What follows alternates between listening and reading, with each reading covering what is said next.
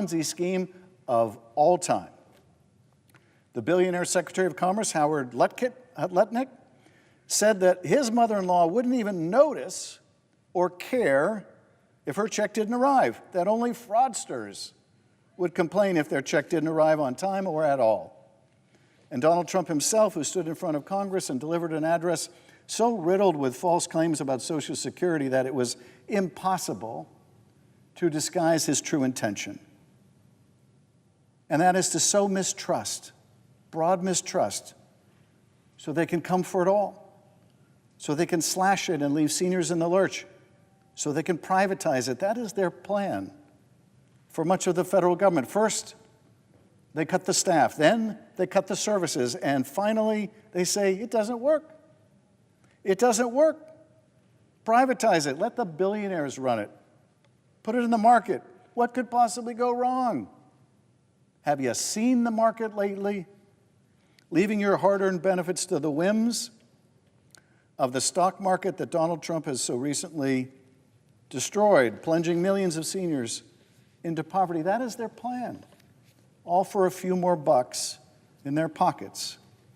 It is up to each of us to stop them, to protect Social Security and Medicaid. But I want to talk for a moment, not to my colleagues here in this fancy building, but to you at home. Whether you're in California or anywhere else in the country, I want to talk to you. Right now, I'm standing on the floor of the United States Senate. In just a few hours, we will be voting on a budget resolution that sets the framework for government funding.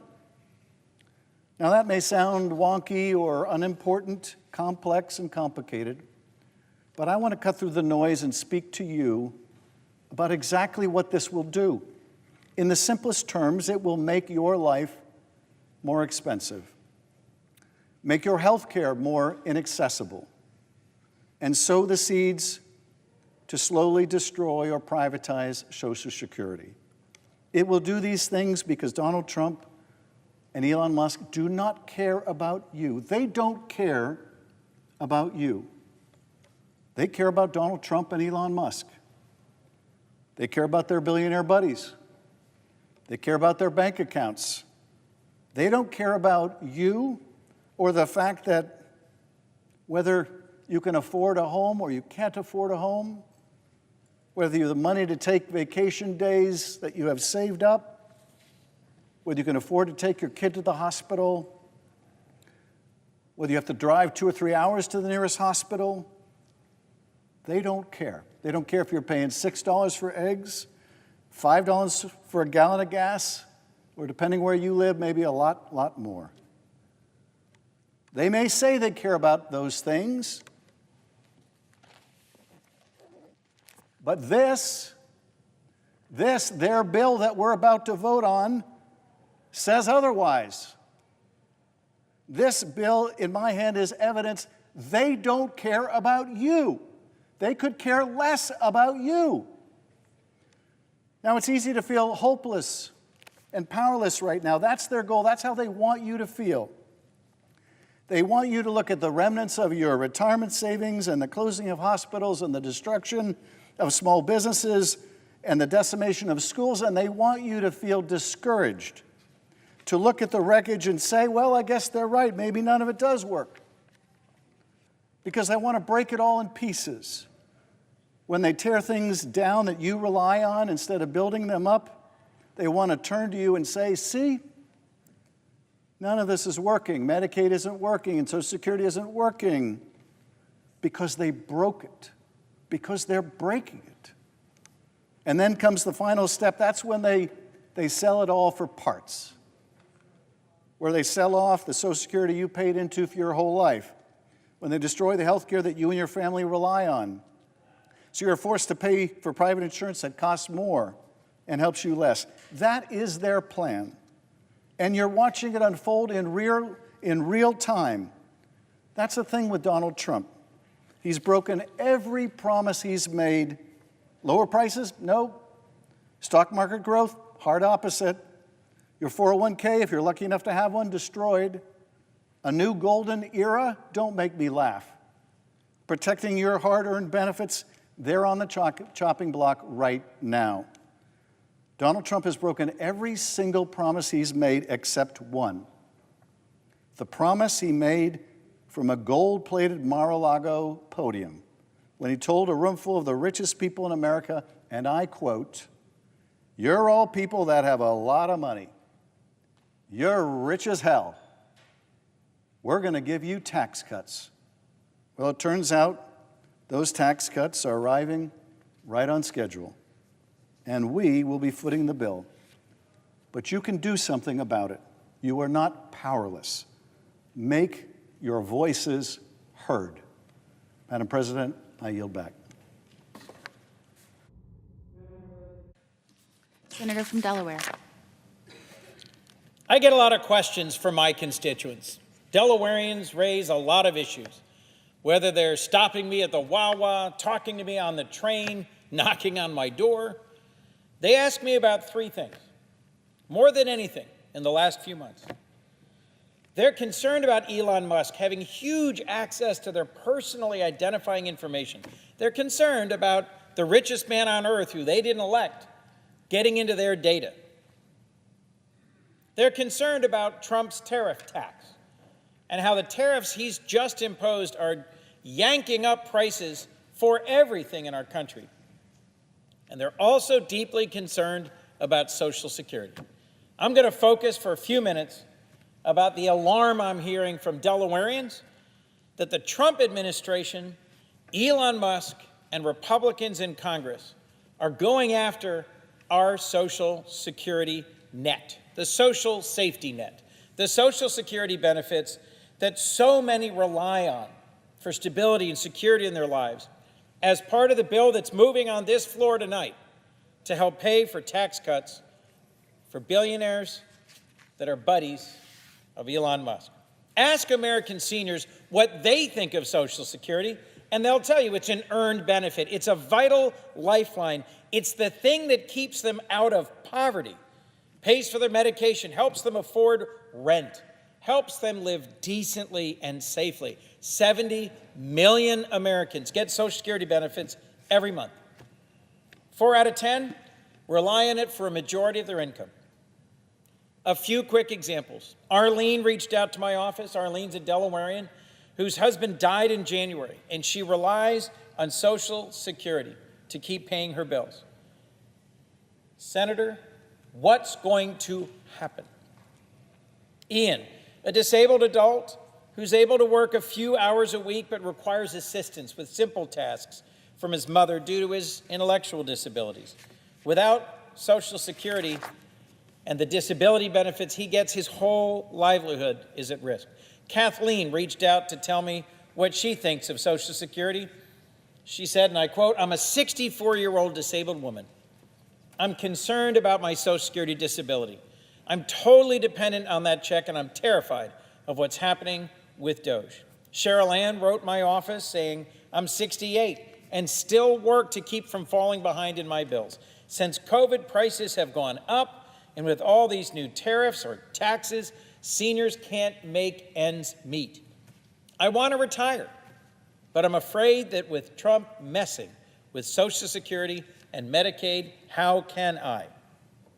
A simple question then. What happens to Arlene, Ian, Kathleen, Cheryl Ann if Republicans are successful in further undermining the stability and the reliability of Social Security? What happens to millions like them, for whom this program is what keeps them able to afford their medications, keeps food on the table, keeps a roof over their heads? I've told you what Delawareans think of Social Security, but if you ask Elon Musk, he'll be clear. He's called it a Ponzi scheme. Maybe you don't know Mr. Ponzi. A Ponzi scheme is a fraud. It's something that's fake. It's a Jenga puzzle that comes tumbling down when you pull one of the key pieces. A Ponzi scheme is a fraud. Already, the Doge boys are slashing the workforce at Social Security. They're making it harder for seniors to get the benefits they've earned. They're cutting the budget, firing employees, closing offices, and these needless cuts will just make it harder for seniors to get answers to their questions and to get their checks. forcing those seniors who live in rural areas or who are disabled, like the few I just cited,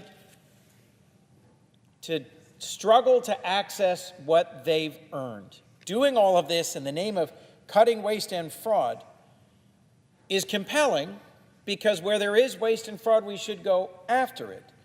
But there are tiny amounts of fraud in this program. Don't take my word for it.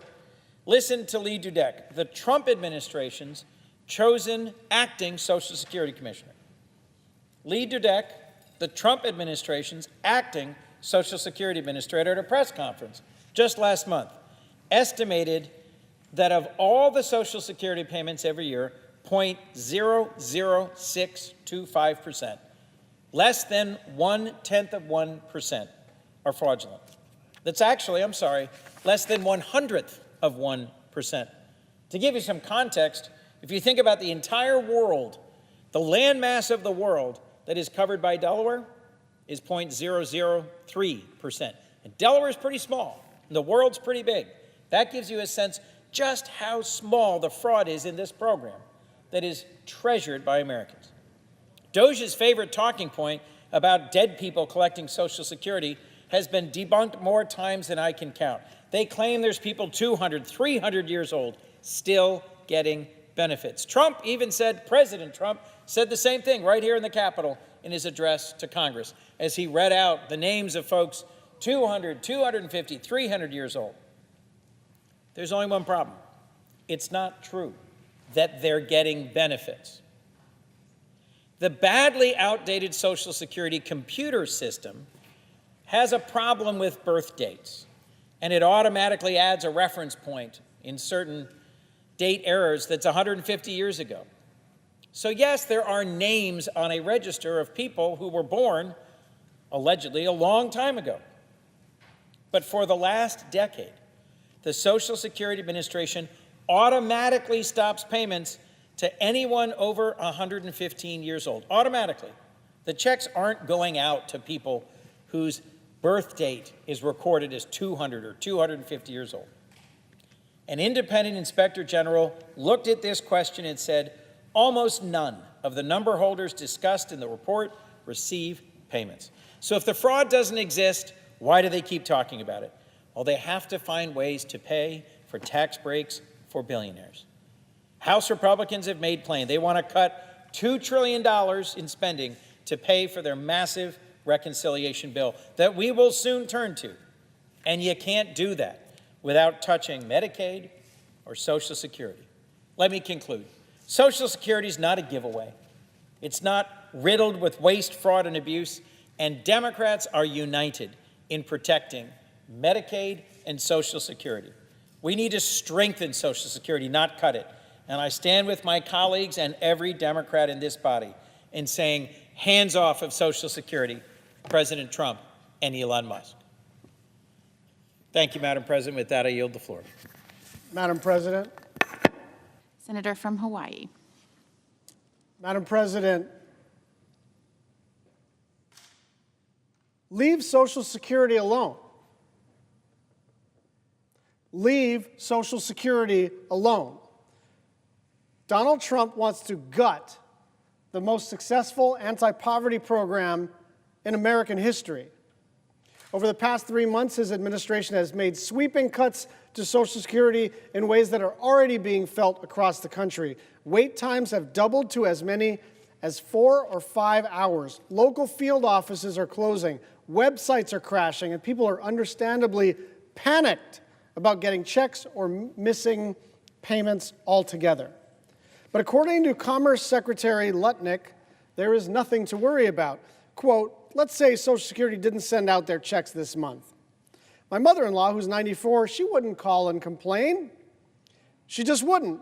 She'd think something got messed up and she'd get it next month. She wouldn't complain.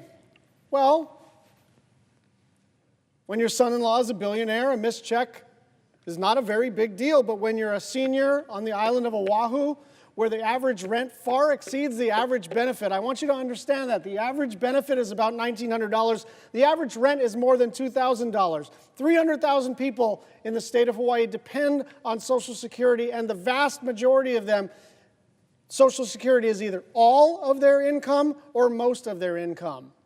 The idea that we are going to balance the budget on the backs of seniors who have paid into an earned benefit is immoral. It is wrong.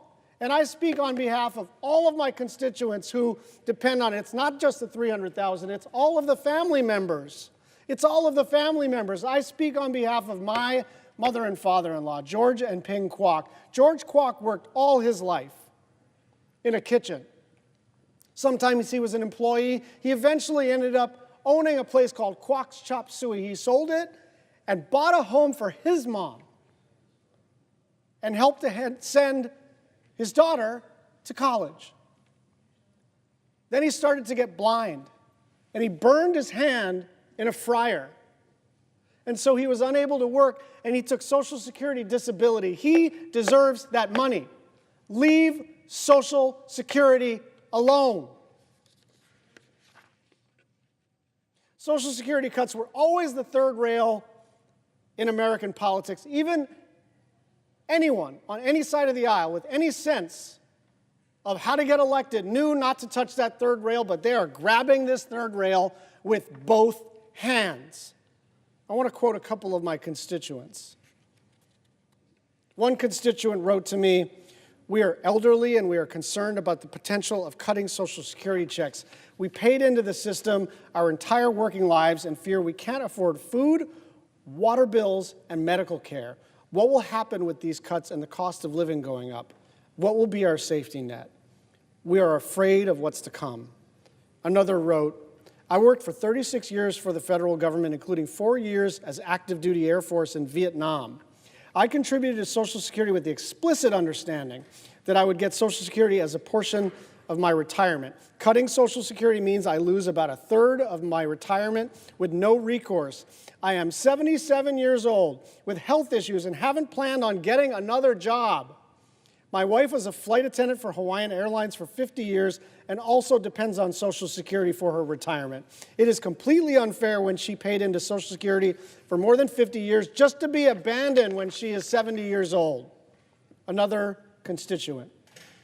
"I'm a 73-year-old woman who, unlike billionaire Commerce Secretary Lutnick's mother-in-law, cannot afford to miss or reduce my Social Security payment.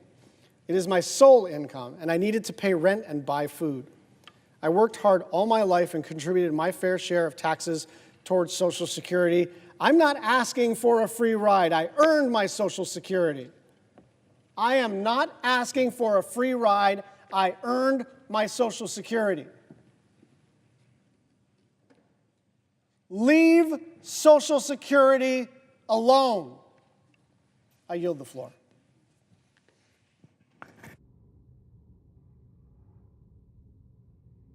Mr. President. Where is she? Oh, Senator from Minnesota. Thank you, Mr. President. Mr. President, I rise today to call out the threat that this Republican budget and the Trump administration poses to Social Security. President Trump and Elon Musk's move fast and break things mentality is breaking Social Security. And it is obvious that they intend to dismantle Social Security, which will hurt the millions of Americans that rely on it, that count on it, including more than 1 million Minnesotans. Now, one thing that I have learned over the last 70-some plus days is to believe these guys when they tell us what they mean to do. So when Musk recently called Social Security the biggest Ponzi scheme of all time, I'm sure that he meant it.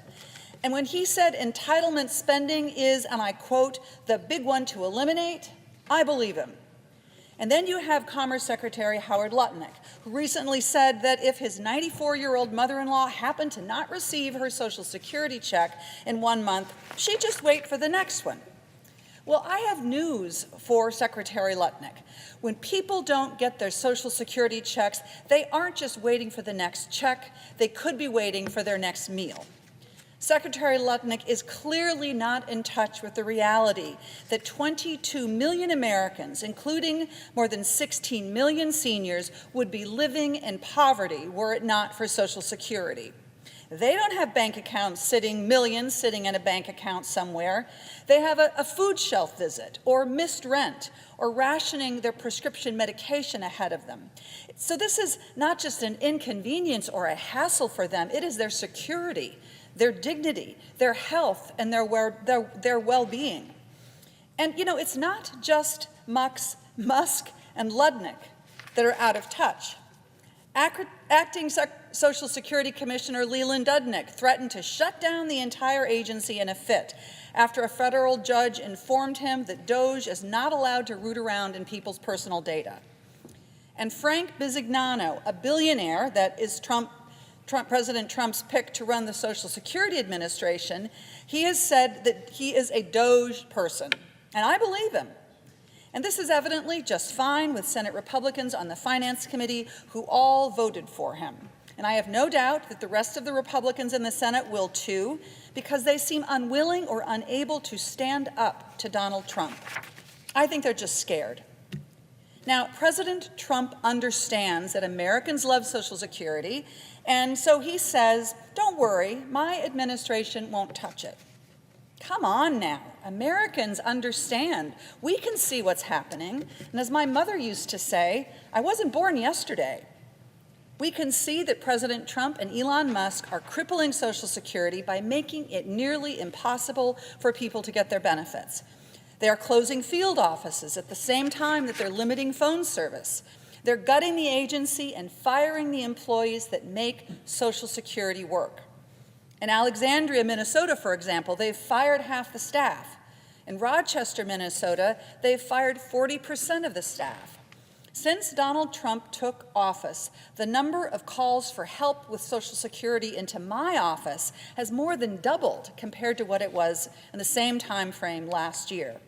So my constituents are spending hours and hours on hold and waiting for office appointments. And every time they get a message from Social Security, it's a different story. And it's confusing, and it is more than irritating. It's downright scary to them. Now, you can call this rank incompetence or the don't know, don't care attitude of this administration, but what it looks like to me is sabotage. If Republicans are trying to save Social Security, this is a pretty funny way to go about it. And now tonight, they're going to try and pass a budget resolution that relies on so-called cost savings from firing Social Security employees to help pay for trillions of dollars of tax breaks for billionaires and big corporations. There's talk about rooting out waste and fraud, and I'm all for that.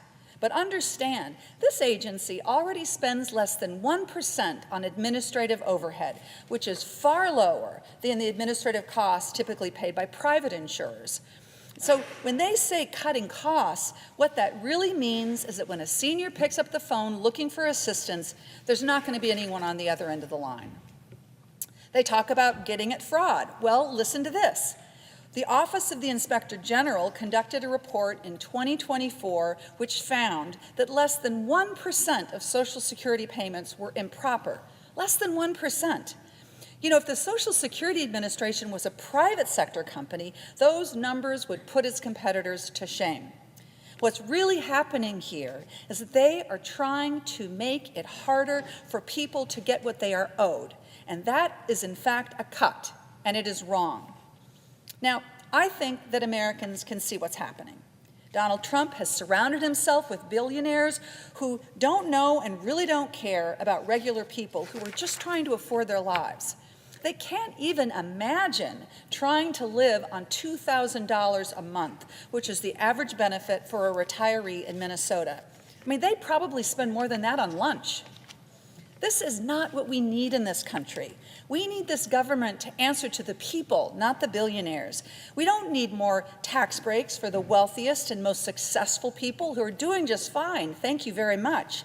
What we need to do is to make Social Security work better for people who have worked hard all their lives, paid in, and deserve a secure retirement. My office, Mr. President, has also received tens of thousands of messages from Minnesotans, and they want us to protect and to strengthen Social Security, not tear it down. And so that's what I'm going to do. Social Security is a universal benefit, and it is a promise that we have made to each other that after a lifetime of hard work, you won't have to worry about a safe, decent, affordable place to call home, a good meal to eat, and the time and the space to enjoy your life.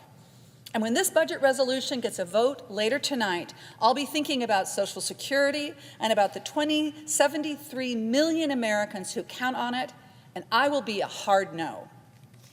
Thank you, Mr. President. I yield the floor.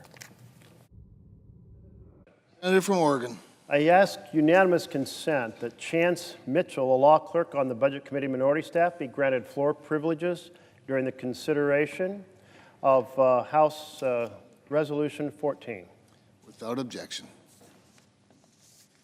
Thank you, Mr. President. Throughout these 25 hours of debate, there's been one theme that no member of this body should forget, that no American should forget, because it's the heart of this bill. And what is the heart of the bill? Families lose and billionaires win. This bill features $2 trillion in cuts to core programs in healthcare, housing, and education, the programs that help families stand on their feet and thrive and move into the middle class and succeed, and their children succeed in the next generation. But no, my Republican colleagues say, slash those programs, because they're not the folks who power our campaigns. We don't care about the families struggling to succeed. Well, no, what we care about are the billionaires. So we wrote this bill for billionaires. Just how much? Well, that $2 trillion funds tax breaks for the richest Americans. And then, because that's not enough, this bill borrows $37 trillion over 30 years to fund additional tax breaks. $37 trillion in debt. Cuts to programs for families to fund tax giveaways to the richest Americans. That's what this is about. If you care about health care across America, if you know that Medicaid provides, well, in my state, about a third of our citizens have health insurance through Medicaid, our rural clinics, our rural hospitals do far better. And why do they do far better with Medicaid? Because patients can pay bills because they have health insurance. Medicaid, critical for programs for people to get out of their addiction. Medicaid, critical for seniors to be able to get nursing home care. Medicaid, essential for those with disabilities. It plays a huge role for our veterans. And they want to strike it down. And they want to strike down Social Security. Get rid of all the clerks that make Social Security work, that turn the gears and make sure the checks go out on time. Because why should we worry about Social Security? Billionaires don't need Social Security. Strike that down. How about lunch programs for schools? We know that kids learn far better when they have a full stomach. So programs like that matter, but not to the billionaires, not in this bill. $2 trillion in cuts for programs families depend on to fund massive tax giveaways to the richest Americans. And then, on top of all that, a gimmick to say to the American people, while we're adding $37 trillion in debt, we'll tell you we're adding nothing. It's called current policy baseline. It's magic math. It's like this. You rent an apartment. Apartment costs you $2,000 a month, $24,000 over the year. You rent it for a year under contract. And then you get to the end of the year and you say, I think I'll sign a contract for a second year. And you say, oh, but that will cost nothing. That's the magic math. Well, we know, everyone knows it'll still cost $2,000 a month or more with inflation. More because the rent might go up. But the magic math from the Republican side says, no, it's zero. It's zero. Extending new tax benefits that would have expired costs $37 trillion. And Republicans say, just pretend it away. Now, what I would like to understand is why the party that has often run on fiscal responsibility, has decided, first of all, to strike down the nonpartisan numbers that create an honest debate. That's been the rule, the direction, the bipartisan consensus since 1974. We will use honest numbers. We created a whole organization, the Congressional Budget Office, to make sure the numbers were fair so we could have an honest debate here and with the American people. But the magic math produced on this bill throws all that overboard. Fiscal responsibility overboard. Massive $37 trillion in new debt from this bill. You know what? Our entire national debt today is less than $37 trillion. This one bill produces even more debt that's been piled up over 249 years since the Declaration of Independence. If that isn't fiscally irresponsible, I don't know what is. You know, you may ask, don't those folks who are struggling, the 1 out of 10 who are really trying to get on their feet, is there something for them? Well, the estimate is that they get the equivalent of $6 a year. Well, I mean, if you have a fancy cup of coffee at Starbucks, not where I go for coffee, but many do, it costs about $6. This bill doesn't give a cup of coffee a day to the bottom 10%. It doesn't give a cup of coffee a week to the bottom 10%. It gives 1 cup per year. That's what you get out of this bill if you're in the bottom 10% struggling to get on your feet. Don't drink it all at once. Just one little sip each day for 365 days. Because you, in the bottom 10%, are not a billionaire. Going to cut your programs that get you on your feet, the fundamentals for families to thrive in healthcare and housing and education and good paying jobs, to enrich the richest Americans. This is perhaps the worst bill I have ever seen debated on the floor of the Senate. So colleagues across the aisle, turn back to your speeches and your election campaigns that said, I'm for fiscal responsibility, and come and join us and write a real bill in which families thrive and billionaires pay their fair share of taxes. That would be an advance for the United States of America. That would be good work on the floor of the Senate. Thank you, Mr. President. Senator from South Carolina. Different view on this. To my good friend from Oregon, who has been a real gentleman to work with, and you got a great staff, and I appreciate our ability to work together, but we have a little different view of what we're doing here tonight. So I'm going to give you our side of the story. I got charts too. I never thought I'd have a chart, but I got one. We're trying to do sort of 4 things tonight. Start a process that we can make the tax cuts permanent, give money to the Department of Homeland Security to continue to secure our border, cut trillions of dollars of waste, which does exist, and support our military.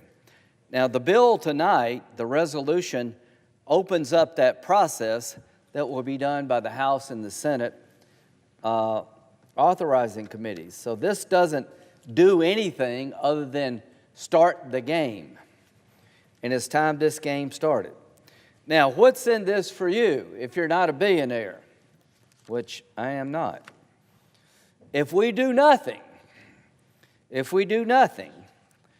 the 2017 President Trump tax cuts expire in December. None of them voted for it. They're going to expire, and what does that mean to you? 6 million jobs will be lost. The average taxpayer would see a 22% tax hike if the tax cuts expire. A family of 4 making $80,610, the median income in the United States, would see a $1,695 tax increase if they expire this December. This is worth about 9 weeks of groceries. 40 million families would see their household child tax credit cut in half. if any of y'all listening out there that not a billionaire, you might want to keep listening. If this expires, you're going to get hit hard, and we don't want that.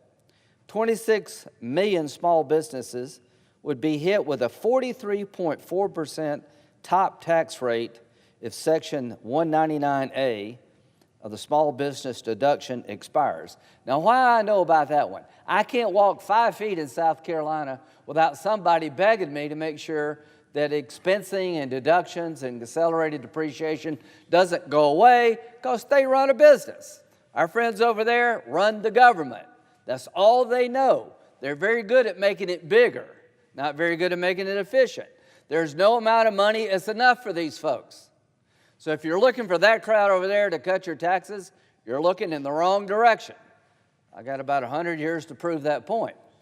The point I'm trying to make is these tax cuts expiring matter to real people raising a family and trying to run a business, particularly small business. This would be devastating.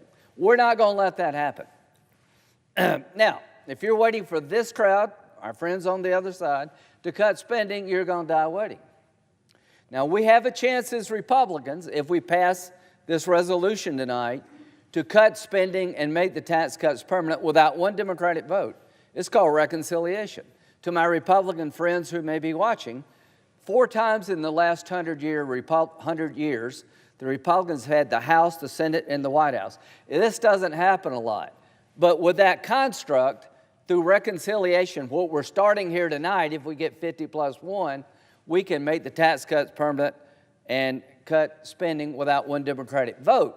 This is what they use, Democratic friends, to pass Obamacare, all the spending around infrastructure spending, Inflation Reduction Act, which really didn't do much to reduce inflation. They've done this, and we're going to do it a different way. They did it to grow the government. We're going to do it in a way to get more money back to you.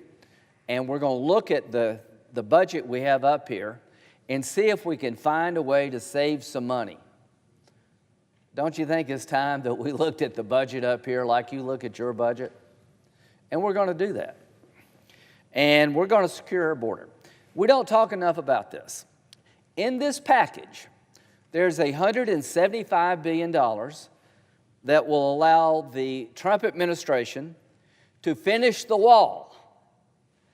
Now, President Trump said during the State of the Union address, the Democrats said we needed new laws, we just really did need a new president. We got a new president, and the flow has really almost stopped. One of the most amazing things that we don't talk enough about. But we want to make sure it doesn't come back on again. So this bill gives the Department of Homeland Security, ICE, Tom Holman, $175 billion to finish the wall, to build, to find more detention bed space, 40,000 to 125,000, so we don't have to let people go. Laken Riley, who was killed by a legal immigrant, he was released because they had no bed space. We don't ever do that again. We're going to build enough detention beds so we don't have to release anybody. I think most people like that. We're going to hire more ICE agents to kick the gang members and the crooks out faster so we can get control of our country and our security. This bill allows $175 billion. That's enough for the entire 4 years, if Republicans stick together. So, as a Republican, you said you want to cut waste, you want to cut people's taxes, and you want to secure the border. Your ship has come in. What's near and dear to my heart, like most everybody here, including our Democratic friends, is supporting our military. Well, the budget agreement we reached a few years ago was terrible. The continuing resolution to fund the government through September is below that number. We're spending below inflation on our military. In case you haven't missed it, the world's literally on fire. So this bill gives the Pentagon $150 billion right now to help them upgrade their capability to deal with threats like Iran getting a nuclear weapon. This is good stuff. And the only thing standing between you in this good stuff is a vote tonight continuing a process in the House and the Senate to make it a reality. But if we don't get it right tonight, all this dies. All this opportunity dies if Republicans don't stick together, and you know what? We will. All right, so now all this stuff about me and the budget chairman. What did I do? Well, I made a decision. Last time I checked, if you win an election, you get to make decisions. You know, I'm the budget chairman. It's been a lot of fun. I've learned a lot, I can tell you that. So in the 1974 Budget Control Act, when it comes to spending, you never have to offset it. Anything above $50 million in spending, you can use current policy, which is a budget scoring device that just assumes everything goes forever, no offsets. It's my belief that when it comes to tax reductions, I, as the budget chairman, can apply that same concept called current policy to the budget on this floor, and I will do that. I have done that. Now, what does that mean? If we're able to do for taxes what we've done for spending, that means the tax cuts never expire again, and you don't have this cliff putting everybody at risk. That means if we pass what we've put together in the Budget Committee, and Senator Marshall's a member of the committee, we passed a really good proposal to make sure that these tax cuts that we're going to reauthorize stay in place so people throughout the country can count on some certainty when it comes to tax credits for their children, deductions and expensing for their businesses, and having lower rates. I did it, I am proud to do it, and my Democratic friends who are hollering and screaming have done it too, but it always relates to spending. So Judd Gregg, who's a good friend of ours, one of the smartest guys I ever met, was on the Budget Committee. He and Kent Conrad were a great team.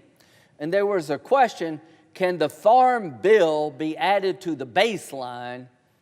And here's what Judd Gregg said about a Democrat's ability to do that. The chairman of the Budget Committee declared the new baseline under a new budget.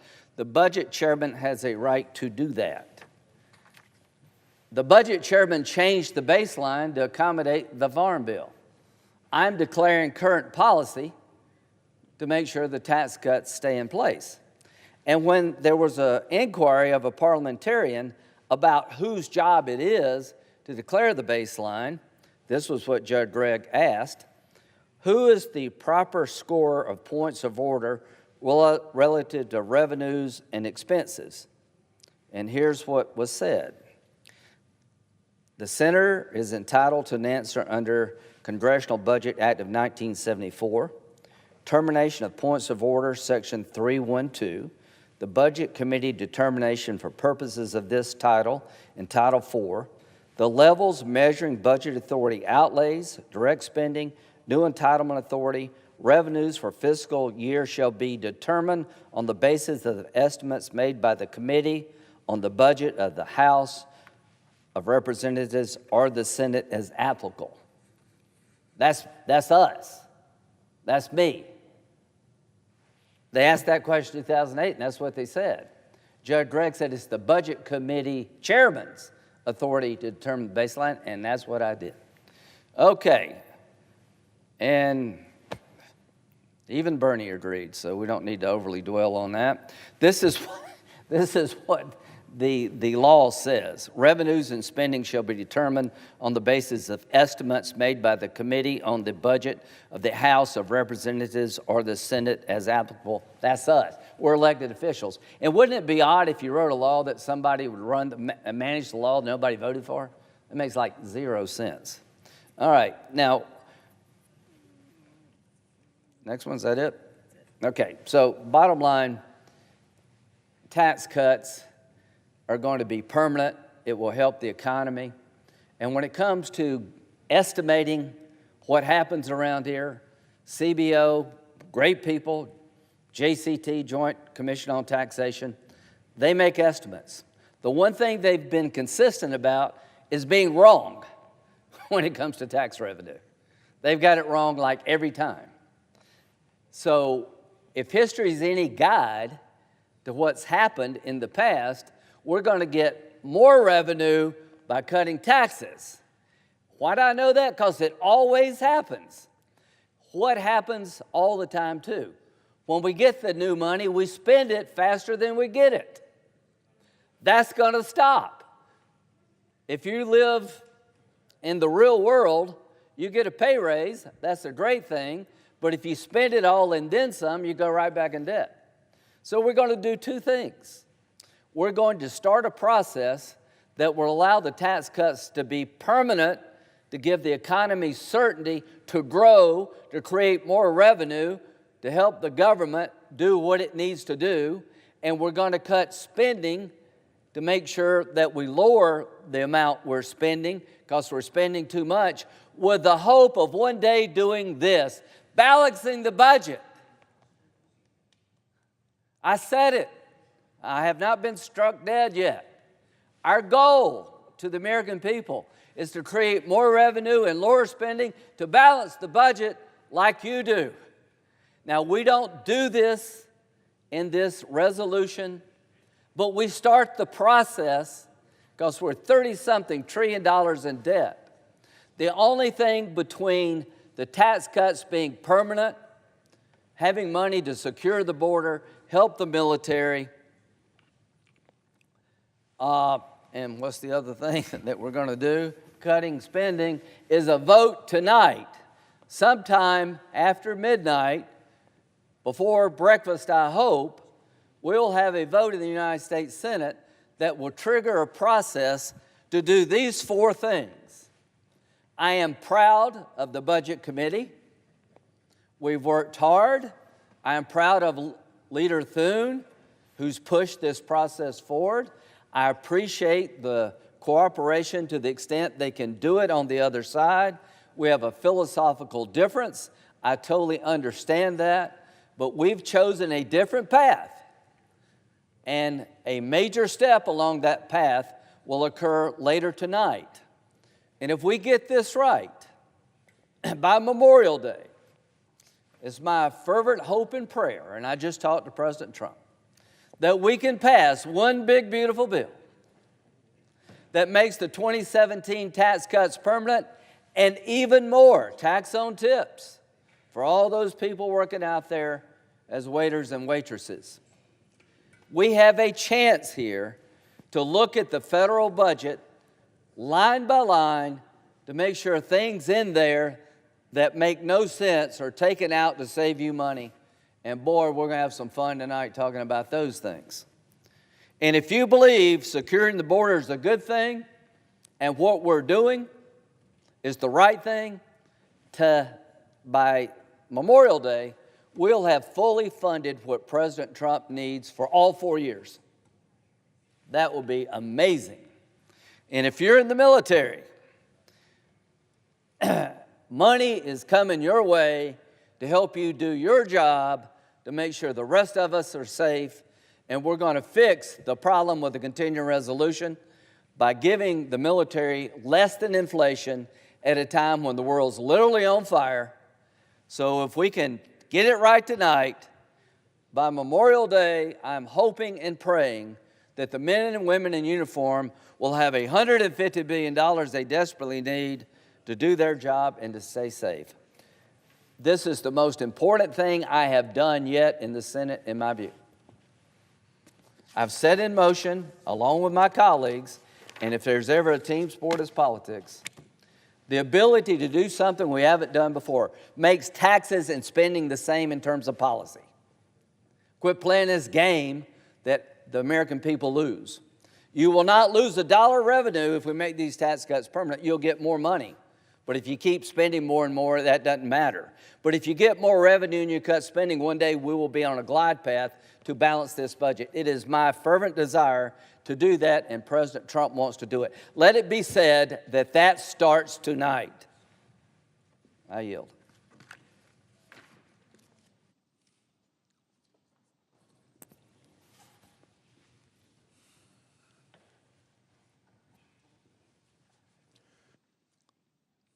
Mr. President. Democratic leader. Mr. President. Democratic leader. For the past 2 days, Democrats have turned the Senate into a tribunal, and Donald Trump's— Could we please have order? Thank you. Mr. President, for the past 2 days, Democrats have turned the Senate into a tribunal, and Donald Trump's agenda is on trial. I thank the close to 40 of my colleagues who came to the floor and made so many points about that. So now Donald Trump's agenda is on trial. It's time now for Republicans to answer. Tonight, Democrats will bring amendment after amendment to the floor, one right after the other, again and again and again. Our amendments will give Republicans the chance to join us in hitting the kill switch on Donald Trump's tariffs, on DOGE, on the attacks against Social Security and Medicare and Medicaid. Now, Republicans are in the majority. The choice is theirs. They see what Americans see. Donald Trump's policies are a disaster. DOGE is a horror. Republicans could snuff it out instantly, tonight, if they wanted. Will Republicans join us tonight and stand up to Donald Trump before he craters the economy? Or will Republicans spend all night trying to defend the mess Donald Trump is making? And he made a lot more of it today. Will Republicans defend Donald Trump's tariff tax, the Trump tariff tax, which would cost families $5,000 a year? Will they defend Elon Musk as he takes a blowtorch to Social Security? Will they defend cutting Medicaid and imperil the health care of 70 million Americans, from newborn kids to seniors to rural communities and veterans? Will Republicans spend all night long, trying to explain to the American people why billionaires deserve a massive tax break, but working people don't deserve basic health care? The choice is theirs. Donald Trump has betrayed the American people.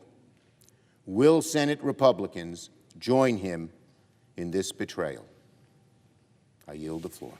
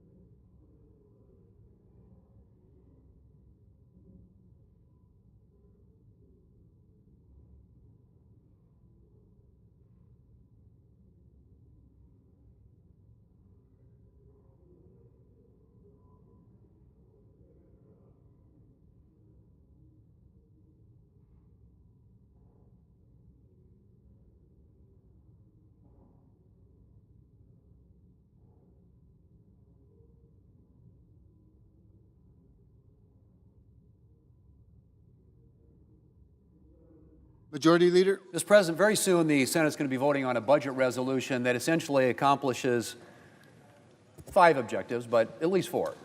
And one is to prevent a $4 trillion tax increase on the American people at the end of the year, number 1. Number 2, it rebuilds our military by investing in our military readiness in a way that will enable us to deal with and deter the threats that America deals with in a very dangerous world.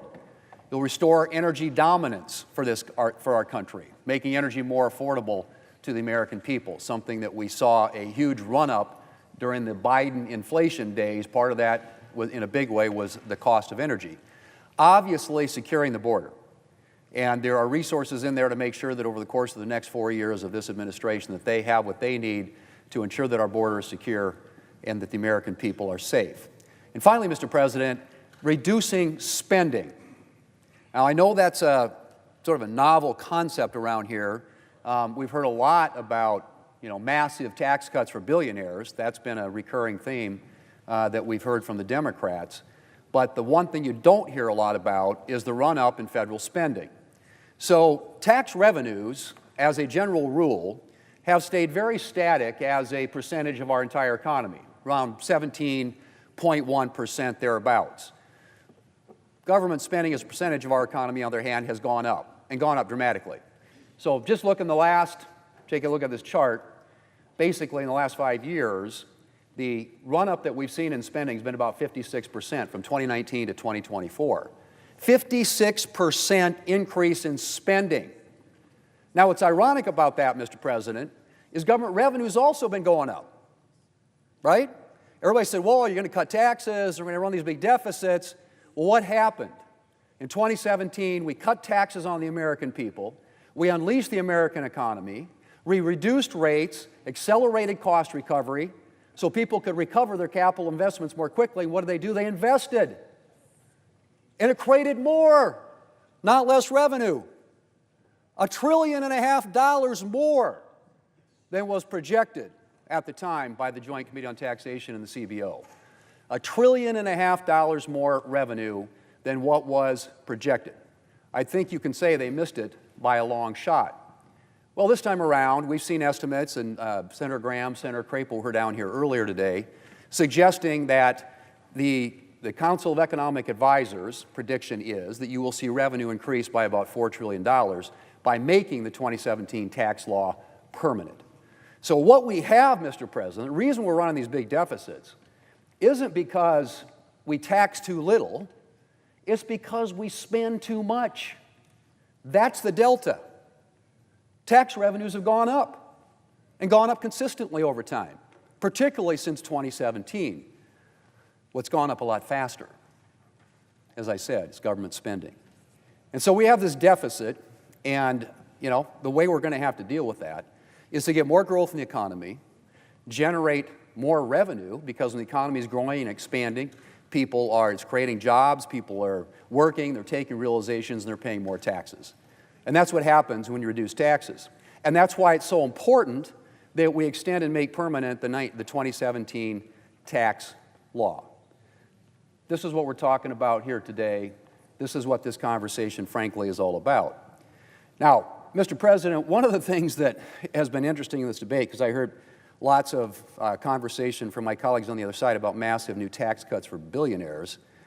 But let me tell you what, if you vote against this budget resolution, you will be voting for. You will be voting for a $4 trillion tax increase on our economy and on the American people. Of that $4 trillion tax increase, $2.6 trillion will fall on people who make less than $400,000 a year. Something that Joe Biden and I think pretty much every Senate Democrat pledged not to do. Well, how does that happen, you ask? Well, here's what happens.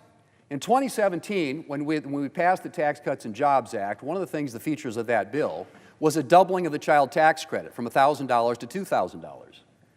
It also had a near doubling of the standard deduction, and it had a lowering of rates. It had multiple ways in which working families in this country would benefit. If we don't extend the tax relief before the end of the year, $2.6 trillion of that tax increase falls on people making less than $400,000 a year. Now, I've heard the Democrats' own presidential candidate said last year, and I quote, "We cannot, and I will not, raise taxes on anyone making less than $400,000 a year." That was Vice President Harris, who was running for president. President Biden made the same promise, as did the current Democrat leader. And when the Democrats were considering their so-called Inflation Reduction Act, which perhaps more aptly could have been titled Do Nothing About Inflation Act, the Democrat leader repeatedly emphasized the Democrats would not be raising taxes on anyone making less than $400,000 a year. Well, that's it. That's what you're doing. Because this tax increase is going to hit American families. $2.6 trillion of it is going to hit families making less than $400,000 a year. So you cut the child tax credit. Let's say you have 4 kids in this country. Now, the tax credit, child tax credit, is a direct credit against tax liability, meaning it's a dollar-for-dollar reduction in tax liability if you have a tax liability that exceeds the amount of the credit. So let's say you have 4 kids. Today it's $2,000. Well, if we don't move to extend this tax relief by the end of the year, that $1,000 is going to be from $8,000 down to $4,000, $2,000 per child down to $1,000 per child, and that family's taxes are going to go up by about $4,000. Now, if they don't have that big of a tax liability, there's a refundability component, and we can have a conversation about the merits of that, but that means they're going to be getting a payment or not, and probably not, because cutting that child tax credit back to $1,000 is going to fall largely on people who have families in this country. Same thing with the standard deduction. It will be cut nearly in half. And the interesting thing about that, Mr. President, is when we made that change back in 2017, fewer people started itemizing, more people started taking the standard deduction because the standard deduction was about $30,000 a year. Well, what happens if we don't extend this tax relief? That $30,000 goes back down to about $15,000 a year. Again, hitting working families, coupled again with what I said is higher rates. The rates will go back up. So forget about the idea that you're not going to raise taxes on people making less than $400,000 a year, because you clearly are. That's just a fact. It's just simply a fact. So what about small businesses? Well, small businesses would pay, if we don't extend the current tax policy, $600 billion more if these tax cuts expire. Because pass-through businesses, and that's your LLCs, your subchapter S corporations, your sole proprietorships, pay at the individual rate. The rates would go back up, and we put a feature in that bill called 199A. It was a 20% deduction for pass-through businesses. That also goes away. So small businesses are going to pay $600,000 more per year, or I should say, or $600 billion more throughout the course of this tax policy if we don't do something to extend it. So you lose 199A, you lose the lower rates that come with it if you're a small business, and you'll see a lot less investment in our economy. Now, as I mentioned in 2017, 2 of the objectives on that, particularly on the business side, were to lower rates and to allow for faster cost recovery and to grow the economy. And it did. It worked. The economy over the past 7 years grew, if you can believe this, 5.4% more than what CBO had projected in 2017 prior to the passage of the Tax Cuts and Jobs Act. Well, what did that mean? It meant a 50-year low for unemployment, record low poverty, high median household income, a narrowing of the income disparity gap in this country. So, Mr. President, what about deficits? As I said before, by any objective metric, revenues dramatically exceeded what was predicted in 2017 about what the effect of the Tax Cuts and Jobs Act would be. Now, revenues, as I mentioned, you look at this chart again, on average about 17% as a percentage of our economy. Unfortunately, spending as a percentage of our economy, which as recently as a decade ago was about 20%, is now over 23%, and growing to 24 to 25%. And part of that is all the new spending that was associated with things like, for example, the IRA. So the inflation, so-called Inflation Reduction Act, there were some provisions in there, some energy provisions, for example, that at the time were scored to cost about a little over $200 billion. Today, they're actually over $1 trillion, so CBO missed that one by about 400%. And as I said earlier, the Council of Economic Advisors projects a $4.1 trillion increase in revenue from extending the 2017 law. So could it be that the run-up in deficits happened because of the last two Democrat reconciliation bills? Or perhaps some other things that they have done along the way, like the $250 billion in SNAP increase, almost, as I said, without any approval from Congress, something that my colleagues on the other side have talked about, how this executive branch has, ignored the will of Congress. Well, that was a $250 billion increase without approval from Congress. Then you had the student loan forgiveness program, and as you recall, student loans, that program was used as a pay-for back in a reconciliation bill the Democrats did back in 2010. And when they did that, many of us predicted that they would go ahead and use it to forgive student loans. So student loan now forgiveness, which is subject to court action, resulted in several $100 billion of additional spending not approved by the Congress, but that particular move got no pushback from anybody on this side of the aisle, not a peep. Hundreds of billions of dollars of spending by use of executive power. And what I've concluded from all this is that my colleagues on the other side talk a lot about misuse or abuse, if you will, of executive power, but that's not the issue. It's how the executive power is used. And if it's used in a way that you agree with, which it was in both of those examples I just mentioned, then you're fine with use of executive power. Like I said, didn't hear a peep from people over here when that was done. Now, my colleagues, both Senator Graham and Senator Crapo, talked about the use of a current policy baseline. So in 2012, the Obama White House came up with something called the alternative fiscal scenario when it came time to extend the Bush tax cuts. And that was about a $4 trillion use of the alternative fiscal scenario. Translation, current policy baseline. There are 18 Democrats still here in the Senate today who voted for that, for use of that baseline. And Mr. President, I would simply say that when it comes to extending tax relief, there's always a reluctance by my colleagues on the other side of the aisle. When it comes to new spending, they embrace that idea. We have a different view. We have different views of government. And the use of reconciliation, which is what this is about, the budget resolution opens the door to reconciliation, is in many respects a great example of the contrast in how we view this. The Democrats view reconciliation as a way to grow government, increase spending, new programs. The ARPA bill was about $2 trillion in spending. The IRA was about $1 trillion in spending. Both were used by the Democrats through a budget resolution and reconciliation to increase spending. Republicans, a lot of times, and we did in 2017, used it to reduce taxes and to reform the tax code, which was desperately needed. But as a consequence of that, as I said, we got not less revenue but more, $1.5 trillion more than was predicted at the time. And on the other side of the equation, when it comes to spending, the estimators, the so-called referees, tend to underestimate how much things are going to cost. Example, the so-called Inflation Reduction Act.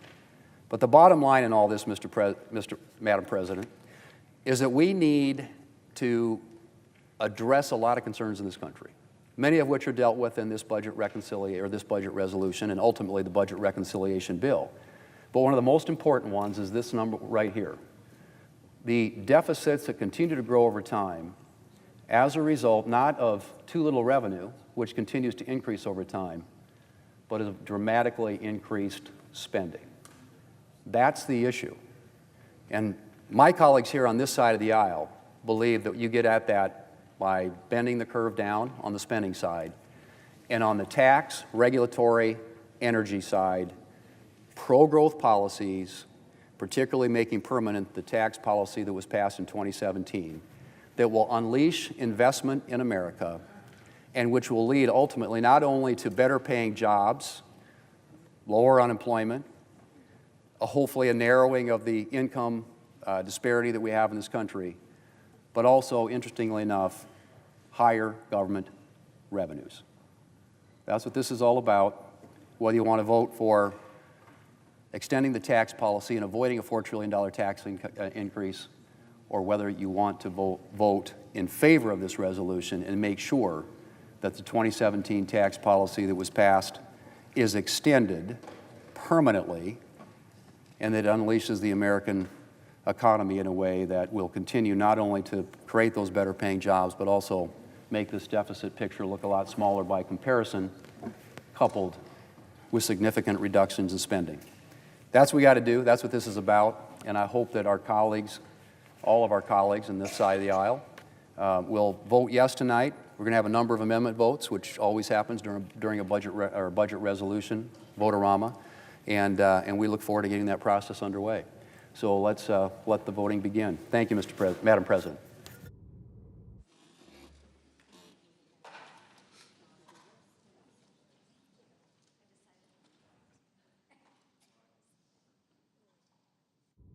And Madam President, I would now ask unanimous consent that the following amendments be in order. That the amendments be reported by number with no amendments in order prior to a vote in relation to the amendments. Number 1, Sullivan, number 2035. Number 2, Merkley, number 1758. Number 3, Reed, number 1645.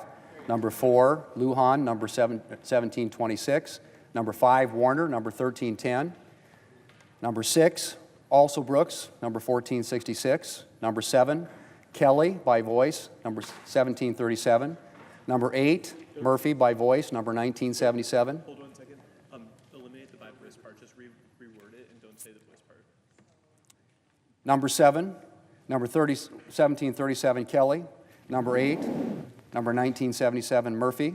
Number 9, number 1773, King. Number 10, number 1647, Warren. Number 11, number 1884, Schumer. Number 12, number 1774, Padilla. Number 13, number 1646, Bennett. And number 14, number 1760, Paul. Without objection, so ordered. Thank you, Madam President. I yield time on the budget resolution. Without objection.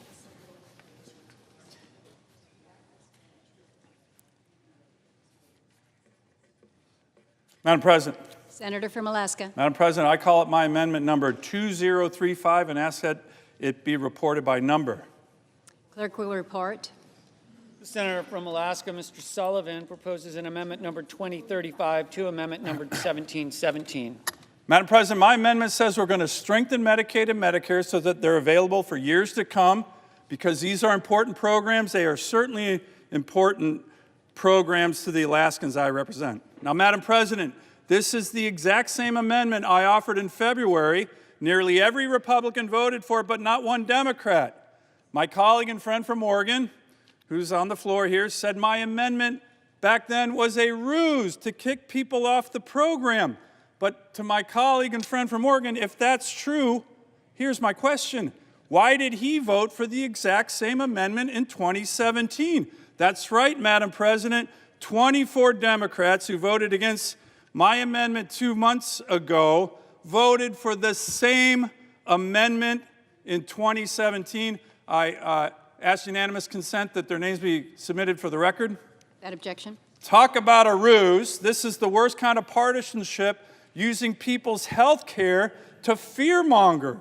We should all want to weed out waste, fraud, and abuse in Medicaid and Medicare, and we must keep these programs going. We should do both. I ask my colleagues to vote for this amendment, and all my colleagues who voted for this amendment in 2017 should simply vote for it again. Senator from Oregon. Thank you, Madam President. Once again, Senator Sullivan is out here saying that he is for protecting vulnerable people, but by not defining the vulnerable, the Sullivan Amendment is code for states to cut benefits or kick people off their coverage altogether. And to me, the Sullivan Amendment basically says is if somebody thinks you're not poor enough, you're not sick enough, or you're not disabled enough, we're not going to be there for you. And here's the difference between now and 2017. We learned during the pandemic how important expanded Medicaid is to vulnerable people. And this language that my colleague from Alaska is offering doesn't protect vulnerable people. So I urge my colleagues strongly to oppose it. The question is on the amendment. Is there sufficient second? There appears to be. The clerk will call the roll. Ms. Alsobrooks, Ms. Baldwin, Mr. Banks, Mr. Barrasso, Mr. Bennett, Mrs. Blackburn, Mr. Blumenthal, Ms. Blunt-Rochester, Mr. Booker,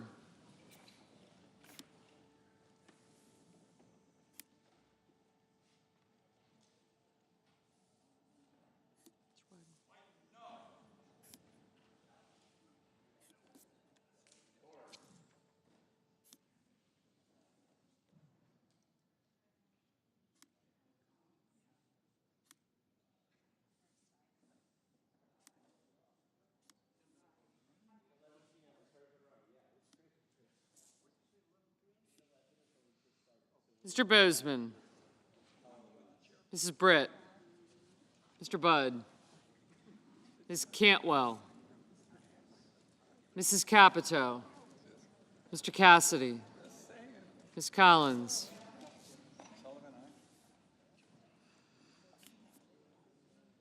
Mr. Coons,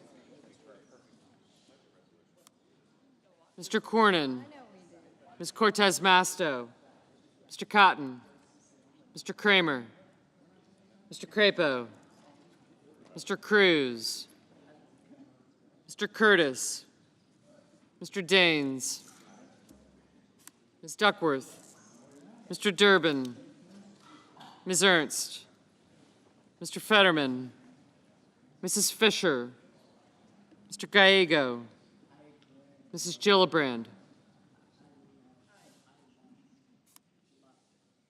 Mr. Graham, Mr. Grassley, I did, Mr. Haggerty, Ms. Hassan,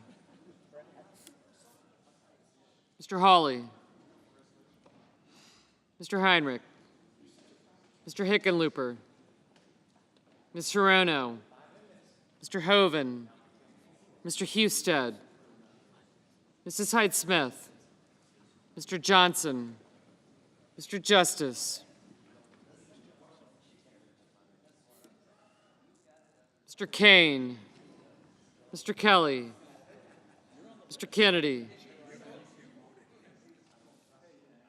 Mr. Kim, Mr. King, Ms. Klobuchar,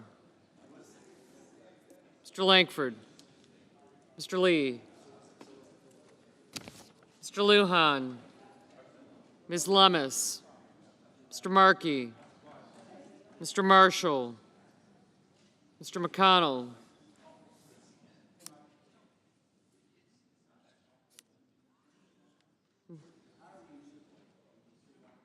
Mr. McConnell, Mr. McCormick, Mr. Merkley, Mrs. Moody, Mr. Moran, Mr. Marino,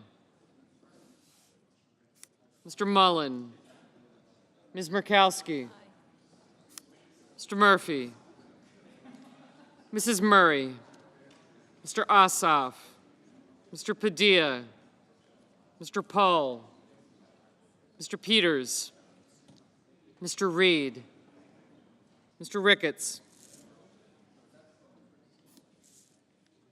Mr. Risch, Ms. Rosen, Mr. Rounds,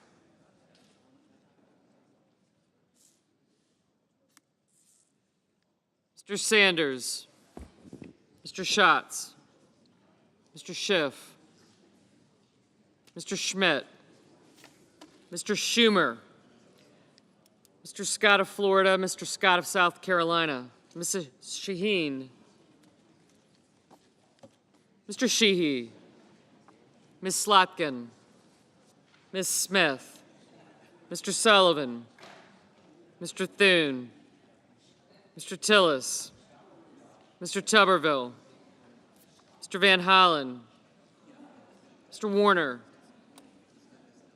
Mr. Warnock, Ms. Warren, Mr. Welch, Mr. Whitehouse, Mr. Wicker, Mr. Wyden, Mr. Young,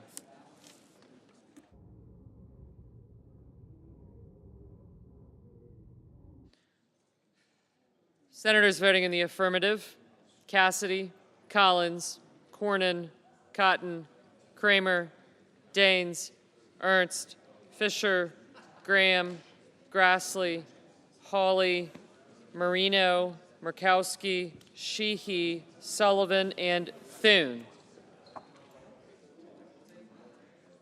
I said his name. Mr. Marshall, aye.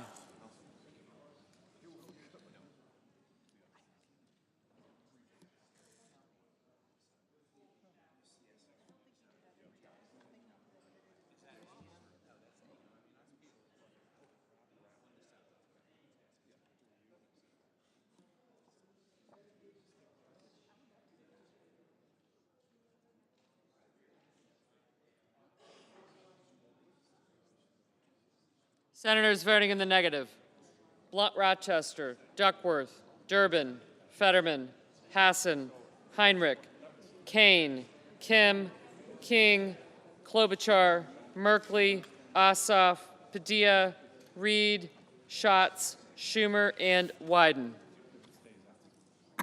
Mr. Tillis, aye.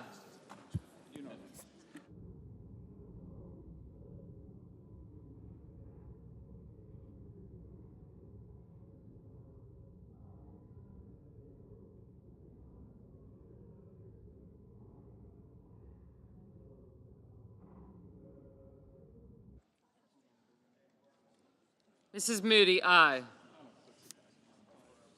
Mr. Markey, no.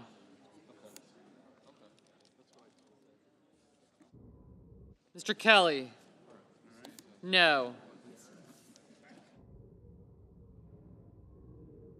Mr. Peters, no.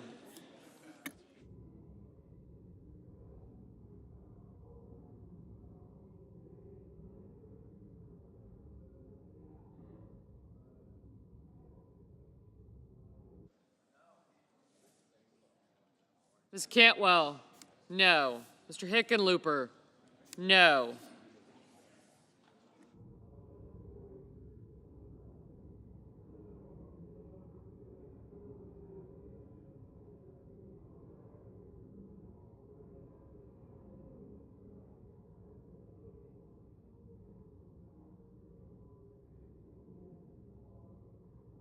Mrs. Blackburn, aye.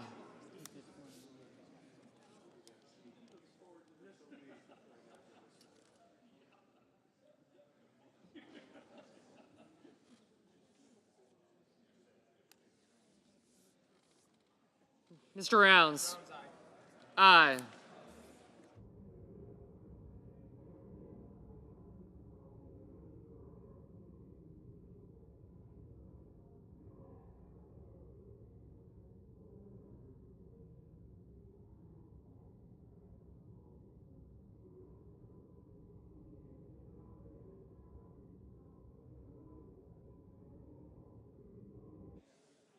Mr. Schiff, no.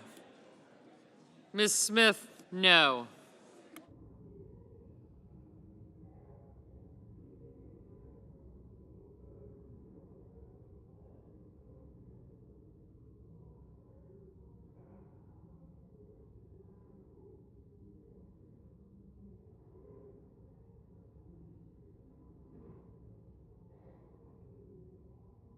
Mr. Welch, no. Mr. Lujan, no.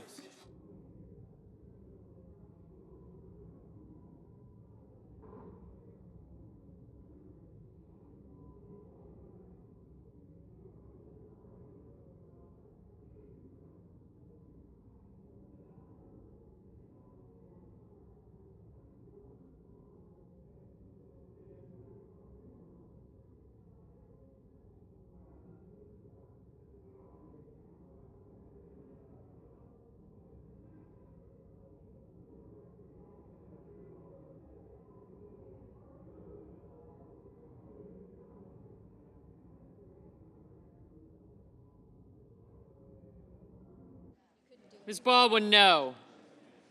Oh.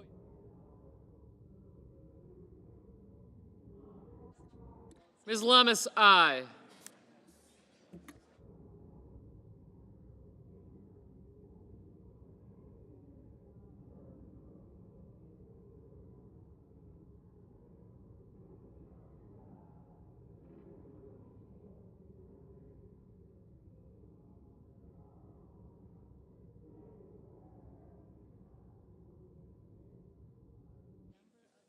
Mr. Warner, no.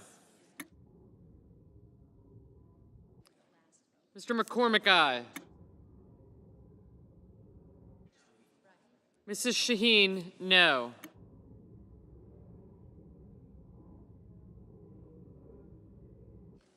Mr. Blumenthal, no.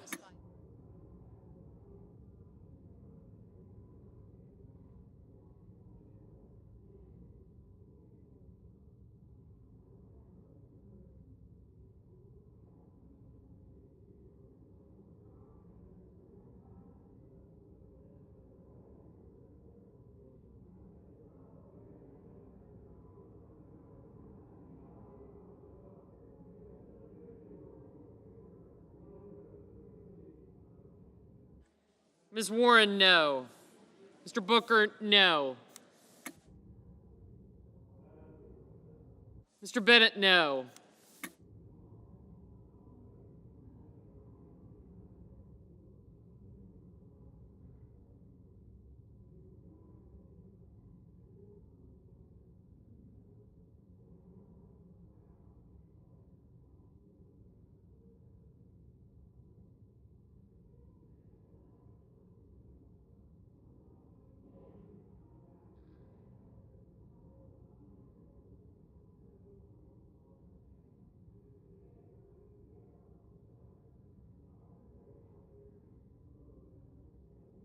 Mr. Justice, aye.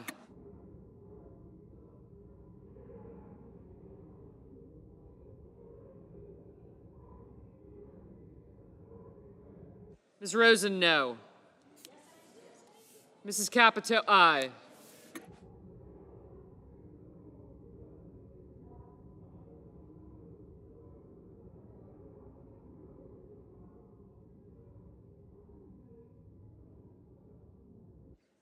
Mr. Barrasso, aye.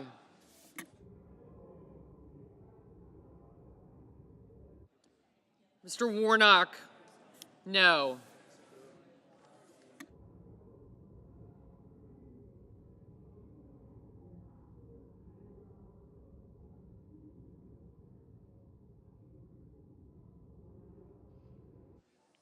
Mr. Wicker, aye.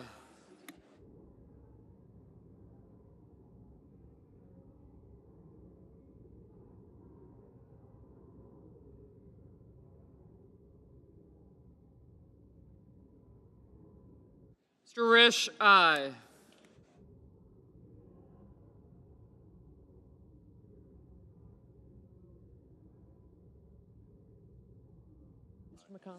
Mr. McConnell, aye.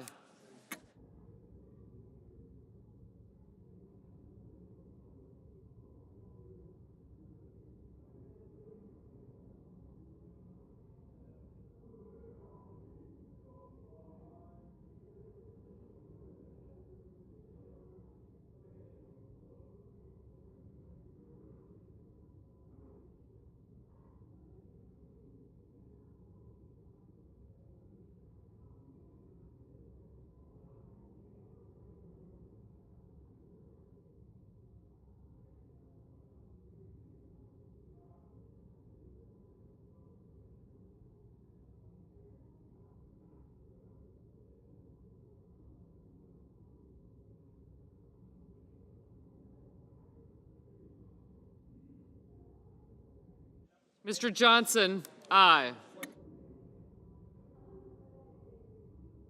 Mr. Whitehouse, no.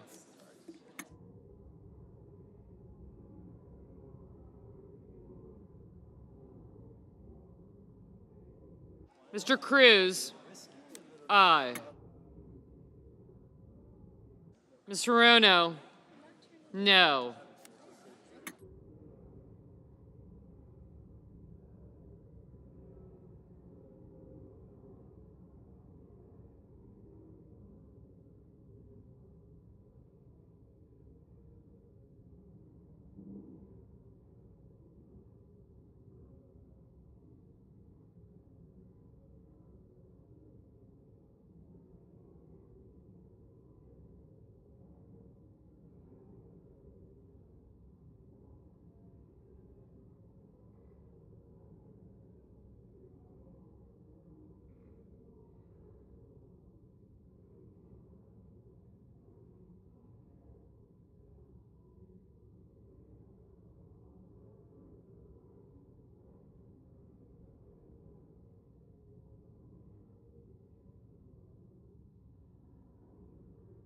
Mr. Murphy?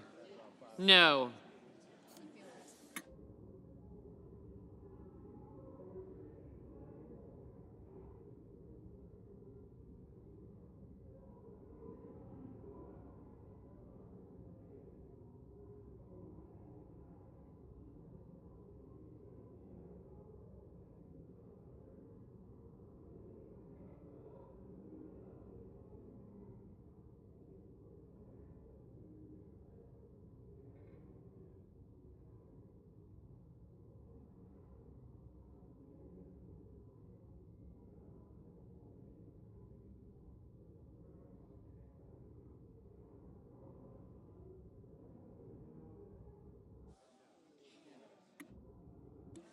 Mrs. Hyde-Smith, aye.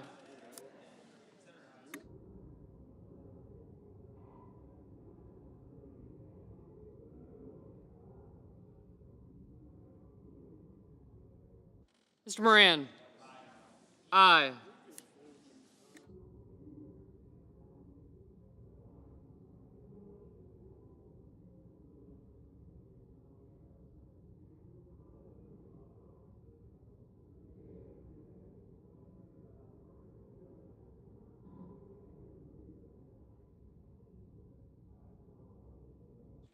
Mr. Bozeman, aye.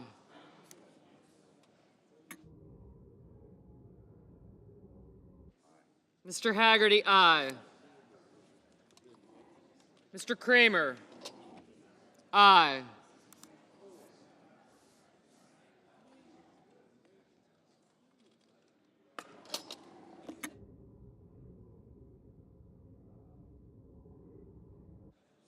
Mr. Paul, aye.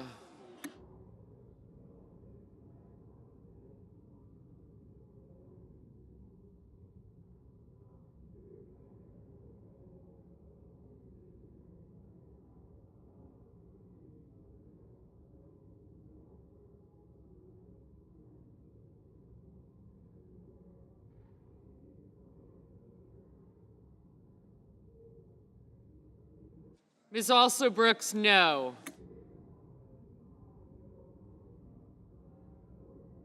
Mr. Curtis, aye.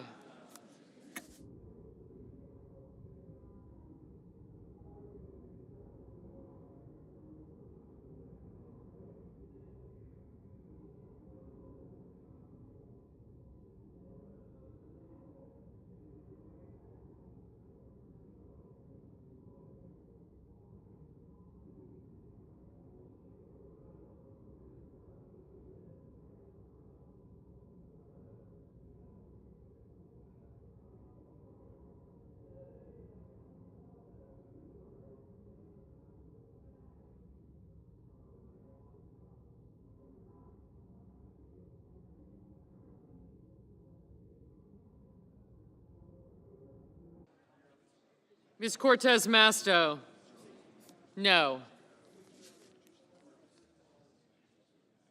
Mr. Tuberville, aye.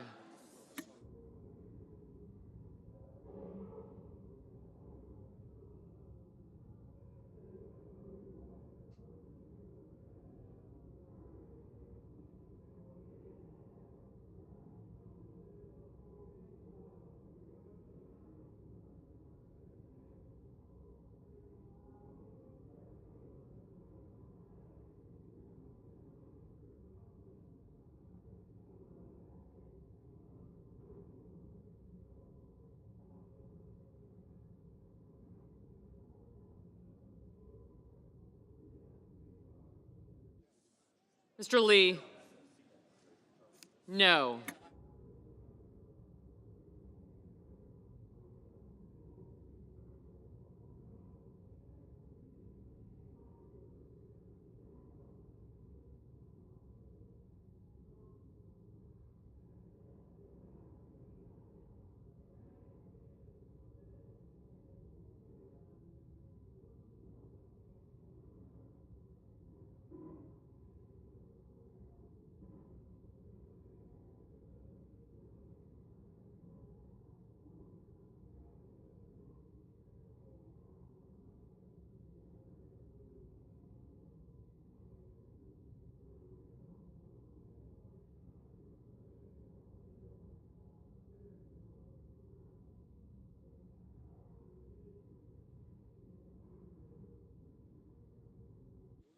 Mr. Young, aye.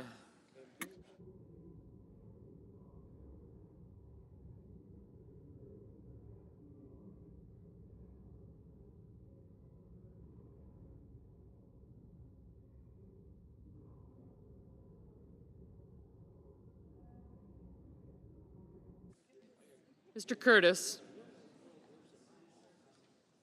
No. Ms. Slotkin? No. Mr. Sanders? No.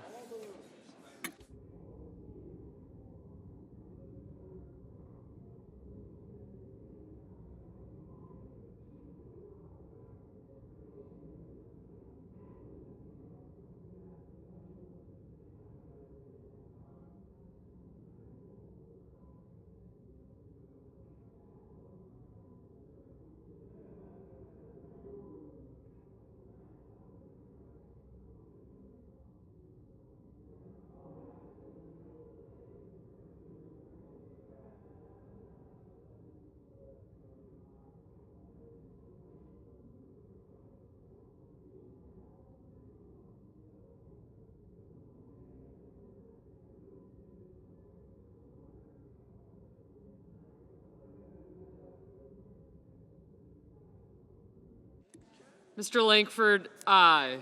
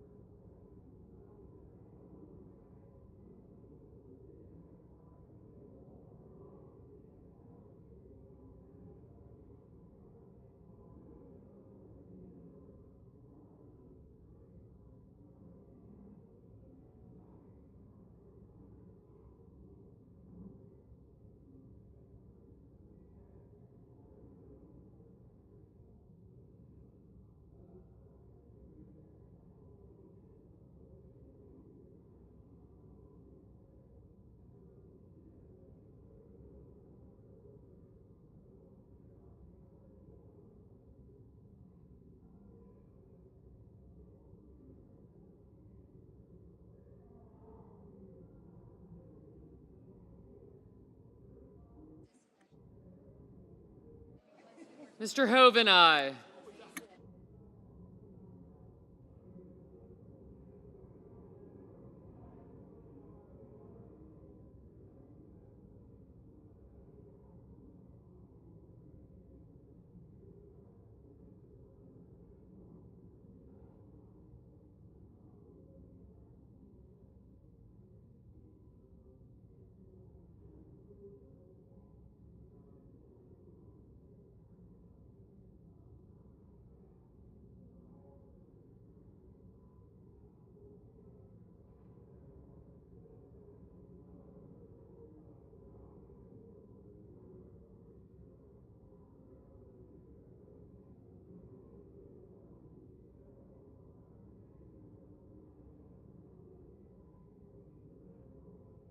Mr. Gallego, no.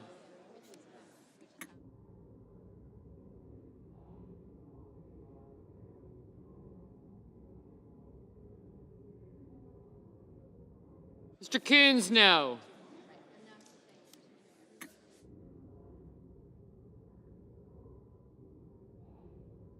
Mr. Budd, aye.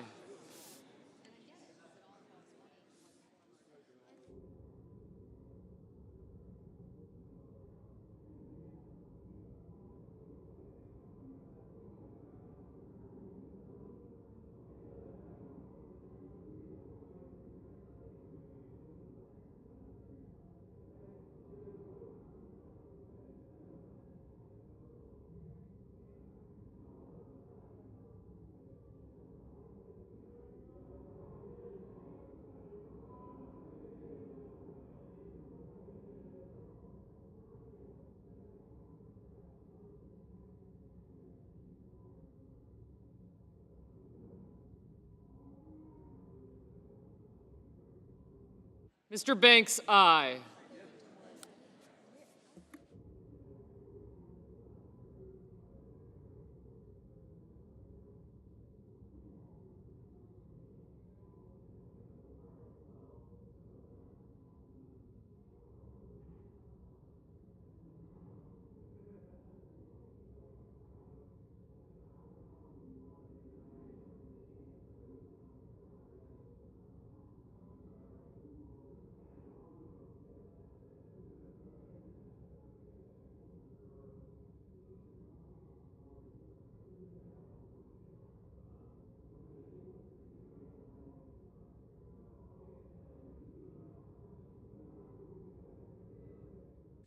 Mr. Scott of Florida, aye.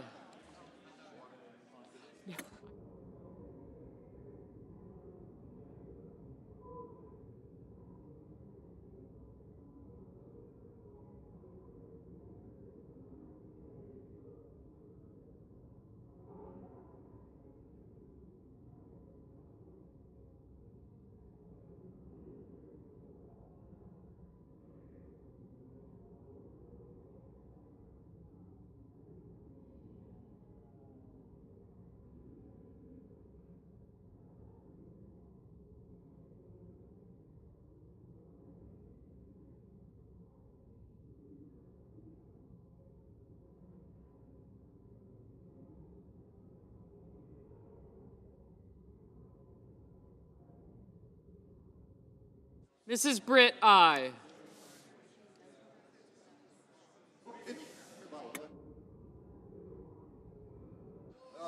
Mr. Schmidt, aye. Mr. Husted, aye. Mr. Ricketts, aye.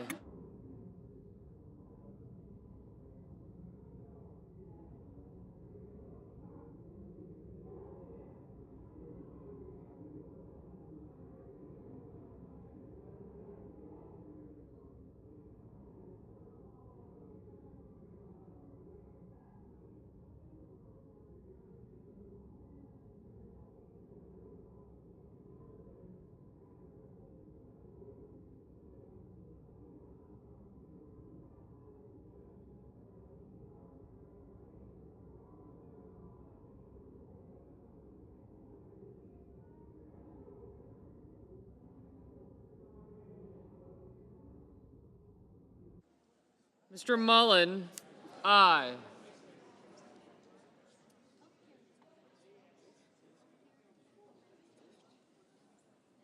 There we go.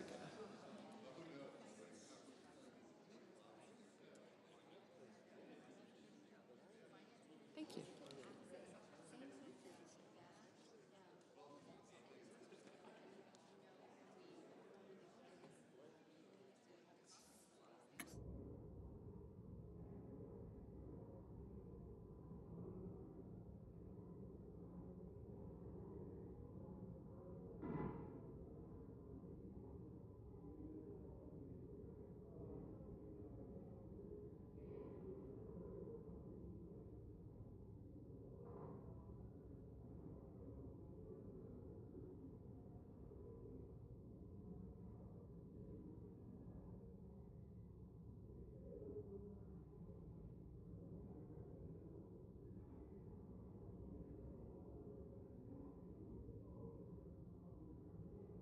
Mrs. Gillibrand, no.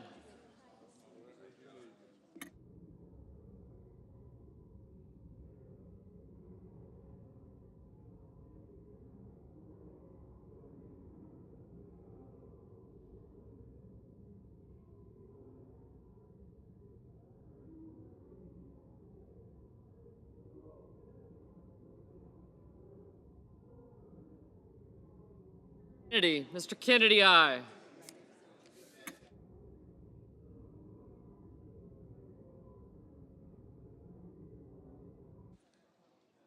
Mr. Van Hollen, no.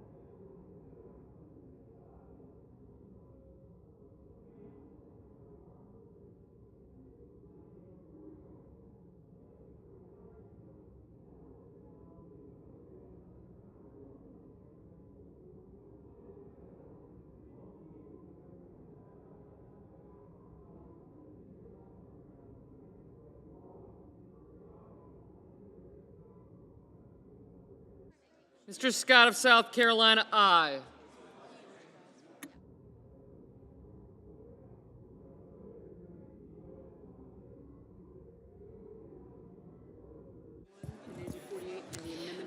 On this vote, the yeas are 51, the nays are 48. The amendment is agreed to.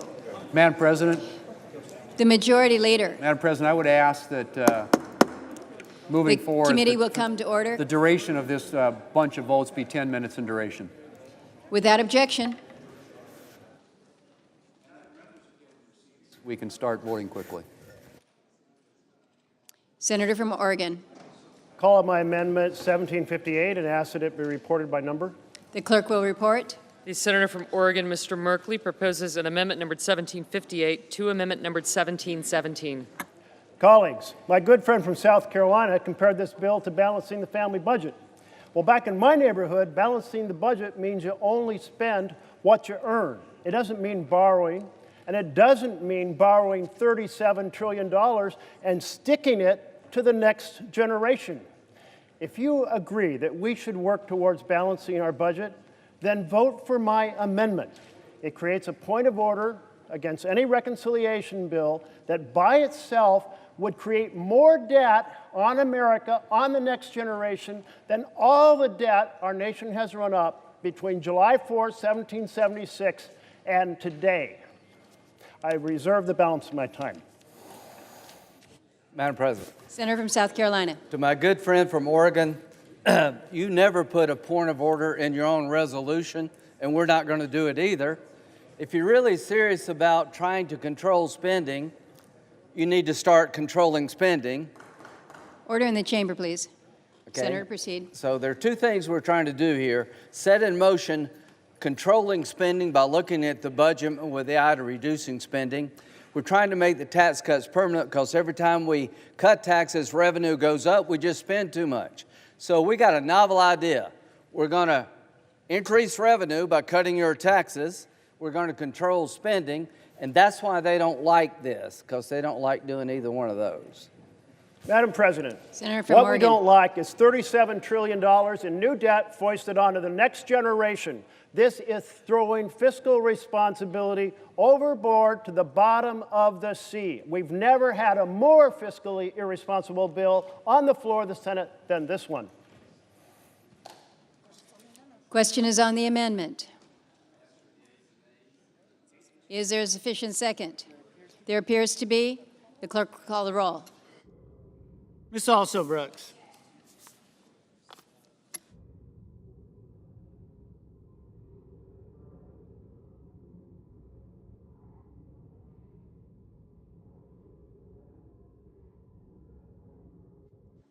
Ms. Baldwin.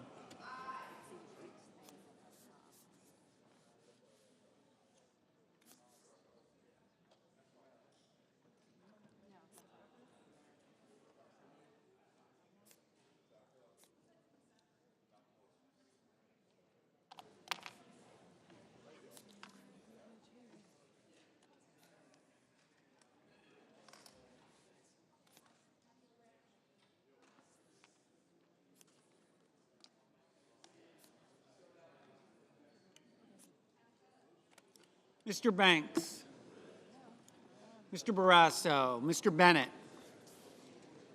Mrs. Blackburn, Mr. Blumenthal,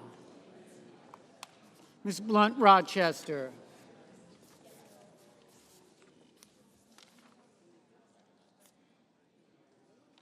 Mr. Booker, Mr. Bozeman, Mrs. Britt, Mr. Budd,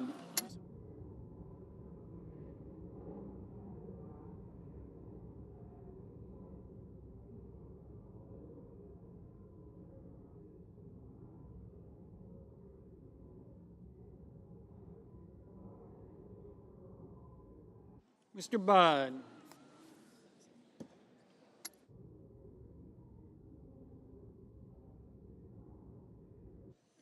Ms. Cantwell, Mrs. Capito, Mr. Cassidy, Ms. Collins,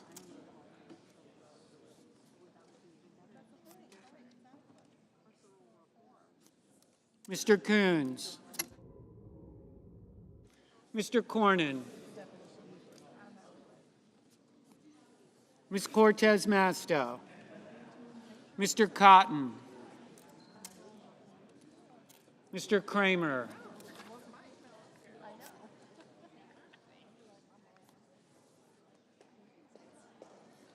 Mr. Crapo, Mr. Cruz, Mr. Curtis,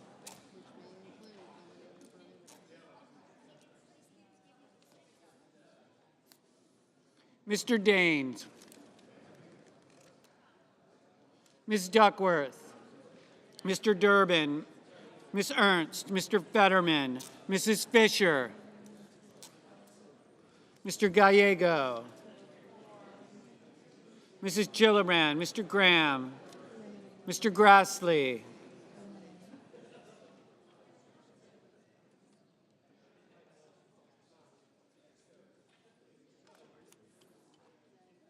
Mr. Haggerty,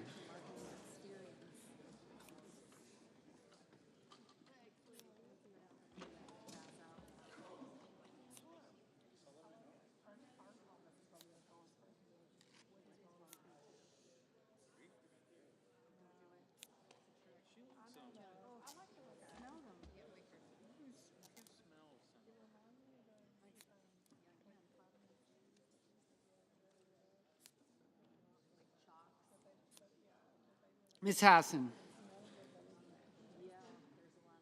Mr. Hawley, Mr. Heinrich, Mr. Hickenlooper,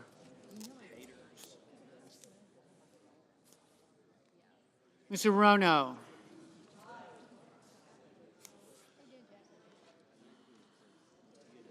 Mr. Hoven,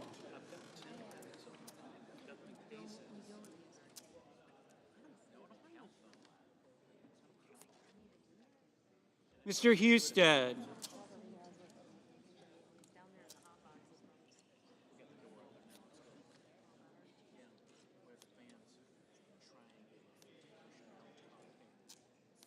Mrs. Hyde-Smith, Mr. Johnson, Mr. Justice,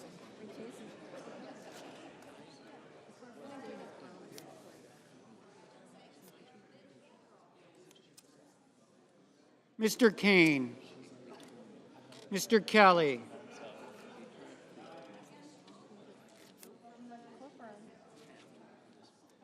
Mr. Kennedy, Mr. Kim, Mr. King,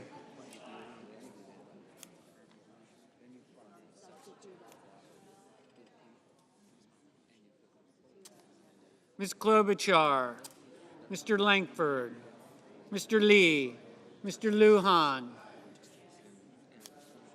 Ms. Lummis,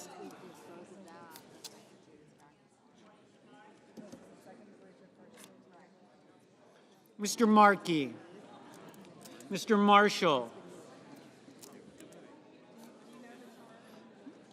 Mr. McConnell, Mr. McCormick, Mr. Merkley,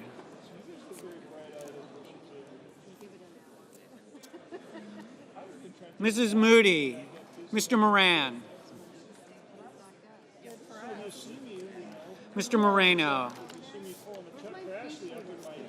Mr. Mullen,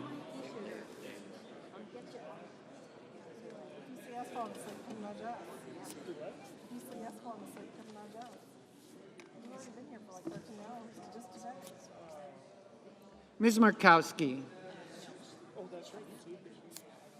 Mr. Murphy, Mrs. Murray, Mr. Ossoff, Mr. Padilla,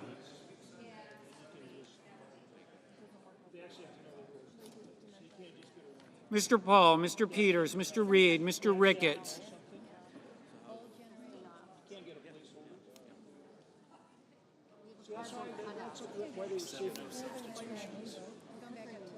Mr. Risch, Ms. Rosen, Mr. Rounds, Mr. Sanders, Mr. Schatz, Mr. Schiff,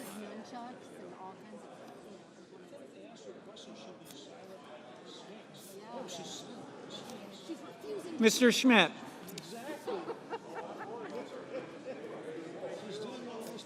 Mr. Schumer, Mr. Scott of Florida, Mr. Scott of South Carolina, Mrs. Shaheen, Mr. Sheehy, Ms. Slotkin, Ms. Smith,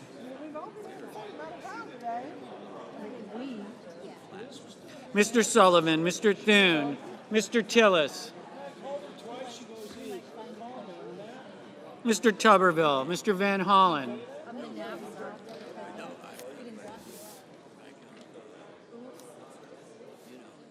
Are you offering any amendments? Can I mark you off my list?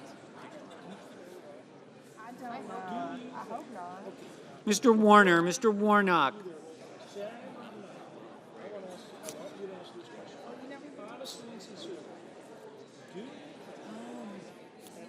Ms. Warren, I know your dad. Mr. Welch, Mr. Whitehouse, Mr. Wicker, Mr. Wyden, Mr. Young.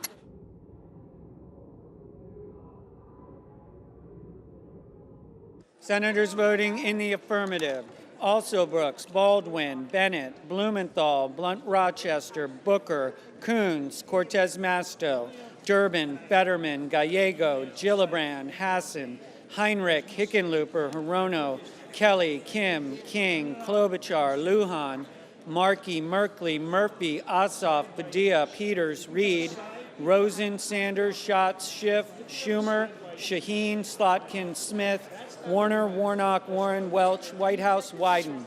Mr. Van Hollen, aye. Mr. Kane, aye.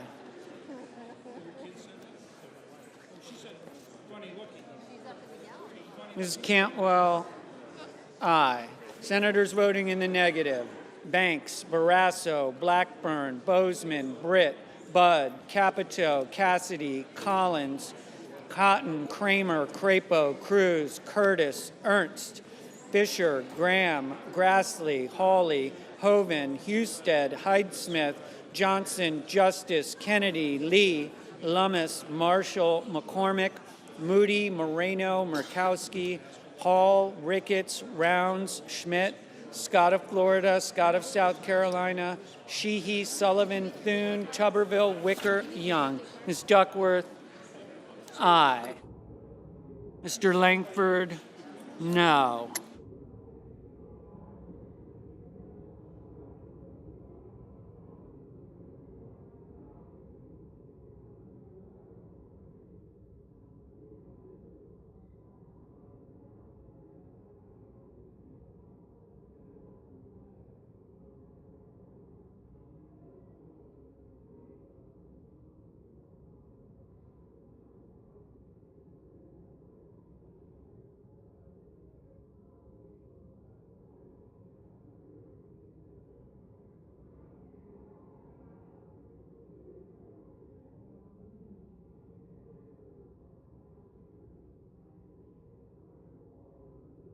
Mr. Daines, no.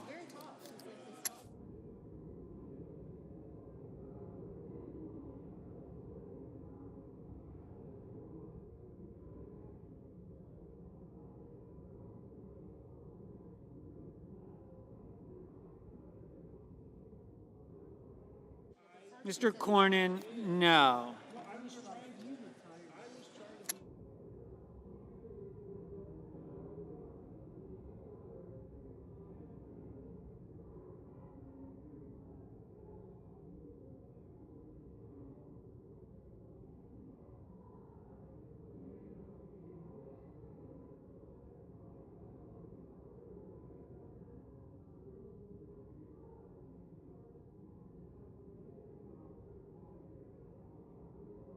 Mr. McConnell, no. Mr. Tillis, no. Mr. Haggerty, no.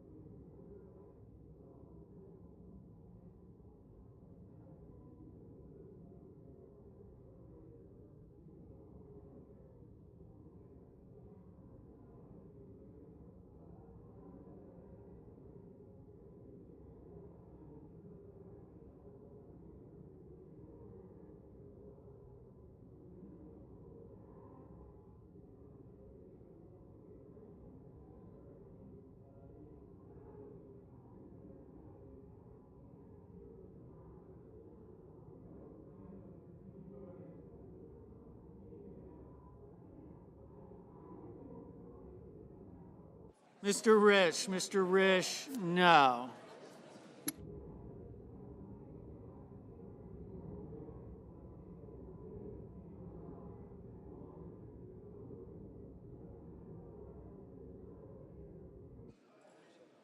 Mr. Mullen, no.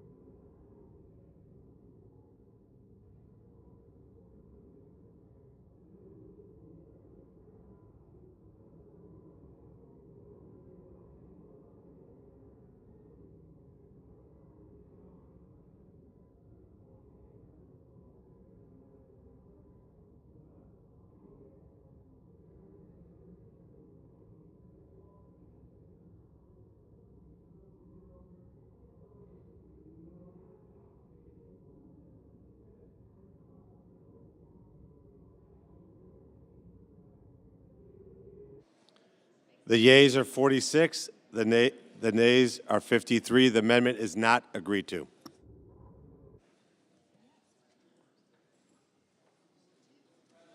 I recognize the senator from Rhode Island. My amendment number 1645 and ask that it be reported by number. The clerk will report. The senator from Rhode Island, Mr. Reed, proposes an amendment numbered 1645 to amendment numbered 1717. Mr. President, this amendment is co-sponsored by Senator King and 18 of my colleagues. Our amendment would simply prevent any cuts in health care coverage for Medicaid beneficiaries, something we should be able to agree on, I hope. We all have talked about the need to protect Medicaid. Now we have to stand up and do that. This vote is an opportunity to put our money and our votes where our words are. And the question is, will you protect the nearly 80 million Americans who rely on Medicaid? Or you vote for tax giveaways for the wealthiest at the expense of everyone else? I would urge my colleagues to support this amendment. I recognize the senator from Idaho. Thank you, Mr. President. We're Can going to see. Senator suspend, can I ask for order on the floor, please? Senator from Idaho is recognized. Thank you, Mr. President. We're going to see a lot of this tonight, but this is what I call the politics of fear. The argument is going to be made that we're going to hurt all kinds of different people tonight in all kinds of different ways, but the reality is that's not going to happen. The President has been clear. Any reforms to Medicare or Medicaid must not reduce patient benefits. In fact, Section 3003 of this budget resolution reaffirms that commitment. The budget resolution gives the Senate maximum flexibility to meet this goal, and there is no need for this amendment.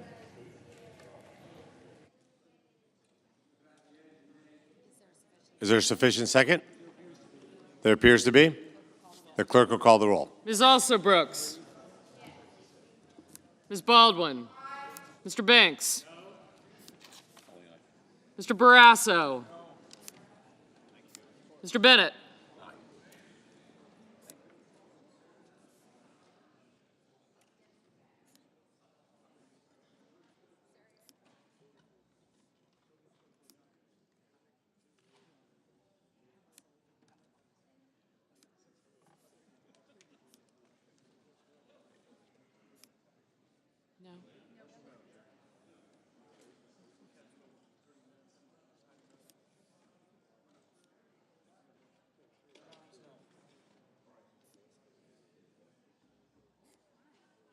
Mrs. Blackburn. Mr. Blumenthal. Ms. Blunt-Rochester.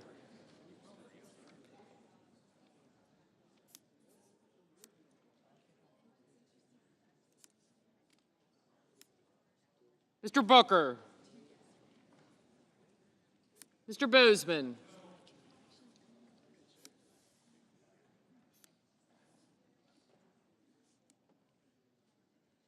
Mrs. Britt, Mr. Budd, Ms. Cantwell.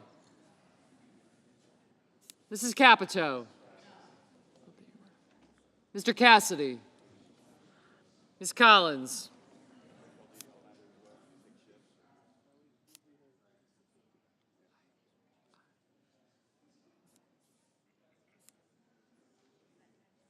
Mr. Coons.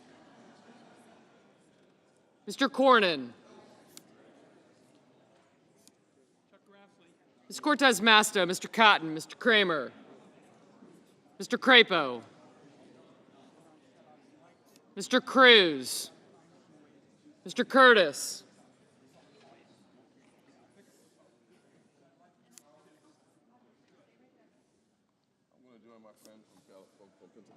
Thank you. Mr. Daines.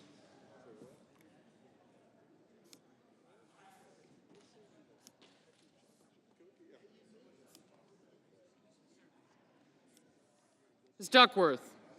Mr. Durbin. Ms. Ernst.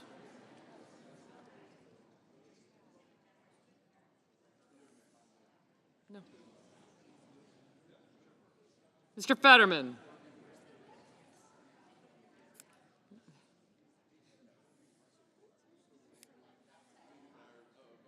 Mrs. Fisher. Mr. Gallego. Mrs. Gillibrand. Mr. Graham. Mr. Grassley. Mr. Haggerty.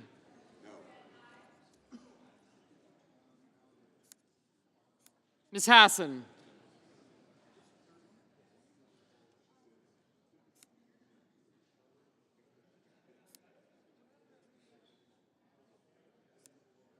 Mr. Hawley, Mr. Heinrich, Mr. Hickenlooper. Ms. Hirono. Mr. Hoven, Mr. Husted. Mrs. Hyde-Smith.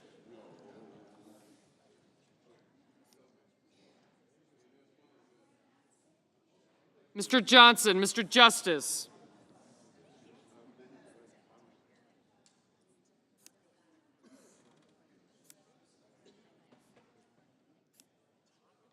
Mr. Kane. Mr. Kelly, Mr. Kennedy.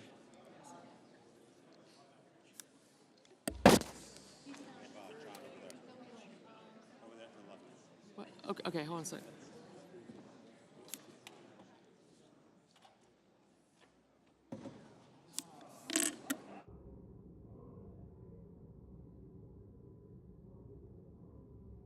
Mr. Kim, Mr. King. Ms. Klobuchar. Mr. Langford. Mr. Lee. Mr. Lujan. Ms. Lummis. Mr. Markey. Mr. Marshall, Mr. McConnell, Mr. McCormick, Mr. Merkley. Mrs. Moody, Mr. Moran. Mr. Marino. Mr. Mullen, Ms. Murkowski.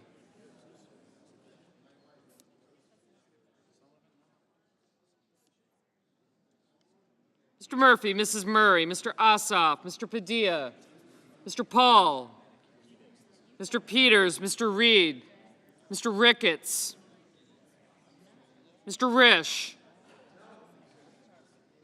Ms. Rosen, Mr. Rounds, Mr. Sanders,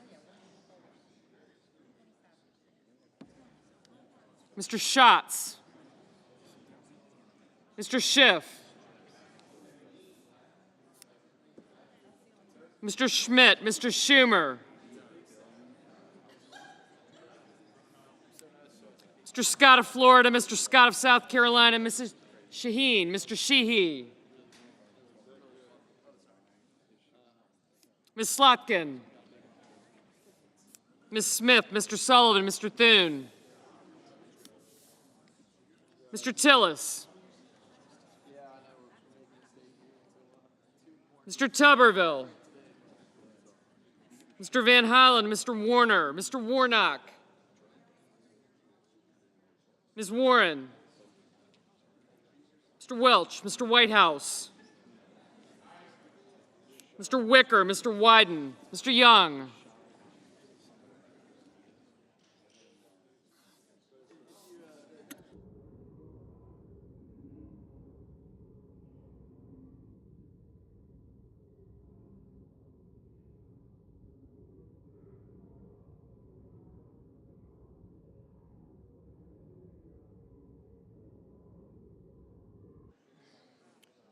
Senators voting in the affirmative: Alsobrooks, Baldwin, Blumenthal, Blunt Rochester, Booker, Cantwell, Collins, Coons, Cortez Masto, Duckworth, Durbin, Fetterman, Gillibrand, Hassan, Hawley, Heinrich, Hickenlooper, Hirono, Kelly, Kim, King, Klobuchar, Lujan, Murphy, Ossoff, Padilla, Peters, Reed, Rosen, Sanders, Schiff, Schumer, Shaheen, Slotkin, Smith, Van Hollen, Warner, Welch, Whitehouse, and Wyden.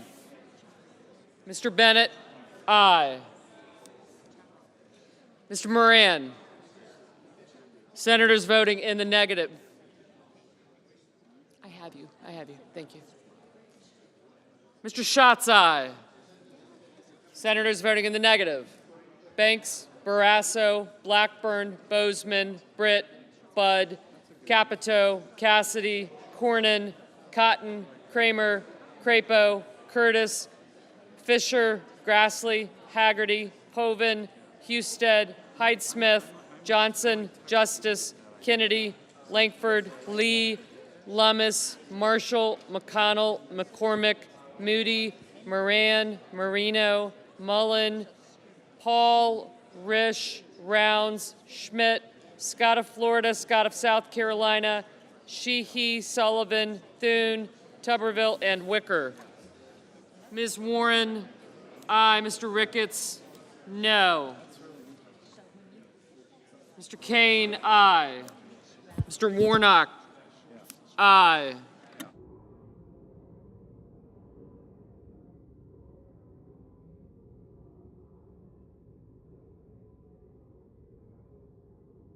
Mr. Markey, aye.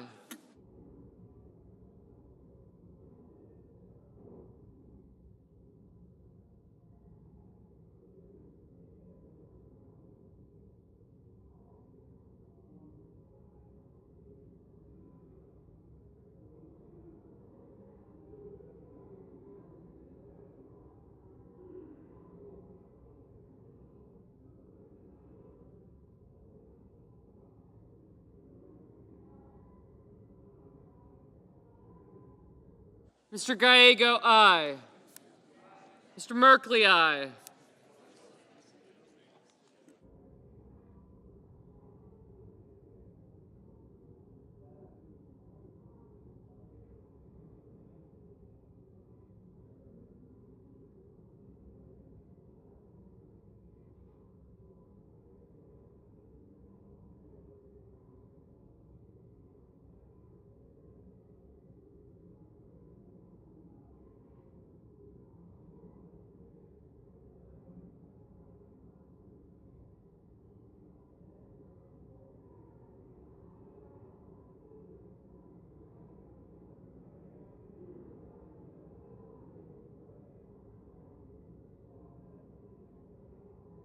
Ms. Ernst, no. Mr. Graham, no.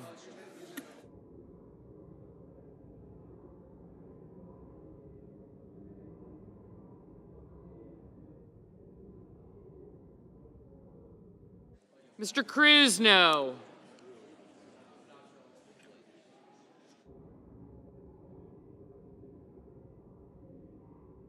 Ms. Murkowski, no.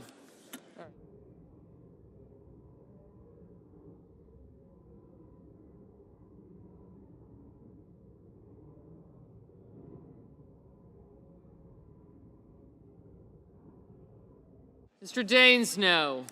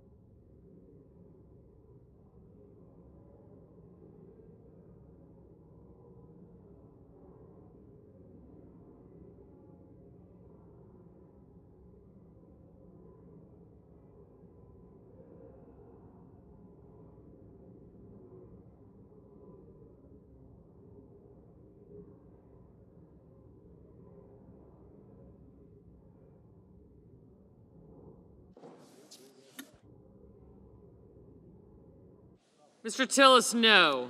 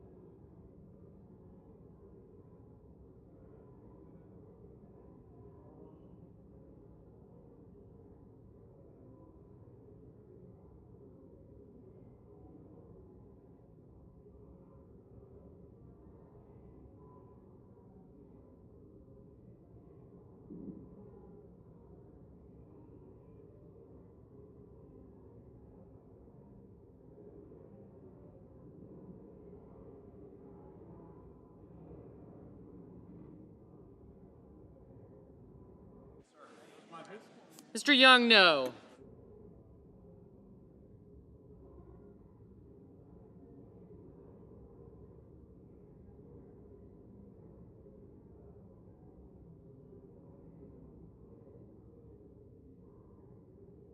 On this vote, the yeas are 48, the nays are 51. The amendment is not agreed to. The senator from New Mexico. Mr. President, I call up my amendment number 1726 and ask that it be reported by number. If we can have order, please. The clerk will report. The senator from New Mexico, Mr. Lujan, proposes an amendment numbered 1726 to amendment numbered 1717. For the order of the Senate, please take your conversations off the floor, and I now recognize the senator from New Mexico. Mr. President, the last time we voted on the budget resolution, I introduced an amendment to prevent $1 billion in cuts to the Supplemental Nutrition Assistance Program. My Republican colleagues said that $1 billion in cuts wouldn't take benefits away from our constituents and that they were targeting, quote, inefficiencies. Well, this time around, Republicans are attempting to pass legislation that would cut $230 billion from SNAP. I'm willing to work with all of my Republican colleagues to make SNAP more efficient, but what you're doing is completely gutting the program, probably trying to eliminate it. 41.2 million Americans rely on SNAP to put food on their family's table. 40% of SNAP recipients are children. And the fact that it is impossible to cut SNAP... Senator, can we please have order on the floor? Continue, please. Mr. President, they don't want to listen because they're trying to get rid of the darn program. It's not a surprise. They want to eliminate SNAP. $230 billion completely devastates it. It's not about the inefficiencies that they claim. This is going to hurt our constituents. And Mr. President, I have hundreds of thousands of constituents in every one of your states that are going to get hurt. This is not right, Mr. President. I now recognize the senator from Arkansas. Mr. President, I rise in opposition to Amendment 1726. I appreciate the concerns of my colleague from New Mexico regarding the challenges facing Americans in rural areas and those in need of nutrition assistance. However, this amendment indicates there's not a single dollar to be saved from waste, fraud, or abuse in the programs within the Agriculture Committee's jurisdiction.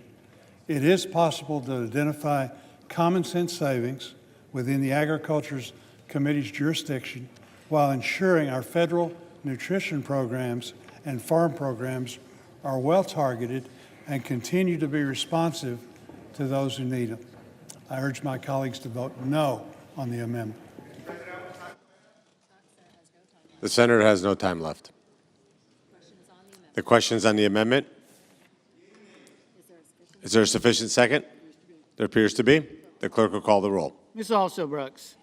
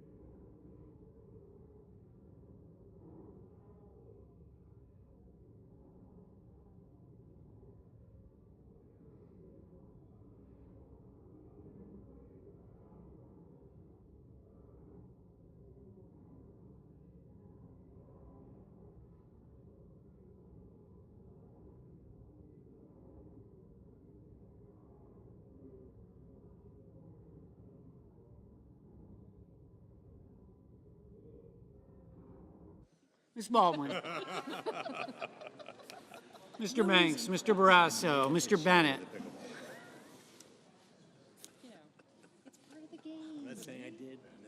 Mrs. Blackburn. Could have happened. Mr. Blumenthal. Ms. Blunt Rochester.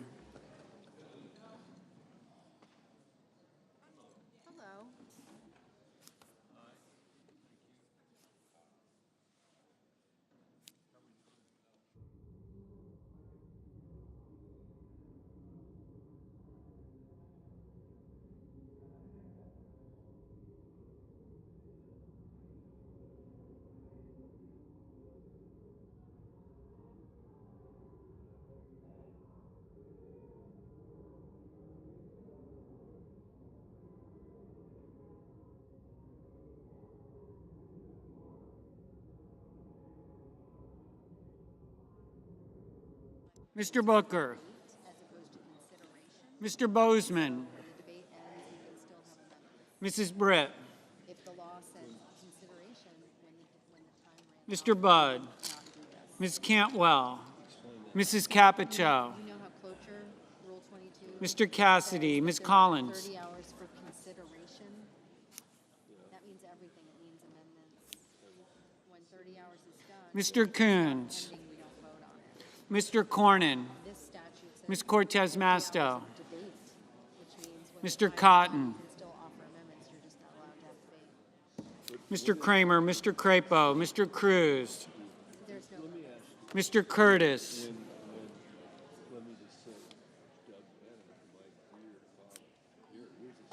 Mr. Daines, Ms. Duckworth, Mr. Durbin, Ms. Ernst, Mr. Fetterman, Mrs. Fisher, Mr. Gallego, Mrs. Gillibrand, Mr. Graham, Mr. Grassley, Mr. Haggerty, Ms. Hassan,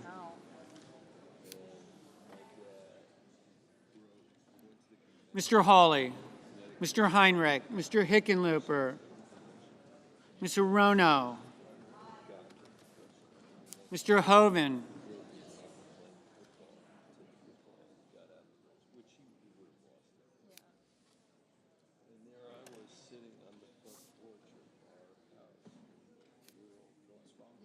Mr. Husted,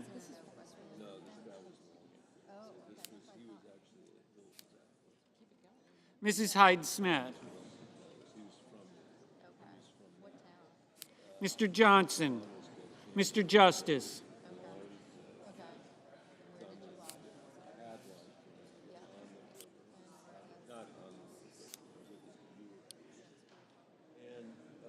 Mr. Kane, Mr. Kelly, Mr. Kennedy, Mr. Kim, Mr. King, Ms. Klobuchar, Mr. Langford, Mr. Lee, Mr. Lujan,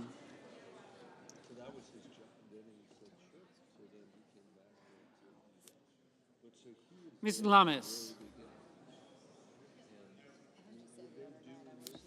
Mr. Markey,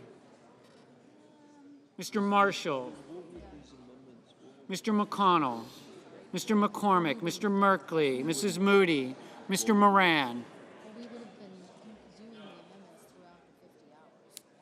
Mr. Moreno,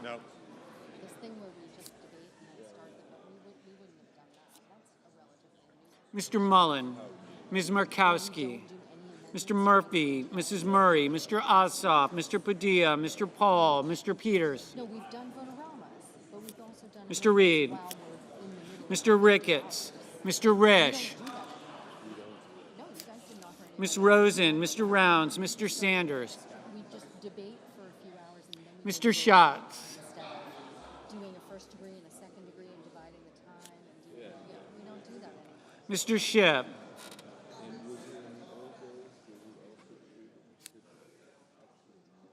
Mr. Schmidt, No, it was amended because we have an exception to the, Mr. Schumer,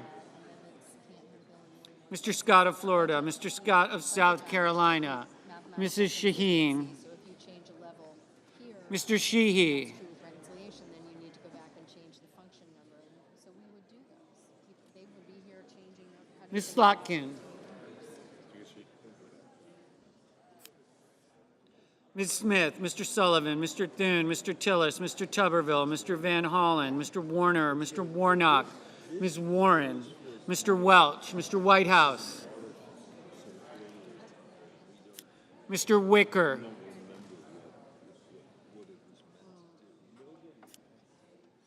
Mr. Wyden, Mr. Young.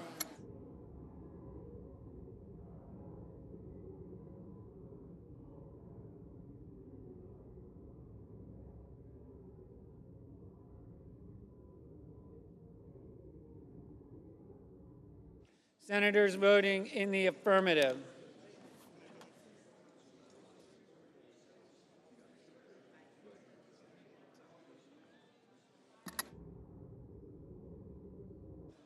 Senators voting in the affirmative. Also Brooks, Baldwin, Bennett, Blunt Rochester, Booker, Collins, Cortez Masto, Gallego, Gillibrand, Hassan, Heinrich, Hickenlooper, Hirono, Kim, Klobuchar, Lujan, Merkley, Murphy, Ossoff, Padilla, Peters, Reed, Rosen, Sanders, Schiff, Slotkin, Smith, Van Hollen, Warner, Warnock, Welch, Whitehouse, Wyden.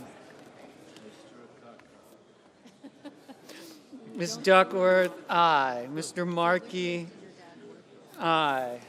Senators voting in the negative: Banks, Barrasso, Blackburn, Budd, Cassidy, Cotton, Kramer, Crapo, Cruz, Curtis, Daines, Ernst, Graham, Grassley, Haggerty, Hoven, Husted, Hyde-Smith, Justice, Kennedy, Langford, Lee, Lummis, McCormick, Moody, Moran, Moreno, Hall, Ricketts, Risch, Rounds, Scott of Florida, Scott of South Carolina, Sheehy, Sullivan, Thune, Tillis, Tuberville.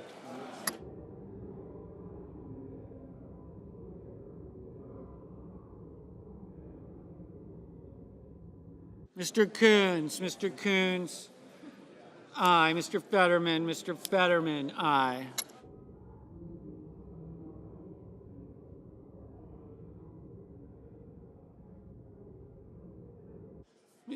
Mr. Blumenthal, aye. Mr. Bozeman, no.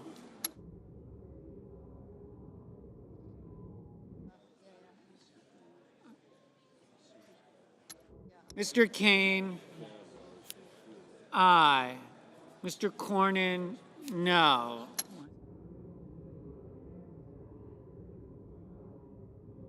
Mr. Wicker, no. Mr. Hawley, no. Ms. Murkowski, aye.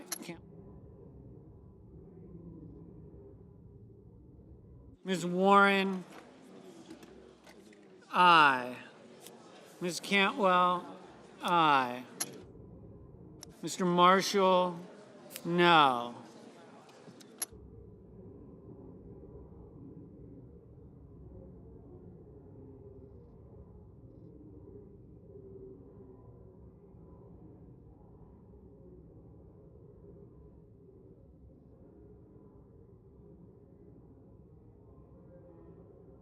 Mr. Schumer,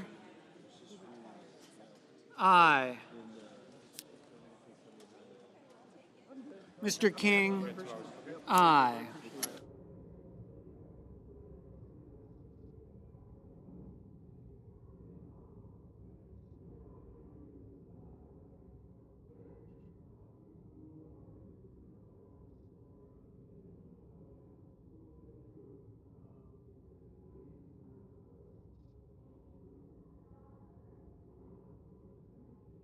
Mr. Young, no.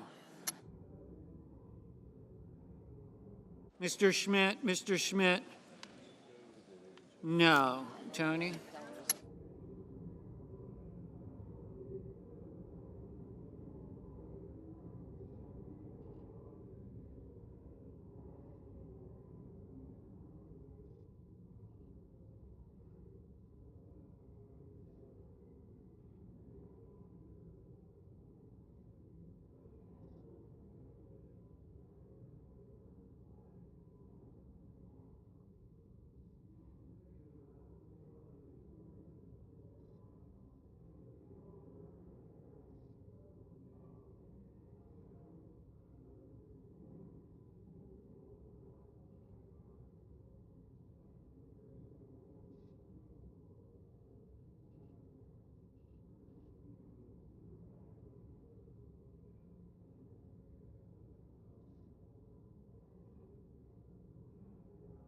Mr. Durbin, aye.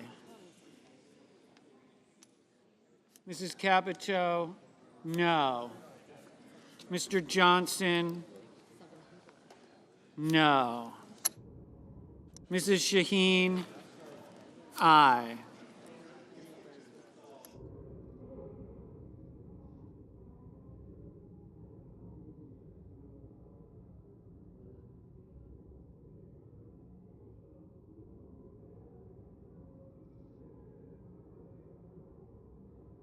Mr. Mullen, no. Mr. Schatz, aye.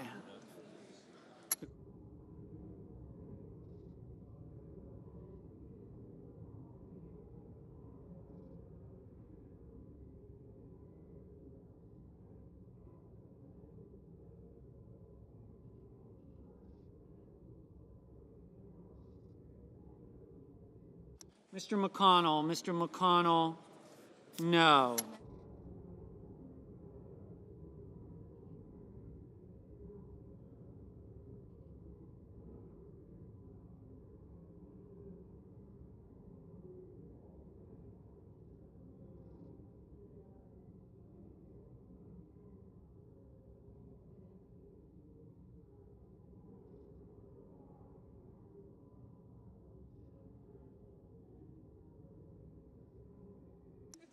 Mrs. Fisher, no. Mrs.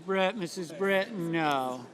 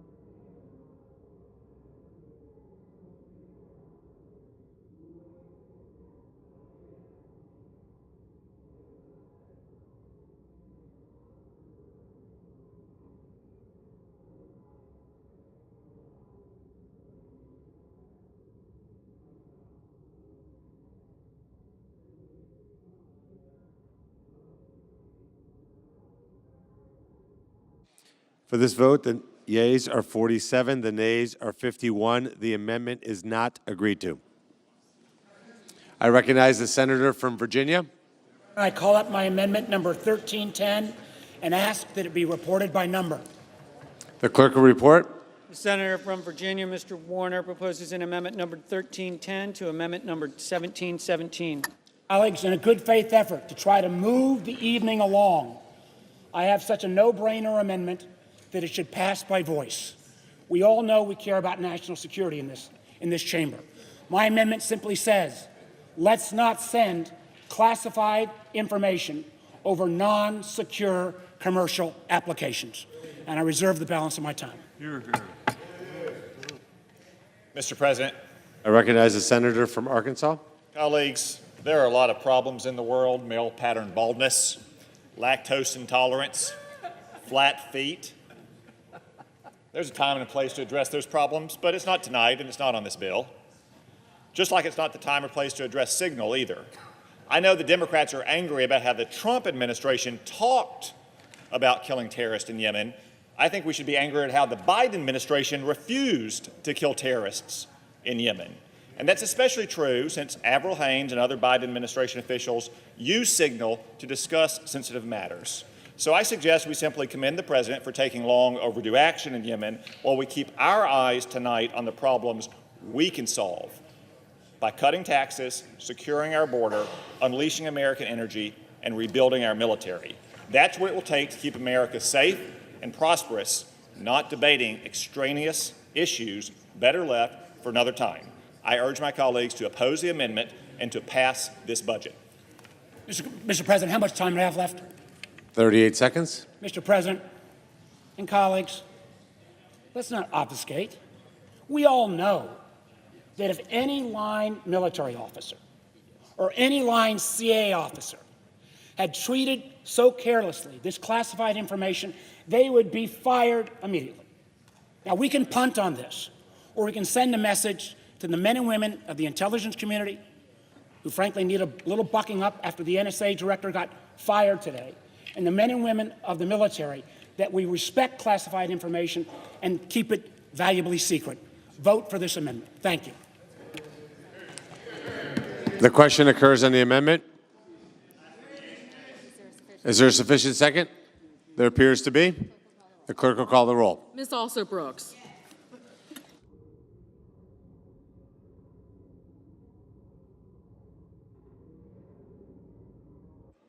Ms. Baldwin.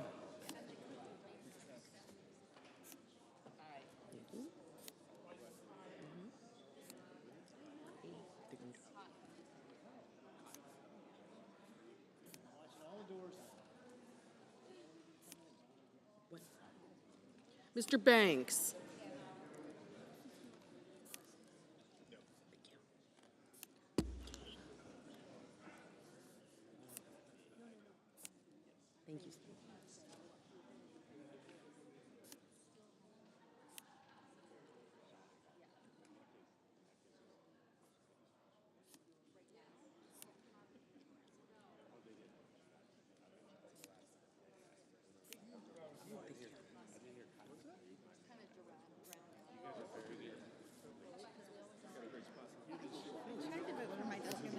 Thank you.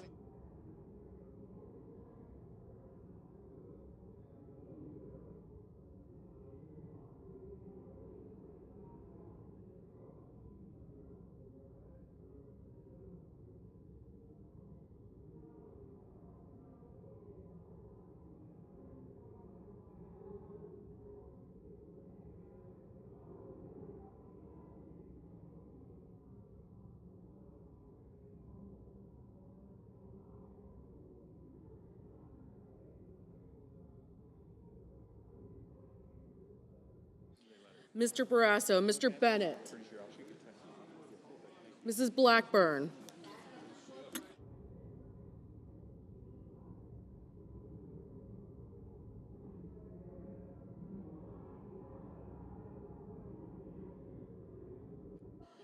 Mr. Blumenthal, Ms. Blunt-Rochester, Mr. Booker,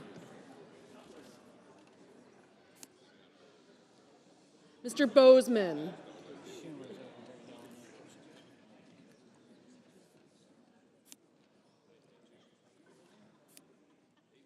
Mrs. Britt, Mr. Budd, Ms. Cantwell,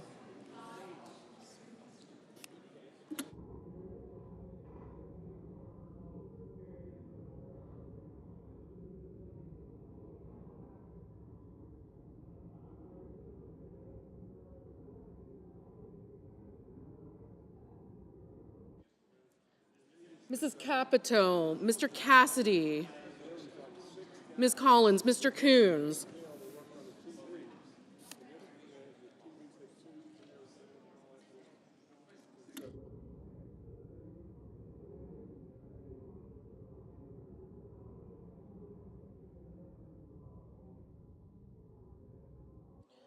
Mr. Coons, Mr. Cornyn, Ms. Cortez Masto, Mr. Cotton, Mr. Kramer,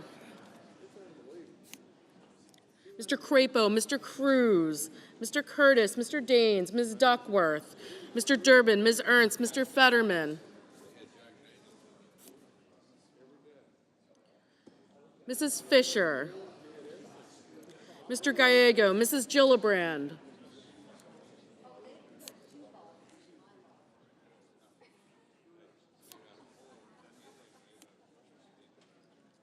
Mr. Graham, Mr. Grassley, Mr. Haggerty, Ms. Hassan, Mr. Hawley, Mr. Heinrich, Mr. Hickenlooper.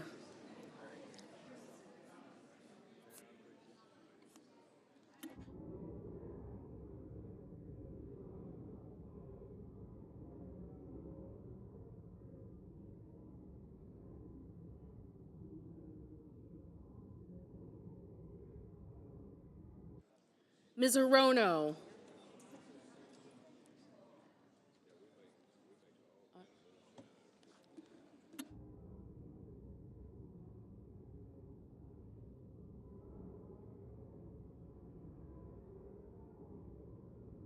Mr. Hoven, Mr. Husted.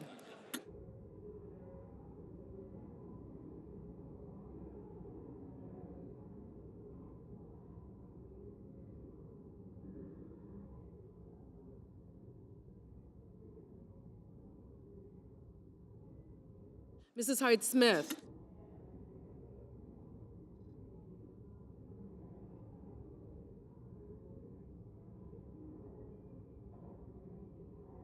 Mr. Johnson, Mr. Justice, Mr. Kane, Mr. Kelly, Mr. Kennedy, Mr. Kim.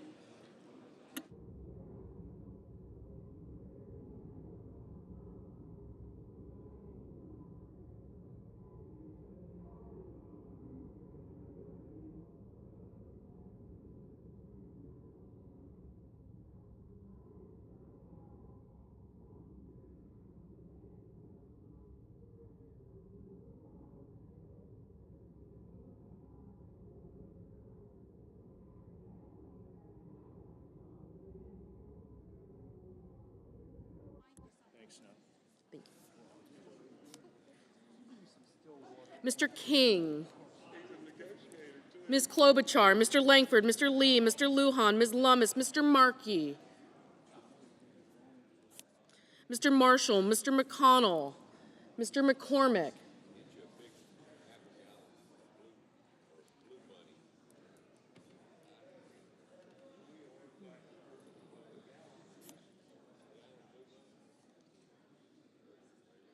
Mr. Merkley, Mrs. Moody, Mr. Moran, Mr. Moreno, No.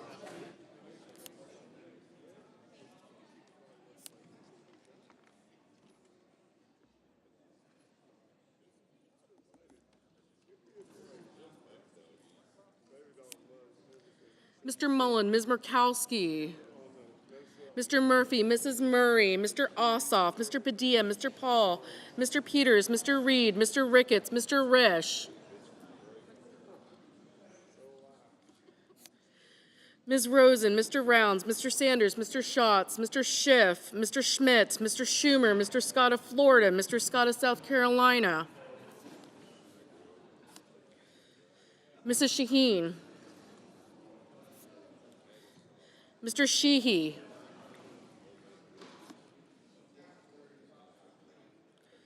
Ms. Slotkin, Ms. Smith, Mr. Sullivan, Mr. Thune, Mr. Tillis, Mr. Tuberville, Mr. Van Hollen, Mr. Warner, Mr. Warnock, Ms. Warren, Mr. Welch, Mr. Whitehouse,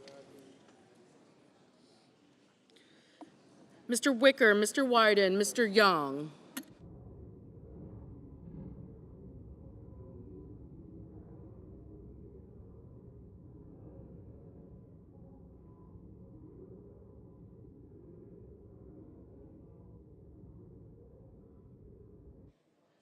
Senators voting in the affirmative: also Brooks, Baldwin, Blumenthal, Blunt Rochester, Booker, Cantwell, Coons, Cortez Masto, Duckworth, Durbin, Gallego, Gillibrand, Hassan, Heinrich, Hickenlooper, Hirono, Kane, Kelly, Kim, King, Klobuchar, Lujan, Markey, Merkley, Murphy, Ossoff, Padilla, Peters, Reed, Rosen, Sanders, Schatz, Schiff, Schumer, Shaheen, Slotkin, Van Hollen, Warner, Warnock, Warren, Welch, and Wyden.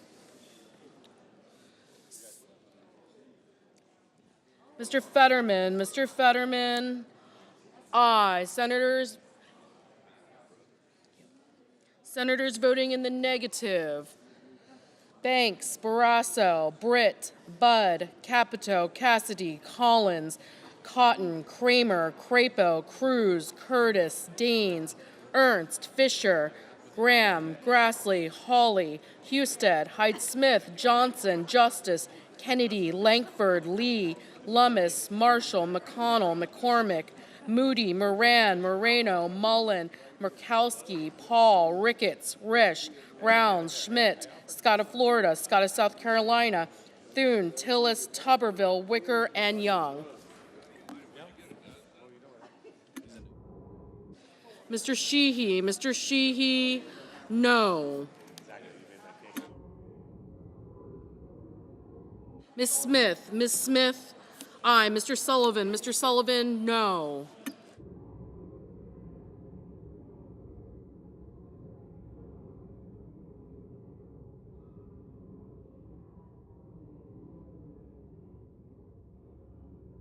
Mr. Haggerty, no.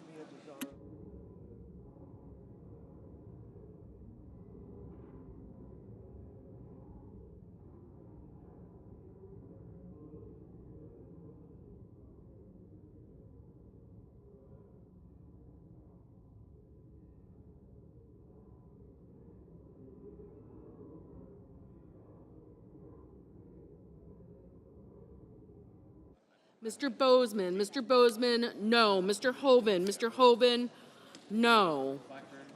Mrs. Blackburn, no. Mr. Cornyn, no.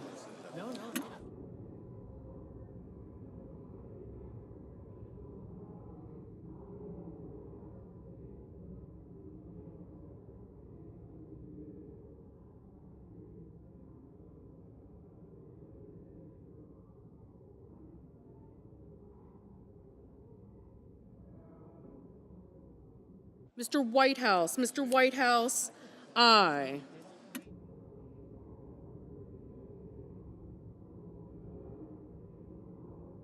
Mr. Bennett, aye.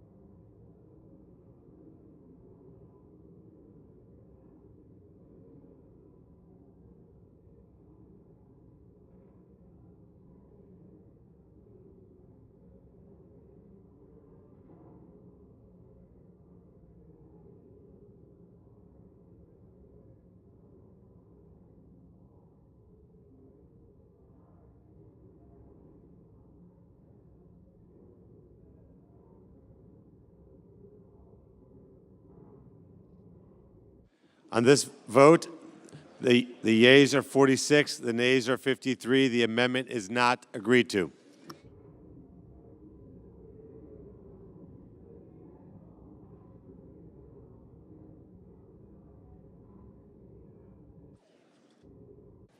Mr. President, I recognize the senator from Maryland. I call up my amendment 1466 and ask that it be reported by number. The clerk will report. Senator from Maryland, Ms. Alsobrooks, proposes amendment number 1466 to amendment number 1717. For months, the president is engaged in a callous witch hunt against federal workers, many of whom are Marylanders. And now this administration has begun attacking the very unions that represent these civil servants. The president's latest executive order guts the ability of federal workers across the government to collectively bargain. And it's just the latest attempt by this administration to skirt the law, strip protections for workers, and drastically cut the federal workforce that keeps Americans safe and healthy. I predicted that this would happen when the Secretary of Labor and her deputy came before the Help Committee. I was asking pointedly whether they would honor legally binding federal collective bargaining agreements, and both said they had to check with some people and could not say. This administration clearly does not have even a basic understanding of the legally binding nature of collective bargaining agreements, and at their core, like so many others in this administration, they simply do not respect the law. That's why we cannot let this stand, and my amendment would prevent the president from improperly using the national security exemption as a means to carve away workforce protections from federal workers. I'm grateful to the many colleagues that have co-sponsored this amendment, and we will not stop fighting for our federal workers and their workforce protections. I recognize the senator from Kentucky. I rise in opposition to the amendment. President Trump wants the national security workforce to work for our security instead of any other agenda. Federal employees already enjoy more benefits and protections than the private sector. They don't need the ability to hold national security hostage to the union agenda. In February, we learned that over 100 intelligence officers were using an official chat room to discuss obscene, pornographic, and sexually explicit topics. Tulsi Gabbard rightly fired them. If they were in a union, she would not have been able to. For the security of our nation, support President Trump's reforms and oppose this amendment. The question occurs on the amendment. Is there a sufficient second? There appears to be. The clerk will call the roll. Ms. Also Brooks. Ms. Baldwin.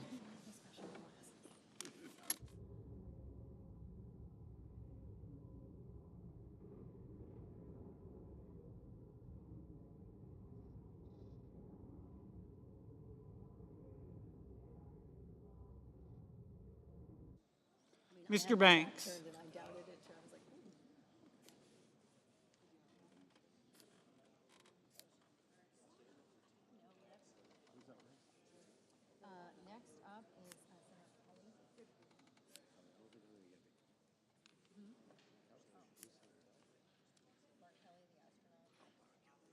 is Mr. Barrasso.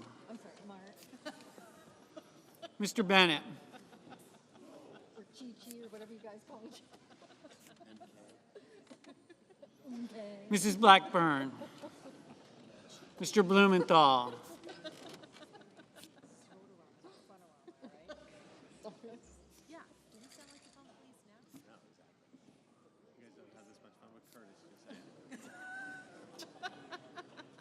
Ms. Blunt Rochester. You got John on that one.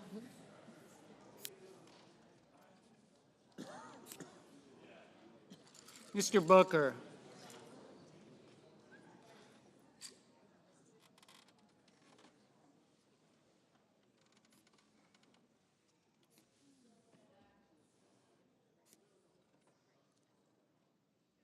Mr. Bozeman. Mrs. Brett.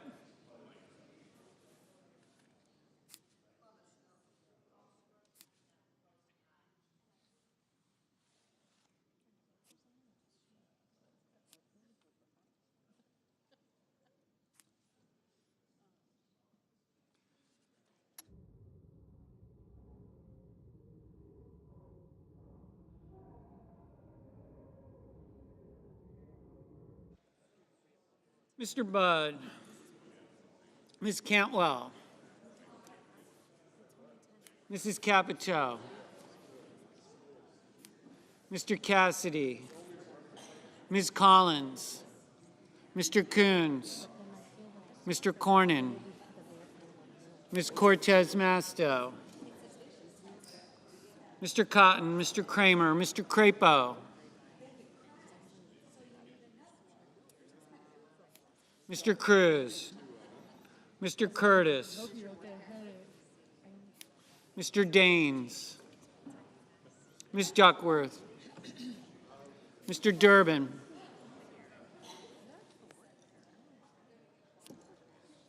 Ms. Ernst, Mr. Fetterman. Mrs. Fisher.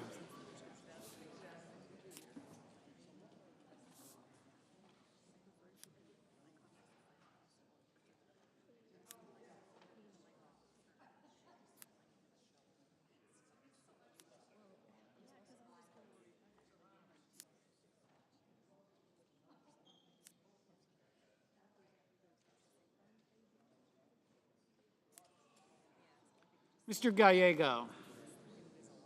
Mrs. Gillibrand. Mr. Graham. Mr. Grassley.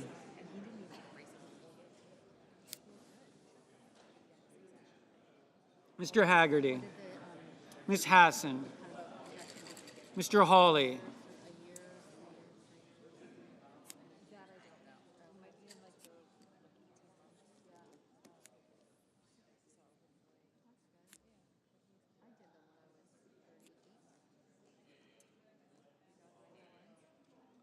Mr. Heinrich,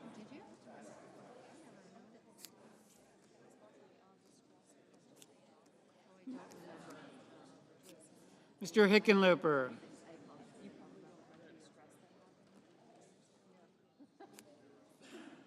Mr. Rono, Mr. Hoven,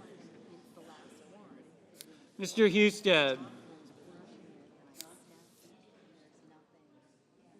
Mrs. Hyde-Smith, Mr. Johnson, Mr. Justice, Mr. Kane, Mr. Kelly, Mr. Kennedy,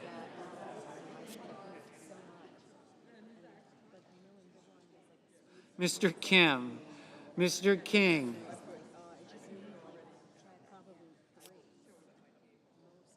Ms. Klobuchar,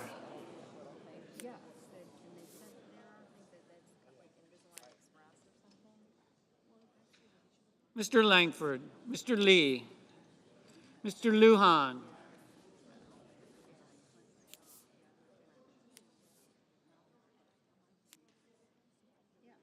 Ms. Lummis, Mr. Markey,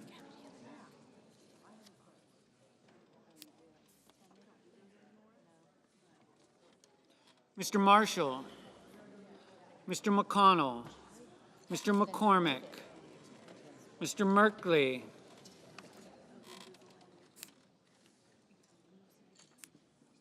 Mrs. Moody, Mr. Moran, Mr. Moreno, No. Mr. Mullen, Ms. Murkowski, Mr. Murphy, Mrs. Murray, Mr. Ossoff, Mr. Padilla, Mr. Paul, Mr. Peters, Mr. Reed, Mr. Ricketts, Mr. Risch,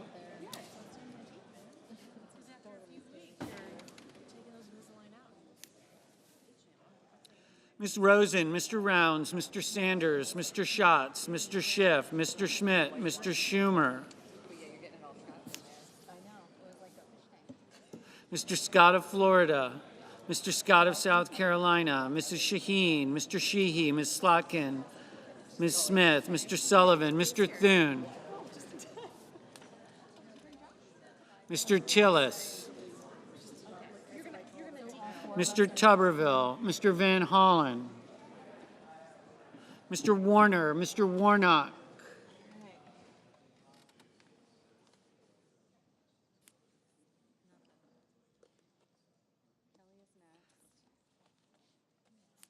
Ms. Warren, Mr. Welch, Mr. Whitehouse, Mr. Wicker, Mr. Wyden, Mr. Young.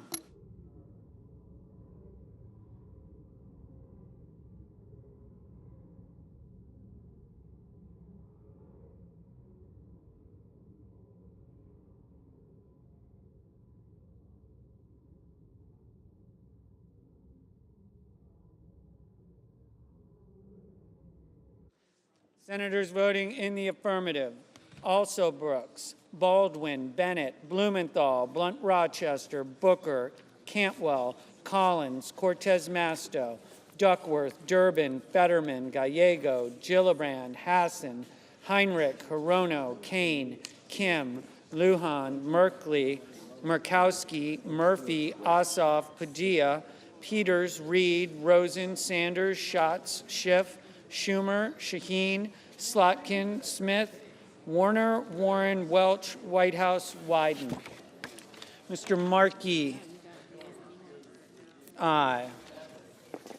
Senators voting in the negative: Banks, Barrasso, Blackburn, Bozeman, Britt, Capito, Cornyn, Cotton, Kramer, Crapo, Curtis, Daines, Ernst, Graham, Grassley, Hoven, Husted, Hyde-Smith, Johnson, Justice, Kennedy, Langford, Lummis, Marshall, McCormick, Moody, Moreno, Mullen, Hall, Ricketts, Risch, Rounds, Schmidt, Scott of Florida, Scott of South Carolina, Sheehy, Sullivan, Thune, Tuberville, Wicker, Young.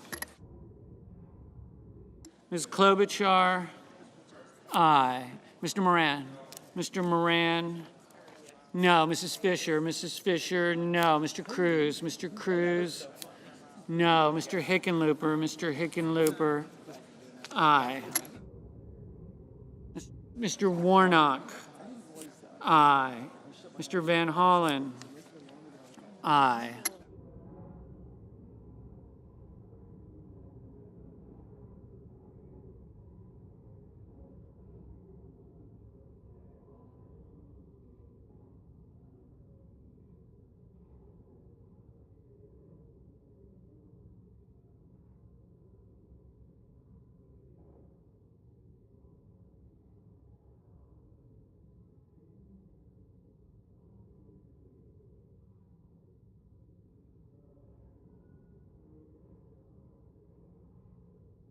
Mr. Coons, aye.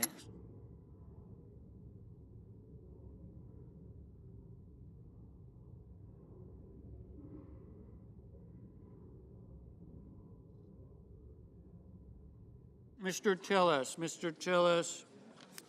no. Mr. Hawley, no.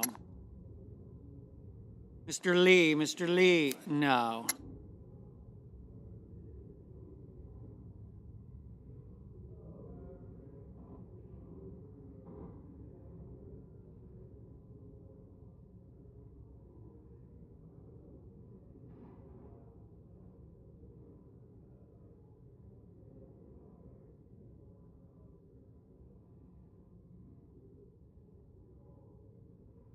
Mr. Haggerty,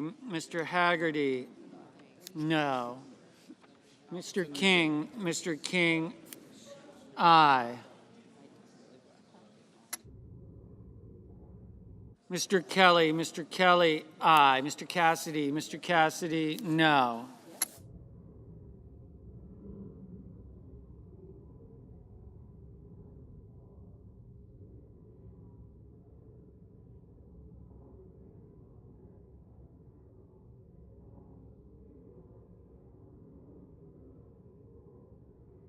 Mr. McConnell, no.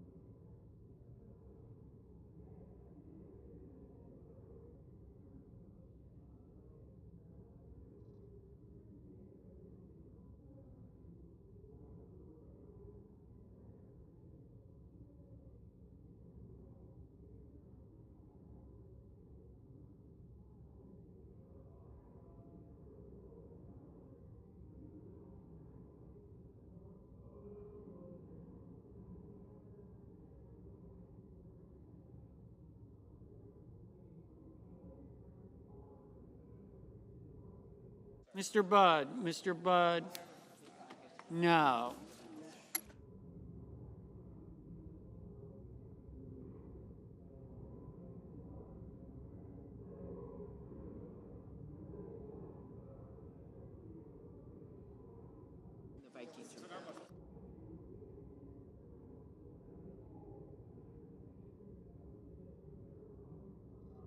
The yeas are 48, the nays are 51. The amendment is not agreed to.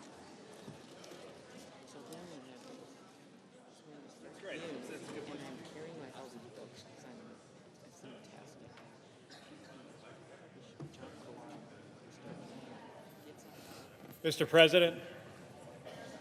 The senator from Arizona. Mr. President, I call up my amendment number 1737 and ask that it be reported by number. The clerk will report. Senator from Arizona, Mr. Kelly, proposes amendment number 1737 to amendment number 1717. Mr. President. The senator from Arizona. This budget, Republicans wrote, would hand out massive tax cuts to the richest Americans and biggest corporations, paid for by blowing up our national debt and slashing programs that help working families, like cutting health care. Working families are struggling to make ends meet and get ahead. And the American people don't believe that any multimillionaire or billionaire or big corporation need another tax handout. It's pretty simple. So before this budget to give the wealthiest more tax breaks moves forward, I think the American people deserve a debate about who in this country is so rich that they don't need this massive tax cut. So here's my proposal to start. Mr. President, can we agree that no one making more than $100 million Senator's time's per expired. year should have lower taxes? These folks could pay a little more, and they're still going to be rich. Do they really need a tax cut? I don't think so. Vote yes if you agree. Mr. President. The senator from Idaho. Mr. President, the Democrats claim the Republicans are gearing up for a so-called class war and that extending the 2017 tax cuts is a handout for the wealthy. We've heard this so many times. It's no more true now than it has been the last umpteen times. The Trump tax cuts reduced taxes for an overwhelming majority of Americans, and middle-class households received the largest proportional benefits of the cuts. Those tax cuts also made our tax code more progressive.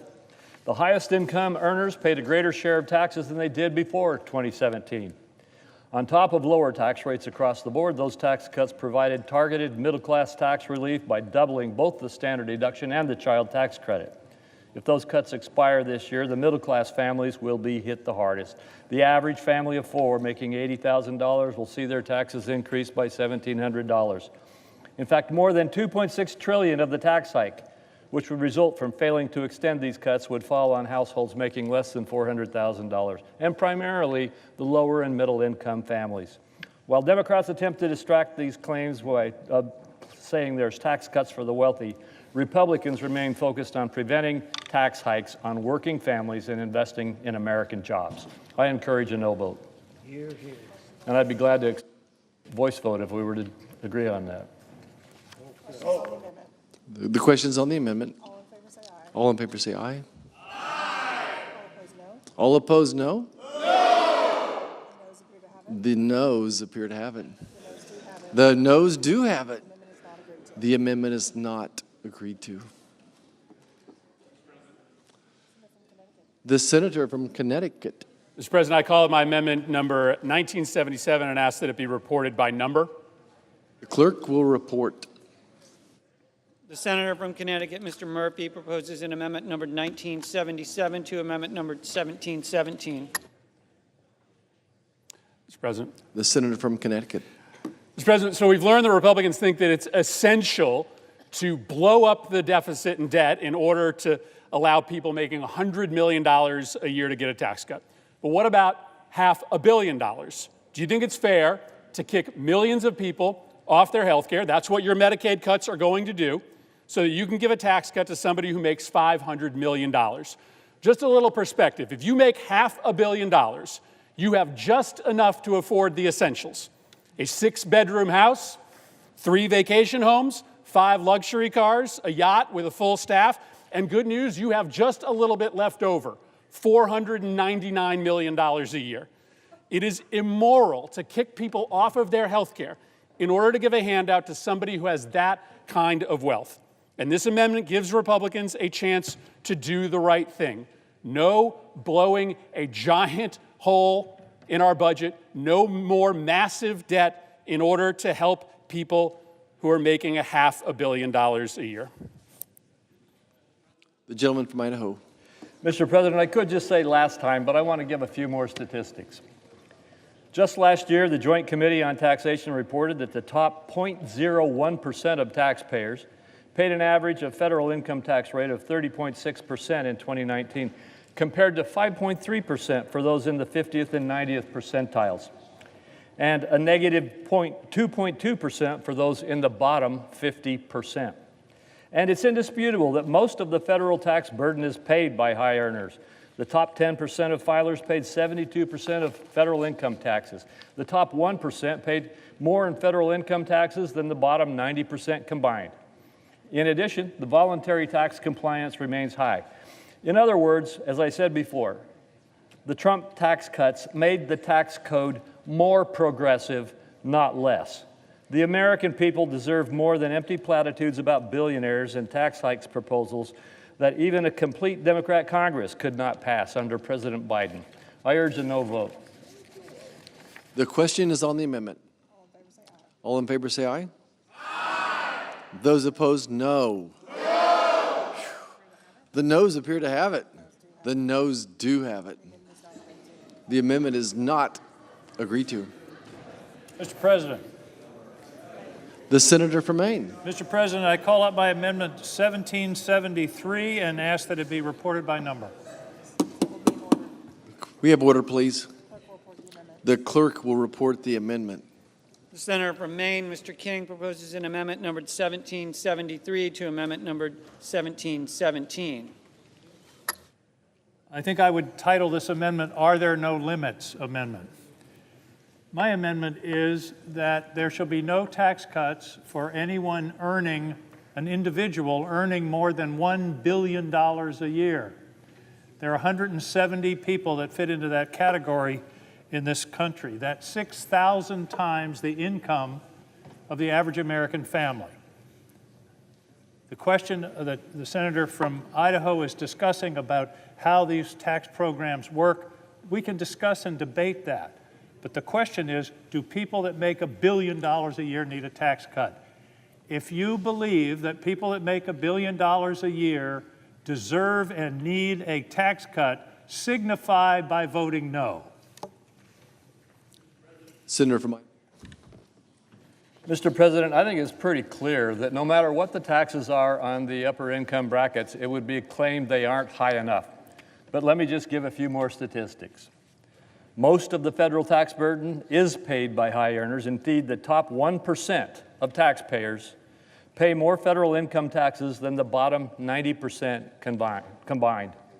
The tax cuts that we are talking about made the code more progressive, as I've said, and the highest income earners pay a greater share of taxes than they did before 2017. Federal tax collections have been near all-time highs since the Trump tax were enacted, and the voluntary compliance rate remains high and stable. Higher taxes serve as disincentives to work and save and invest. The American people deserve better. We're committed to helping all hardworking taxpayers get ahead, and I'll work with anybody who's ready to focus on helping protect our families in America. I urge no vote. Mr. Chairman, do I have time left? The senator has 10 seconds remaining. Nobody's talking about raising the rates. The only question before us on this amendment is, should the rates be cut for people making more than $1 billion a year? I urge a yes vote and will accept a voice vote. All the time has expired. The question is on the amendment. All in favor say aye. Aye. All opposed, no. No. The noes appear to have it. The noes do have it. The amendment is not agreed to. Mr. President. Senator from Massachusetts. Mr. President, I call up my amendment number 1647 and ask that it be reported by number. The clerk will report. The senator from Massachusetts proposes an amendment numbered 1647 to amendment numbered 1717. Trump and the Republicans can tell lies about what they're doing, but votes don't lie. Republicans just voted to say that there is no billionaire rich enough that they don't need a new tax break. So what about giant corporations? The year after Trump's last tax giveaway, Amazon paid $0 in taxes. The typical Boston public school teacher paid about $10,000. Can we agree that no billionaire corporation like Amazon, Tesla, or Exxon that makes over $1 billion a year in profits should get another tax handout? Yes or no? I yield and reserve the remainder of my time. The gentleman from Idaho. Mr. President, again, my colleagues continue to argue that our now wealthy companies are showered with an ever-increasing tax break and need to pay their fair share. I would point out that the TCJA that we're talking about in this legislation doesn't even touch the tax rates either way with regard to corporations. But leaving that aside, before these tax cuts back in 2017, the U.S. had a 35% corporate tax rate, one of the highest in the world. Companies were fleeing America to do their capital formation in different parts of the world. After we did what everyone in those days agreed was an important reform of our business tax system, we had an end to corporate inversions, and capital started flowing back into the United States with the investment from companies around the world. And we saw the greatest and strongest economy that we've seen in our lifetimes develop with the growth in jobs, wages, benefits, and reduction in unemployment, and the average wealth of the average family in America reached all-time highs. Mr. President, The senator from Massachusetts. Amazon paid nothing. A Boston public school teacher paid $10,000 after those tax cuts. I'll take that as a no. I'm ready for a vote, and I'll accept a voice vote. The questions on the amendment. All in favor say aye. Aye! All opposed, no. The noes appear to have it. The noes do have it. The amendment is not adopted. Mr. President. The senator from South Dakota. Mr. President, I ask unanimous consent that the following amendments be in order that the amendments be reported by number with no amendments in order prior to a vote in relation to the amendments. Number 1, number 2186, Ossa. Number 2, number 2107, Hickenlooper. Number 3, number 1441, Booker. Number 4, number 2180, Hirono. Number 5, number 1644, Kim. And number 6, number 2126, Sanders. Is there objection? Without objection.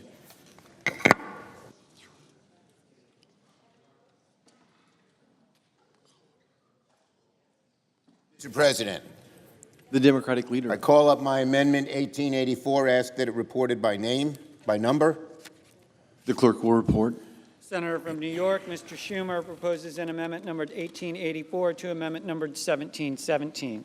Mr. President, President Trump's tariff tax is one of the dumbest things he's ever done as president, and that's saying something. Markets are plummeting. $6 trillion in values gone. The odds of a recession, J.P. Morgan says 60%. The dumbest, most avoidable recession in American history. But the Trump recession is headed our way, and Donald Trump, meanwhile, is golfing. The families are panicking. Their costs for food and drugs and clothing and cars and gas, $5,000. So my amendment would stop President Trump's tariffs from crushing families financially. It would rescind any tariffs put in place after January 20th that have increased the cost of groceries, medicines, and everyday goods, and it would leave in place tariffs on adversaries like China, Russia, and North Korea. On behalf of Ms. Klobuchar and myself, we're for this. And one other thing, how stupid they are the way they did it. The tariffs Trump tax penguins, but not Putin. Yes, the Heard and McDonnell Islands, which only have penguins on them, are taxed. Russia is not.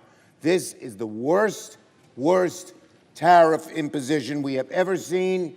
It's going to create a recession. If you vote for it, it's going to be on your hands. The senator from Idaho. Mr. President, I guess I have to say this legislation doesn't deal with tariffs, but I'm interested in the fact that the minority leader wants to turn the discussion to tariffs because they don't like the way the discussion on taxes is going. Some would want to distract us from these important issues that we're dealing with and try to shift this decision.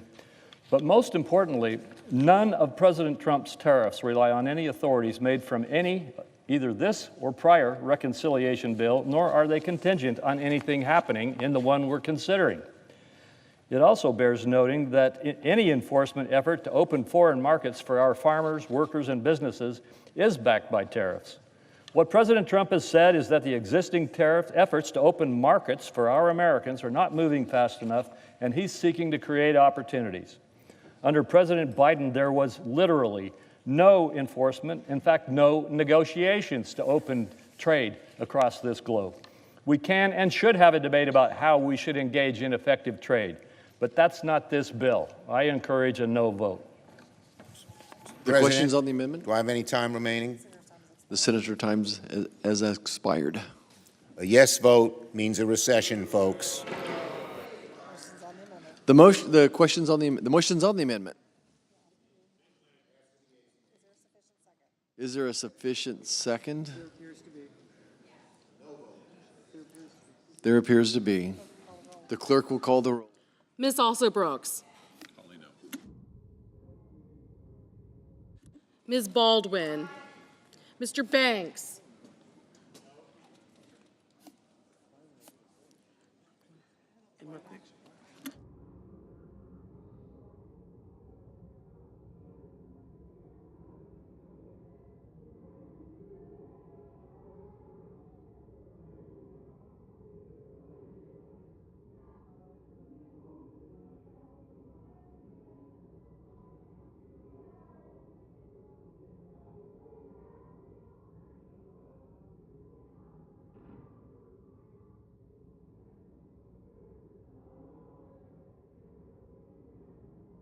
Mr. Barrasso. Mr. Bennett.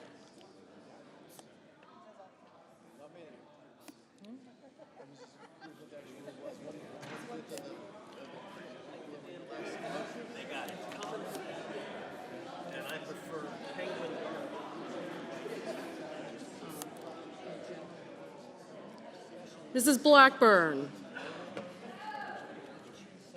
Mr. Blumenthal, Ms. Blunt Rochester.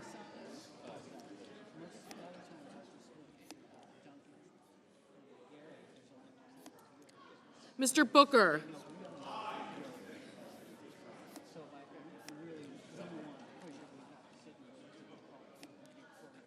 Thank you.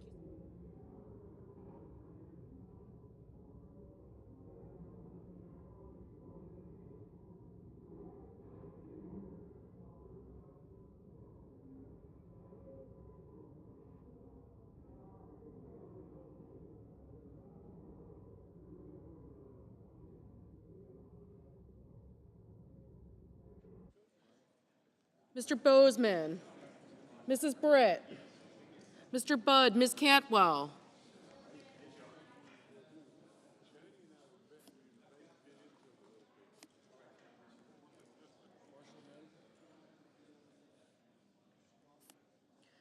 Mrs. Capito.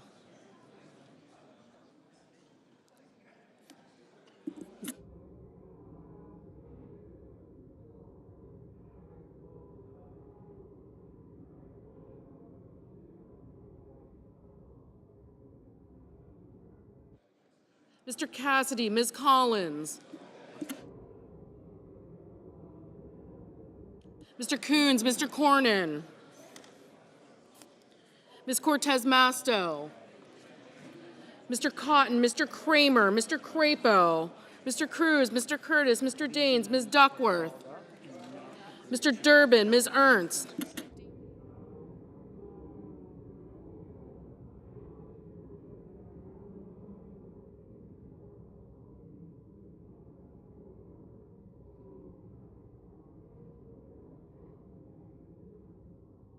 Mr. Fetterman, Mrs. Fisher, Mr. Gallego,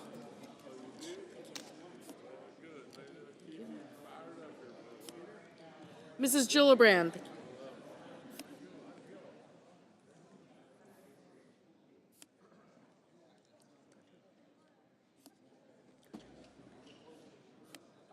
Mr. Graham, Mr. Grassley, Mr. Haggerty, Ms. Hassan, Mr. Hawley, Mr. Heinrich, Mr. Hickenlooper, Ms. Hirono, Mr. Hoven, Mr. Husted, Mrs. Height-Smith, Mr. Johnson, Mr. Justice, Mr. Kane, Mr. Kelly, Mr. Kennedy, Mr. Kim, Mr. King, Ms. Klobuchar, Mr. Langford, Mr. Lee, Mr. Lujan,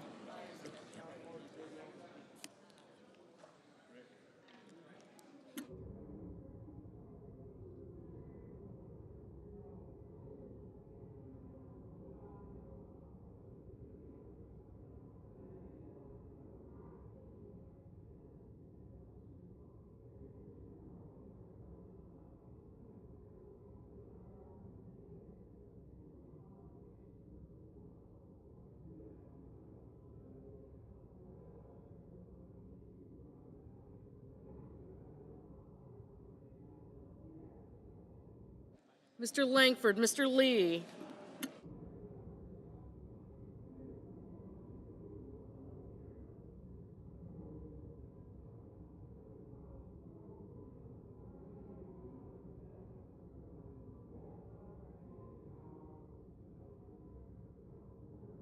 Mr. Lujan, Ms. Lummis, Mr. Markey, Mr. Marshall, Mr. McConnell, Mr. McCormick, Mr. Merkley, Mrs. Moody, Mr. Moran,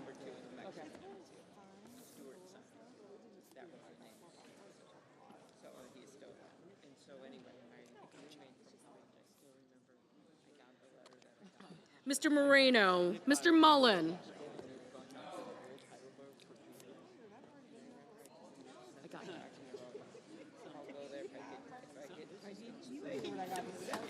Ms. Murkowski, Mr. Murphy, Mrs. Murray, Mr. Ossoff, Mr. Padilla, Mr. Paul, Mr. Peters, Mr. Reed, Mr. Ricketts, Mr. Risch, Ms. Rosen, Mr. Rounds, Mr. Sanders, Mr. Schatz, Mr. Schiff, Mr. Schmidt, Mr. Schumer, Mr. Scott of Florida, Mr. Scott of South Carolina, Mrs. Shaheen, Mr. Sheehy,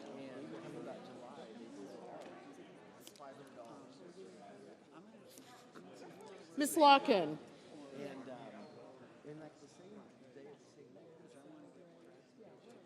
Ms. Smith, Mr. Sullivan, Mr. Thune, Mr. Tillis, Mr. Tuberville, Mr. Van Hollen, Mr. Warner, Mr. Warnock, Ms. Warren, Mr. Welch, Mr. Whitehouse, Mr. Wicker, Mr. Wyden, Mr. Young,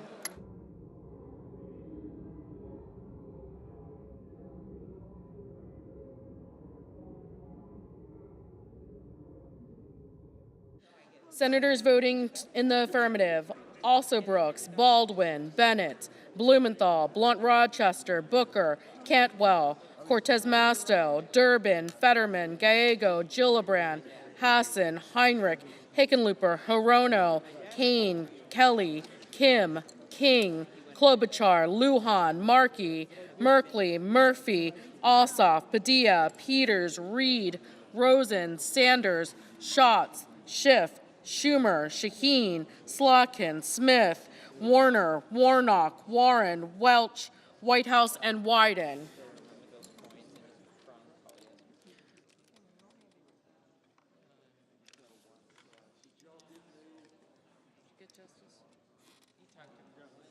Senators voting in the negative: Banks, Barrasso, Blackburn, Britt, Budd, Capito, Collins, Cotton, Kramer, Cruz, Curtis, Daines, Ernst, Fisher, Graham, Grassley, Haggerty, Hawley, Hoven, Husted, Hyde-Smith, Johnson, Justice, Kennedy, Langford, Lee, Lummis, Marshall, McCormick, Moody, Moran, Moreno, Mullen, Murkowski, Paul, Risch, Rounds, Schmidt, Scott of Florida, Scott of South Carolina, Sheehy, Thune, Tillis, Wicker, and Young.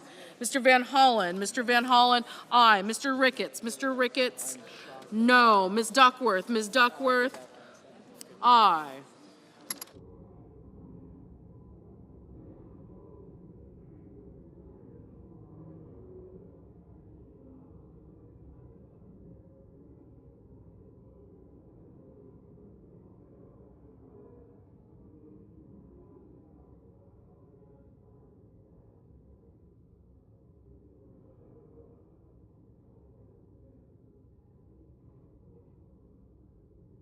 Mr. Cornyn. Mr. Cornyn, no. Mr. Bozeman. Mr. Bozeman, no.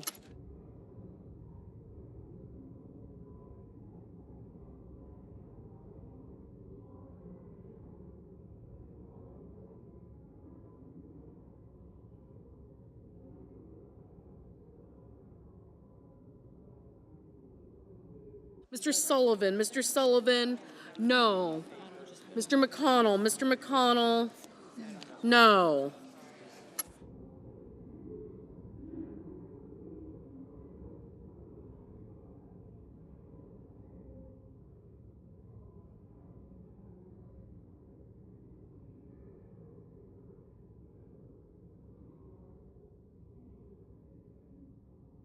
Mr. Tuberville. Mr. Tuberville, no.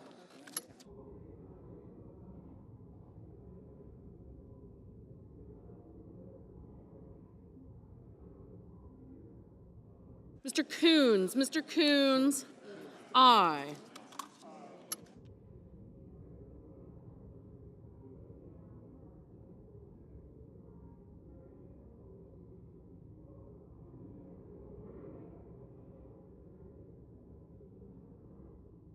Mr. Crapo. Mr. Crapo, no. Mr. Cassidy. Mr. Cassidy, no.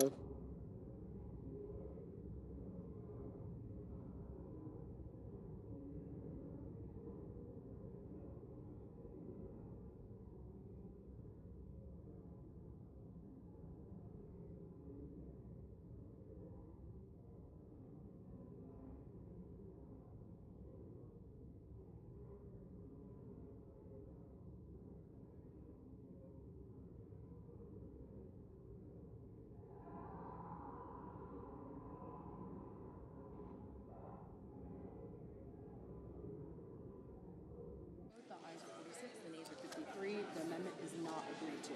On this vote, the ayes are 46, the nays are 53. This amendment is not agreed to.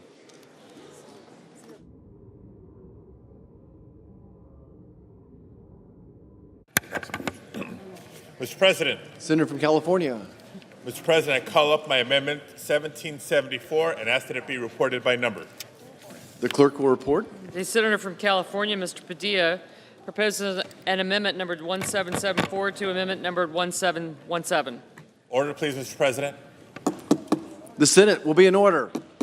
Thank you, Mr. President. Colleagues, this amendment would simply reaffirm the importance of FEMA and express support for its continued role in providing nonpartisan, long-term disaster relief to all impacted communities. We've seen in recent years, whether it's wildfires in the West, ice storms in Texas, tornadoes in the Midwest, or hurricanes in the Southeast, Mother Nature does not distinguish between red states and blue states, and neither should our disaster response and recovery efforts. And I know that many of my Republican colleagues represent states that simply don't have the resources necessary to properly prepare for and respond to major disasters without the assistance of FEMA. So we must work together to protect it. This amendment should unite all of us, and I urge all of us to support it. Mr. President? The senator from Utah.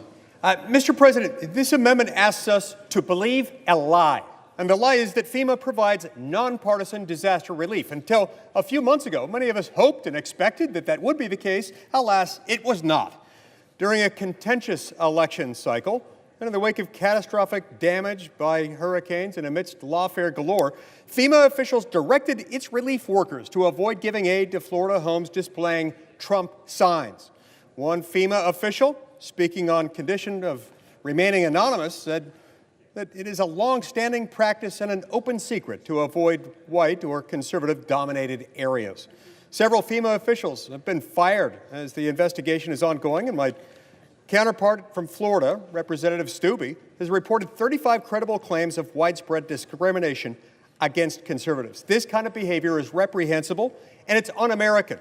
Look, the amendment is a clear attempt to paper over this egregious malpractice of a rogue and unaccountable agency. President Trump was right when he said FEMA should not have the central role of providing disaster relief.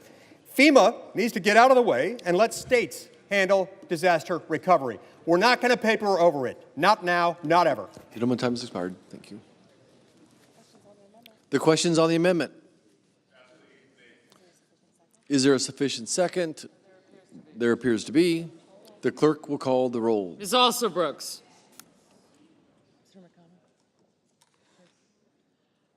Ms. Baldwin.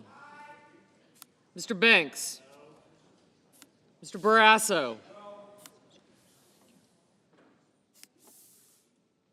Mr. Bennett. Mrs. Blackburn. Mr. Blumenthal. Ms. Blunt Rochester.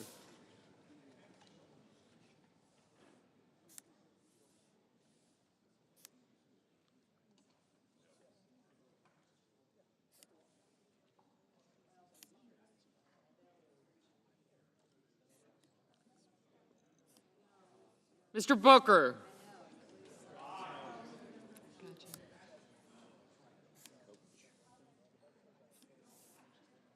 Mr. Bozeman. Mrs. Britt. Mr. Budd. Ms. Cantwell.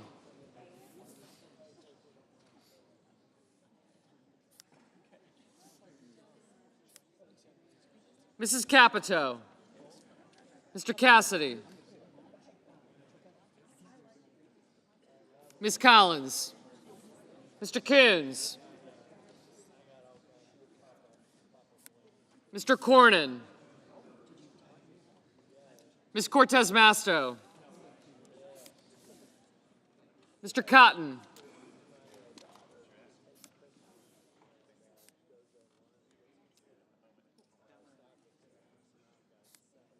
Mr. Kramer. Mr. Crapo. Mr. Cruz. Mr. Curtis. Mr. Daines. Ms. Duckworth. Mr. Durbin. Ms. Ernst.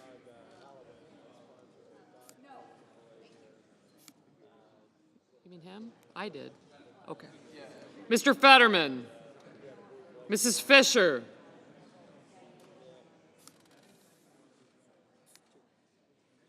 Mr. Gallego. Mrs. Gillibrand. Mr. Graham. Mr. Grassley. Mr. Haggerty.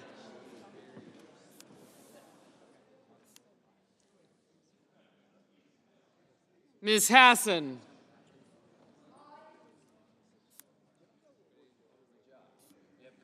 Mr. Hawley. Mr. Heinrich. Mr. Hickenlooper.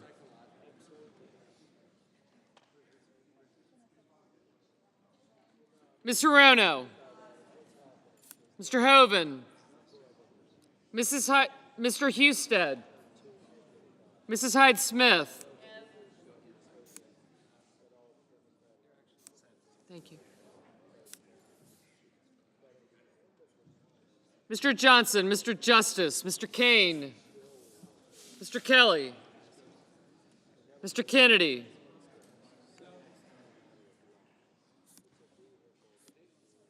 Mr. Kim,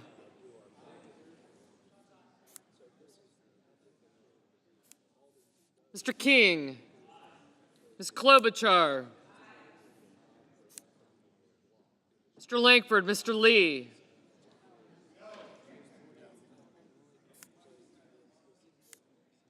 Mr. Lujan, Ms. Lummis, Mr. Markey, Mr. Marshall, Mr. McConnell, Mr. McCormick, Mr. Merkley, Mrs. Moody, Mr. Moran,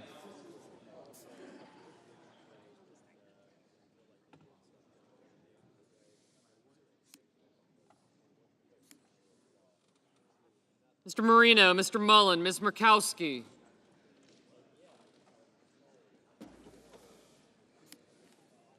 Mr. Murphy, Mrs. Murray, Mr. Ossoff, Mr. Padilla, Mr. Paul, Mr. Peters, Mr. Reed, Mr. Ricketts, Mr. Risch,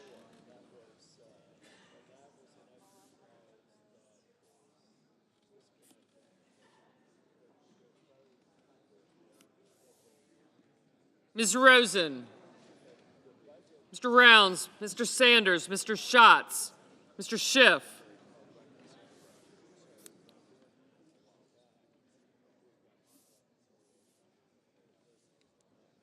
Mr. Schmidt, Mr. Schumer, Mr. Scott of Florida, Mr. Scott of South Carolina, Mrs. Shaheen, Mr. Sheehy,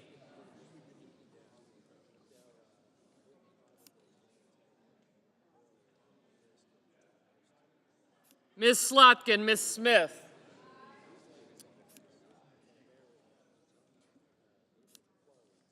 Mr. Sullivan, Mr. Thune, Mr. Tillis, Mr. Tuberville, Mr. Van Hollen, Mr. Warner,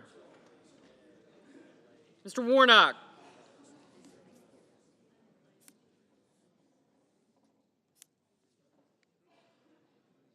Ms. Warren, Mr. Welch, Mr. Whitehouse, Mr. Wicker, thank you, Mr. Wyden, Mr. Young,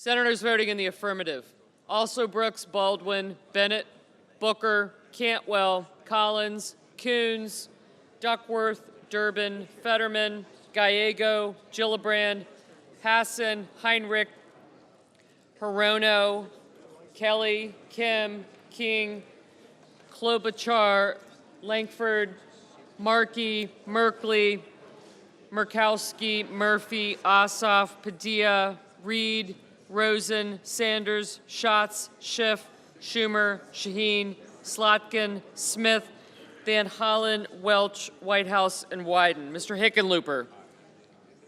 Aye. Ms. Blunt-Rochester. Aye. Ms. Cortez Masto. Aye. Senators voting in the negative: Banks, Barrasso, Blackburn, Capito, Cassidy, Cotton, Kramer, Crapo, Cruz, Curtis, Daines, Ernst, Fisher, Graham, Hoven, Husted, Hyde-Smith, Johnson, Justice, Kennedy, Lankford, Lee, Marshall, McConnell, McCormick, Moody, Moran, Marino, Mullen, Paul, Ricketts, Risch, Rounds, Schmidt, Scott of Florida, Scott of South Carolina, Sheehy, Thune, Tillis, Tuberville, Wicker, and Young. Mr. Blumenthal. Aye. Mr. Haggerty. No. Mr. Sullivan, no.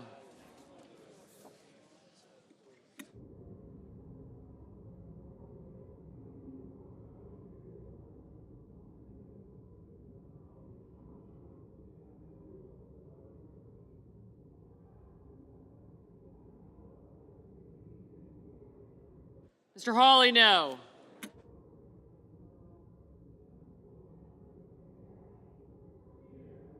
Mr. Peters, aye. Mr. Warnock, aye.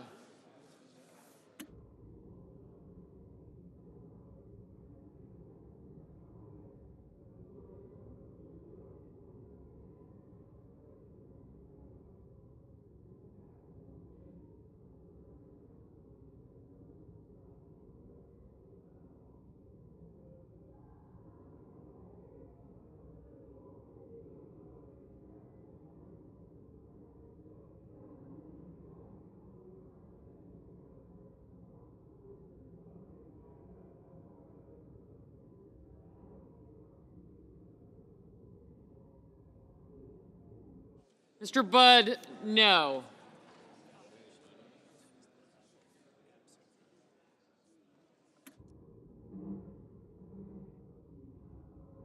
Ms. Warren, aye.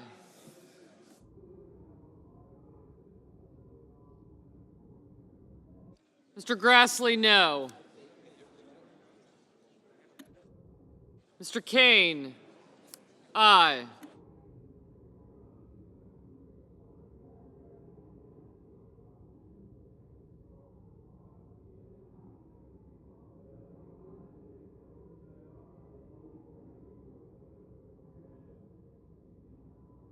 Mr. Cornyn, no.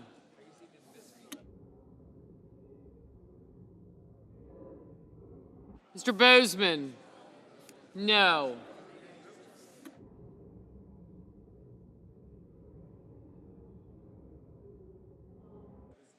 Ms. Lummis, no.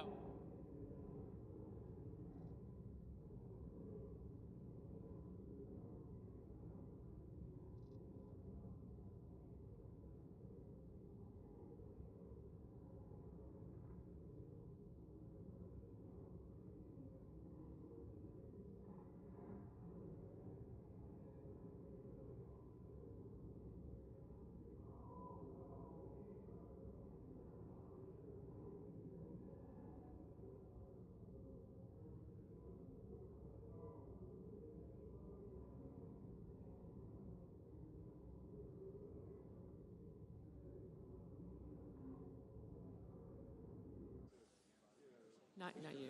Mr. Warner, aye. Mrs. Britt, no.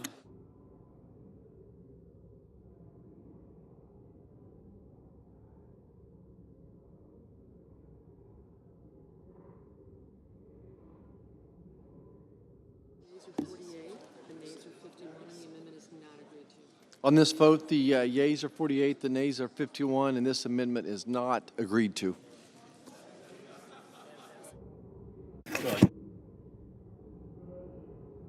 Edo, can we have order, please? Senate will come to order. Thank you, Mr. President. I call up my amendment number 1646 and ask that it be reported by number. The clerk will report. Senator from Colorado, Mr. Bennett, proposes an amendment numbered 1646 to amendment numbered 1717. Thank you, Mr. President. With Russia rejecting President Trump's proposed 30-day ceasefire and continuing to attack Ukraine, and with the administration briefly pausing military and intelligence assistance to Ukraine last month, the Senate must send an unequivocal message. The Ukrainian people did not ask for this war. They did not invite this war. They have fought with everything they have, and with the American people's support, they've suffered 400,000 casualties and caused more Russian casualties than in all the wars that Russia has had since World War II. Those of us serving in this chamber have a duty to the American people to demand moral and strategic clarity by making clear that any steps by this administration to cut off military and security assistance to Ukraine is unacceptable. This is a simple question. It is not a partisan one, and the answer is clear. This fight is not just for Ukraine. It is for democracy. It is for freedom. I urge my colleagues to stand with the Ukrainian people and vote yes. Mr. President. Senator from Mississippi. Mr. President, I urge my colleagues to oppose this amendment. We certainly need a ceasefire in the Ukraine war.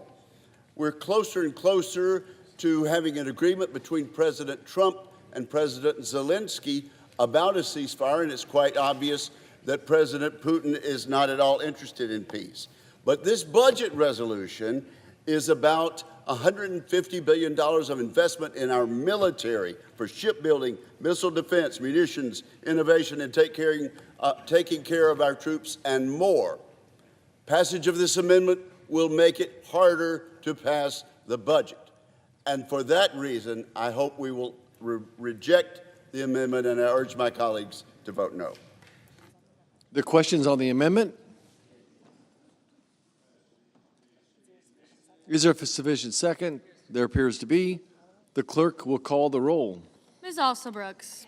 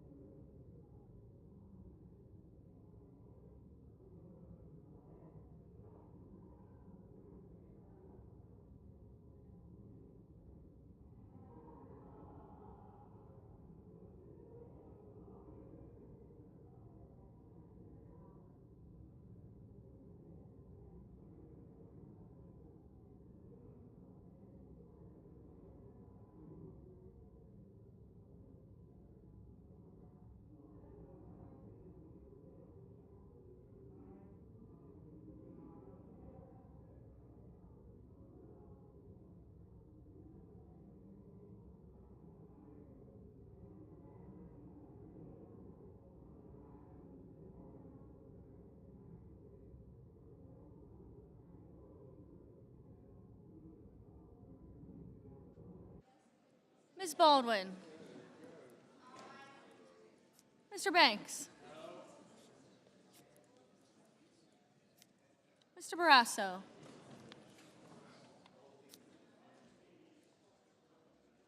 Mr. Bennett.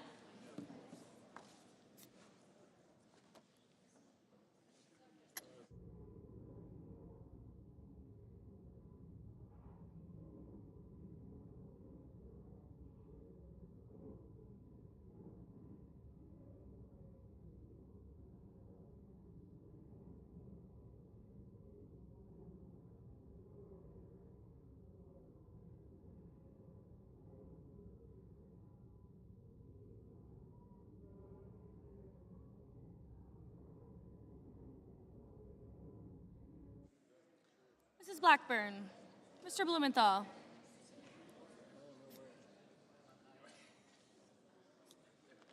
Ms. Blunt Rochester. Mr. Booker. Mr. Bozeman. Mrs. Britt.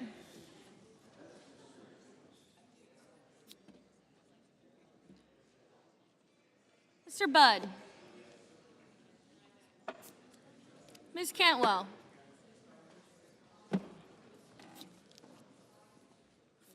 Mrs. Capito. Mr. Cassidy.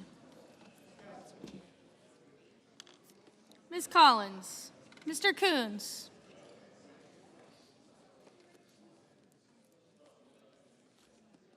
Mr. Cornyn. Ms. Cortez Masto. Mr. Cotton. Mr. Kramer.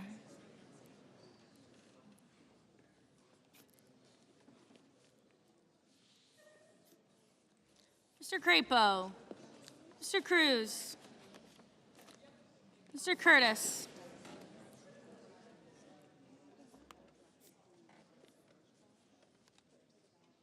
Mr. Daines. Ms. Duckworth.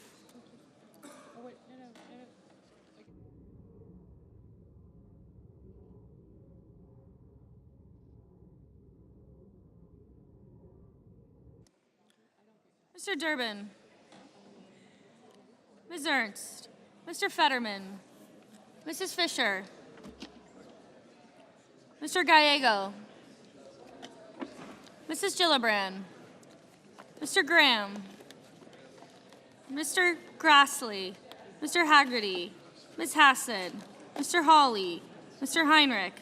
Mr. Hickenlooper. Ms. Hirono.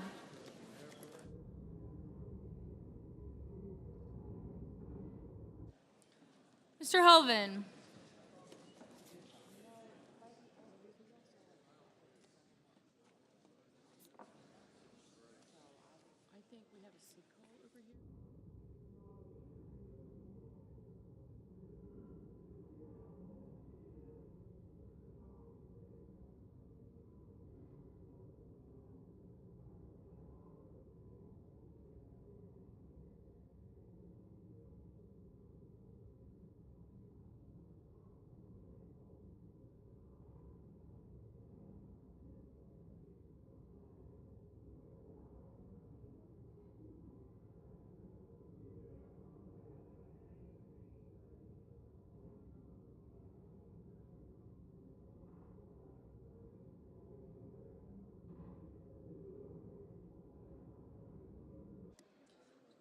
Mr. Husted.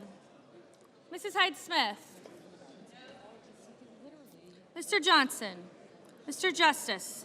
Mr. Kane. Mr. Kelly. Mr. Kennedy. Mr. Kim. Mr. King.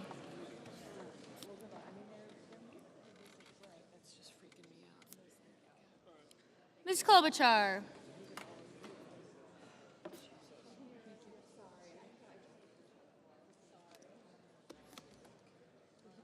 Mr. Langford. Mr. Lee. Mr. Lujan. Ms. Lummis. Mr. Markey. Mr. Marshall. No.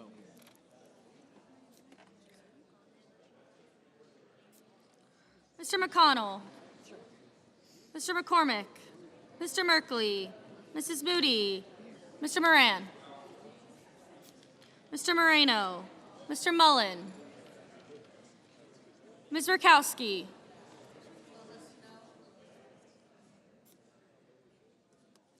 Mr. Murphy. Mrs. Murray. Mr. Ossoff. Mr. Padilla. Mr. Paul. Mr. Peters. Mr. Reed. Mr. Ricketts. Mr. Risch. Ms. Rosen. Mr. Rounds. Mr. Sanders. Mr. Schatz. Mr. Schiff. Mr. Schmidt. Mr. Schumer. Mr. Scott of Florida. Mr. Scott of South Carolina. Mrs. Shaheen. Mr. Sheehy. Ms. Slotkin. Ms. Smith.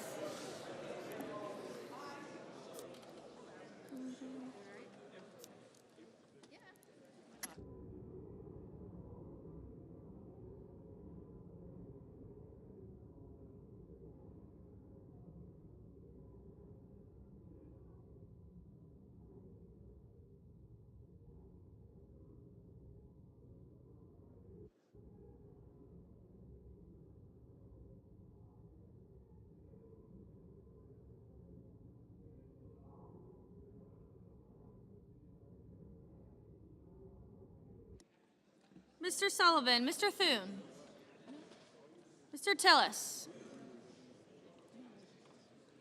Mr. Tuberville, Mr. Van Hollen, Mr. Warner, Mr. Warnock, Ms. Warren, Mr. Welch, Mr. Whitehouse, Mr. Wicker, Mr. Wyden, Mr. Young.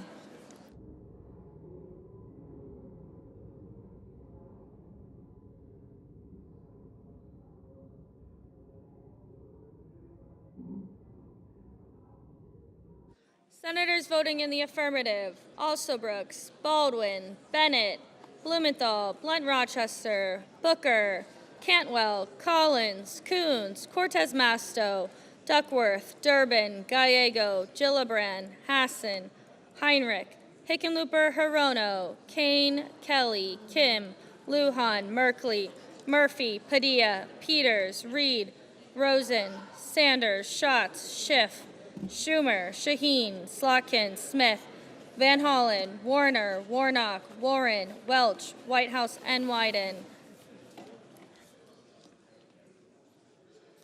Senators voting in the negative: Banks, Barrasso, Blackburn, Bozeman, Budd, Capito, Cassidy, Cornyn, Cotton, Kramer, Cruz, Curtis, Daines, Ernst, Fisher, Grassley, Haggerty, Hawley, Hoven, Husted, Hyde-Smith, Johnson, Justice, Kennedy, Langford, Lee, Lummis, Marshall, McCormick, Moody, Moran, Moreno, Mullen, Paul, Ricketts, Risch, Rounds, Schmidt, Scott of Florida, Scott of South Carolina, Sheehy, Sullivan, Thune, Tillis, Tuberville, Wicker, and Young.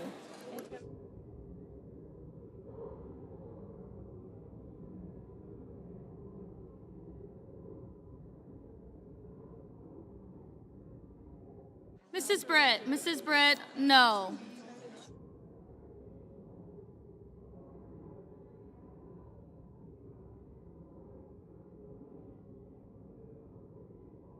Mr. Graham, no.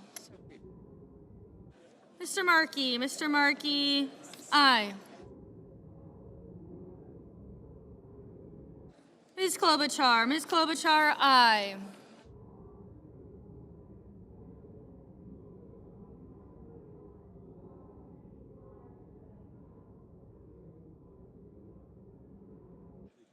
Mr. Ossoff, aye.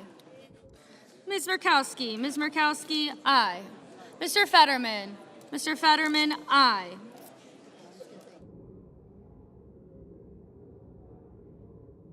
Mr. King, aye.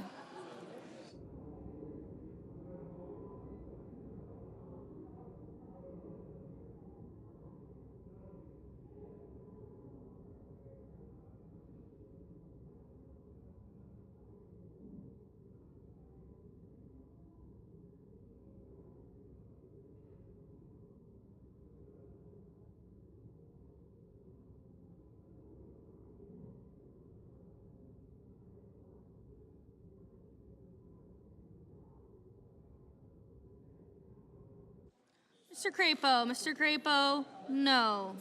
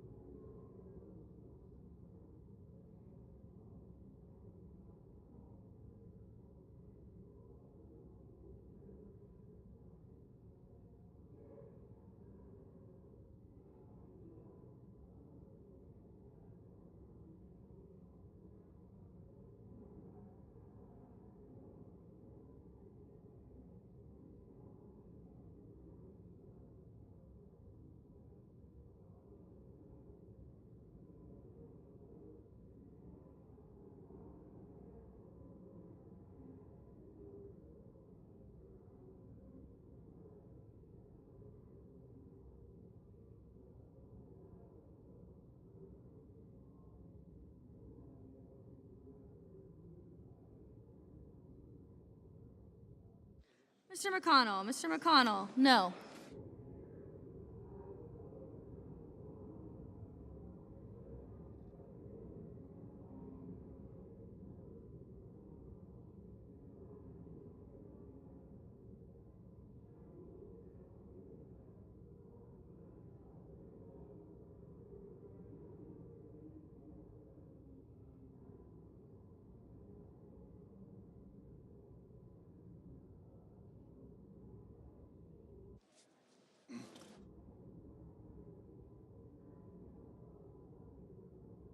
On this vote, the yeas are 48, the nays are 51, and this amendment is not agreed to.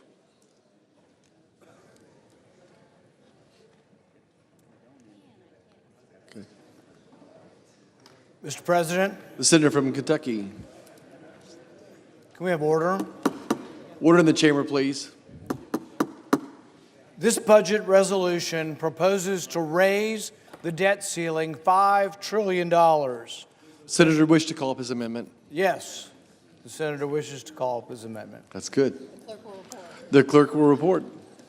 The senator from Kentucky, Mr. Paul, proposes amendment number 1760 to amendment number 1717.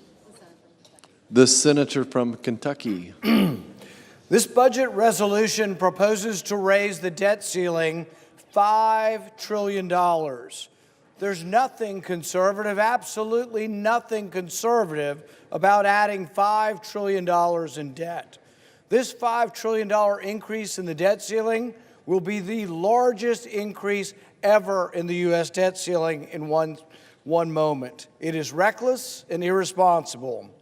President Trump and DOJ are aggressively finding things to cut, but the big spenders in Congress don't want to make these cuts permanent.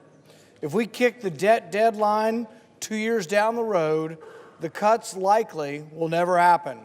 I propose that we cap the debt limit so that we take 3 months to ensure that the cuts are real, then address the debt limit alongside the new cuts. I ask for a yes vote on my amendment. Mr. President, Senator from Wyoming. I rise to oppose the amendment. I support the Senate Republican budget resolution. Senate budget resolution extends the debt limit into 2027. The American people want to cut reckless Washington spending. They want their government to be more effective and more efficient. That's what our Senate Republican budget resolution delivers. Therefore, I urge my colleagues to vote no on this amendment. The question is on the amendment. Is there a sufficient second? There appears to be. The clerk will call the roll. Ms. Alsobrooks.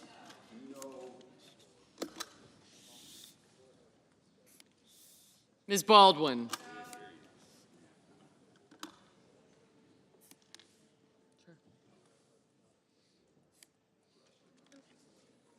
Mr. Banks.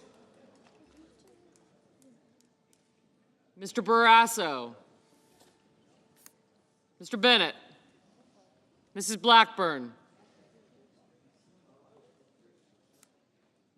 Mr. Blumenthal. Ms. Blunt-Rochester.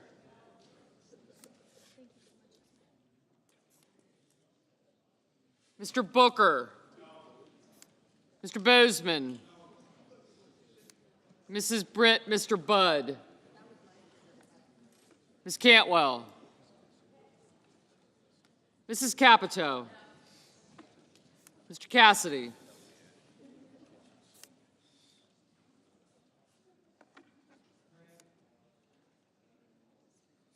Ms. Collins. Mr. Coons.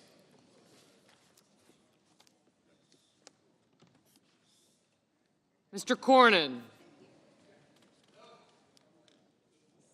Ms. Cortez Masto. Mr. Cotton. Mr. Kramer. Mr. Crapo. Mr. Cruz. Mr. Curtis.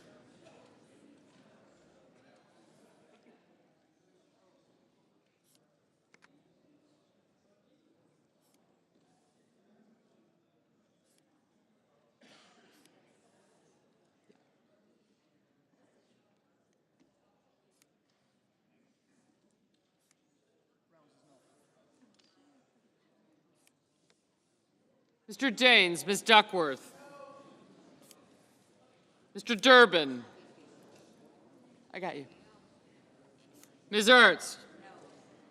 Mr. Fetterman, Mrs. Fisher.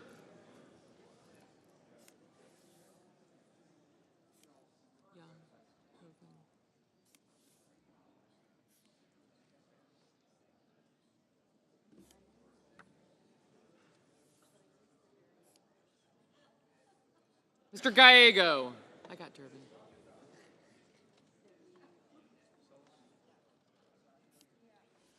Mrs. Gillibrand.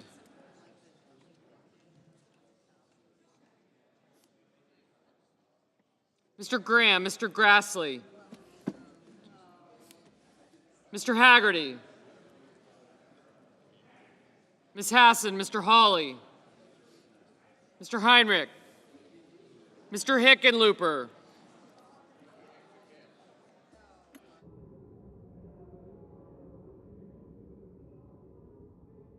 Ms. Hirono. Mr. Mr. Hoven, Mr. Husted.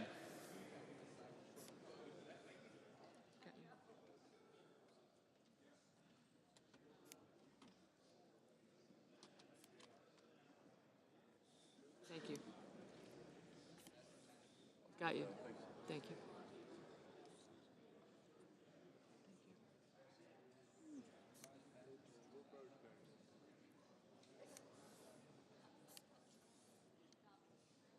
Mrs. Hyde-Smith. Mr. Johnson. Mr. Justice, Mr. Kane. Mr. Kelly. Mr. Kennedy. Mr. Kim. Mr. King. Ms. Klobuchar. Mr. Lankford. Mr. Lee. Mr. Lujan. Ms. Lummis. Mr. Markey. Mr. Marshall. Mr. McConnell, Mr. McCormick, Mr. Merkley, Mrs. Moody. Mr. Moran. Mr. Marino. Mr. Mullen, Ms. Murkowski. Mr. Murphy. Mrs. Murray, Mr. Ossoff. Mr. Padilla. Mr. Paul.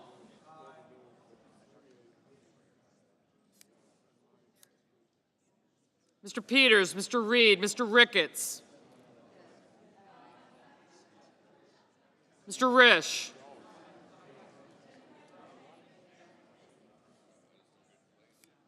Ms. Rosen, Mr. Rounds, Mr. Sanders. Mr. Schatz. Mr. Schiff. Mr. Schmidt. Mr. Schumer.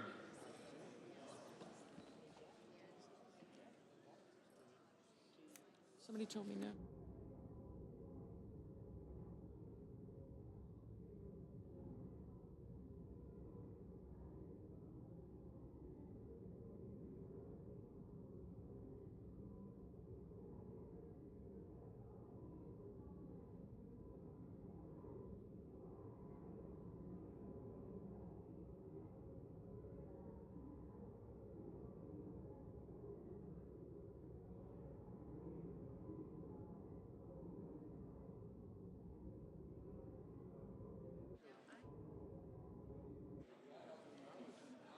Mr. Scott of Florida, Mr. Scott of South Carolina, Mrs. Shaheen, Mr. Sheehy,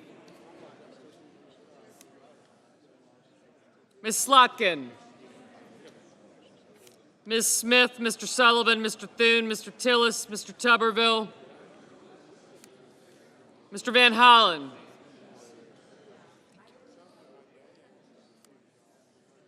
Mr. Warner, Mr. Warnock, Ms. Warren, Mr. Welch,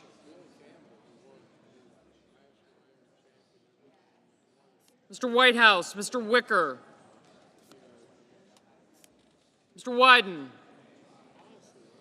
Mr. Young,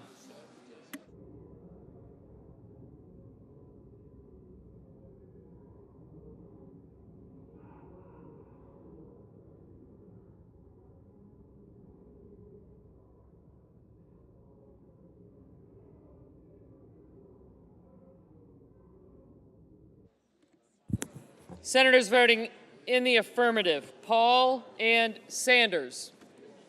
Senators voting in the negative, also Brooks, Baldwin, Barrasso, Blunt Rochester, Booker, Bozeman, Britt, Cantwell, Capito, Cassidy, Collins, Cornyn, Cortez Masto, Cotton, Kramer, Crapo, Daines, Duckworth, Durbin, Ernst, Fetterman, Fisher, Gallego, Gillibrand, Graham, Hassan, Heinrich, Hickenlooper, Hirono, Hoven, Husted, Johnson, Justice, Kennedy, Kim, King, Lankford, Lujan, Lummis, Markey, Marshall, McConnell, McCormick, Merkley, Moody, Moran, Marino, Mullen, Ossoff, Padilla, Peters, Reed, Ricketts, Risch, Rosen, Rounds, Schumer, Scott of South Carolina, Shaheen, Sheehy,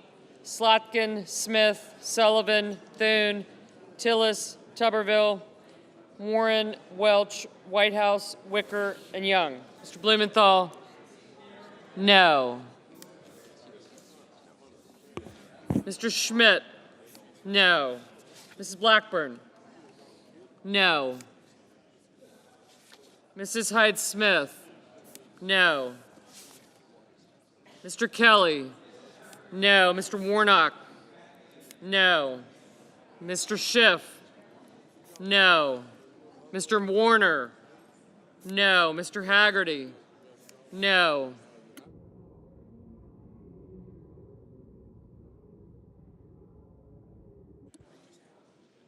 Mr. Hawley, no. Ms. Murkowski, no. Mr. Banks, no. Bennett, no.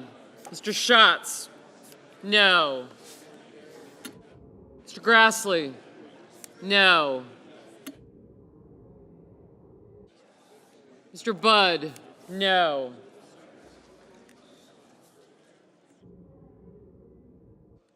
Mr. Cruz, no.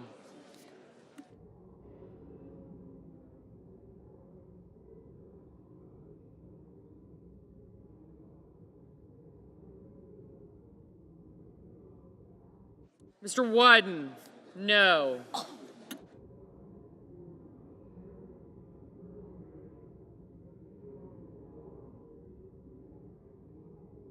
Mr. Scott of Florida, no.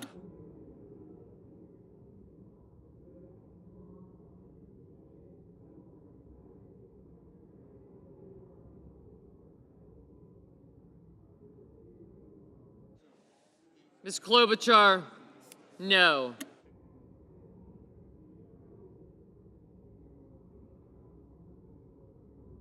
Mr. Kane, no.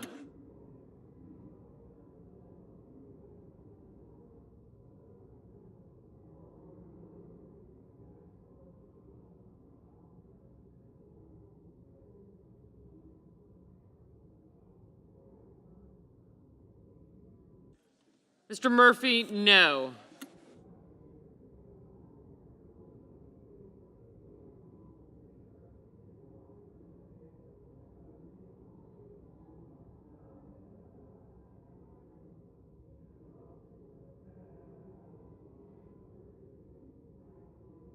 Mr. Coons, no.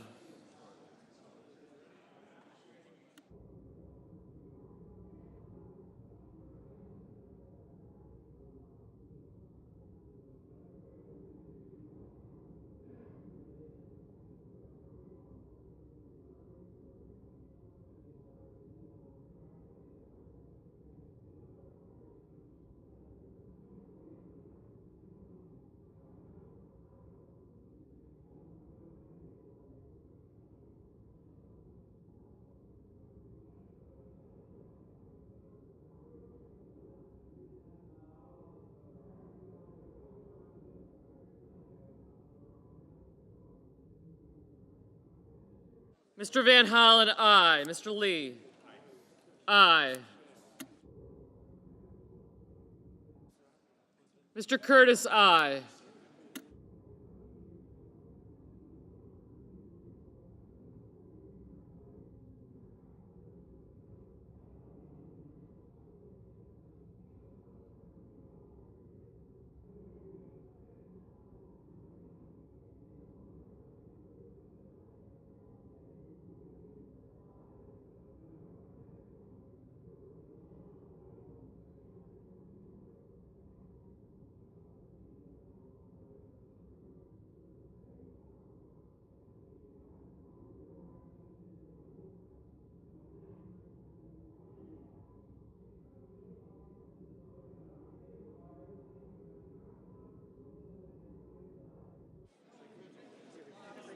Agreed to. Thank you.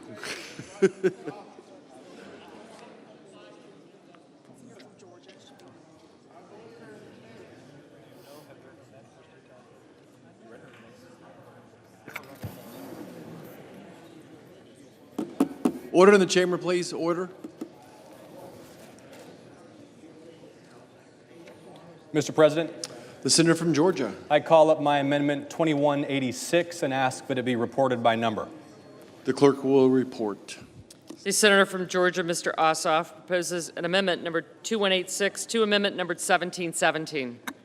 Mr. President, this amendment will reverse Elon Musk's cuts to the Social Security Administration. And before it is denied this is happening, today yet another mass firing was reported when service quality is already in a tailspin. Phone services are being terminated. Offices are being closed. Seniors are waiting on hold for hours. Office managers manning the phones because receptionists are fired. The website crashing, repeatedly under strain. Mr. Musk calls Social Security a Ponzi scheme, but refuses to testify before Congress. I know he's rich and powerful, but where are the subpoenas? American seniors deserve transparency. Now, Secretary Lutnick said his mother-in-law wouldn't complain if she missed a Social Security check. Order in the chamber, please. Maybe that's because her son-in-law is a billionaire. But Georgia seniors don't have that luxury. Support this amendment. Stand with America's seniors over the richest man in the world. Thank you, Mr. President. Mr. President. Senator from Idaho. Mr. President, first of all, I think everybody knows that the reconciliation bill cannot deal with adjustments to the Social Security Trust Fund. As to efforts to try to deal with the management of the Social Security Administration, I recommend that what we do is to confirm the President's nominee to run the Social Security Administration, who stated to our committee in his hearing that he was going to be focused on making sure that the Social Security worked efficiently and effectively so that it delivered the proper benefits to all beneficiaries. That's what we ought to do, is to expeditiously move President Trump's nominee to be the next administrator of the Social Security Administration. The senator from Georgia. How much time is remaining? 2 seconds. I ask for the yeas and nays. Is there a sufficient second? There appears to be. The clerk will call the roll. Ms. Alsobrooks.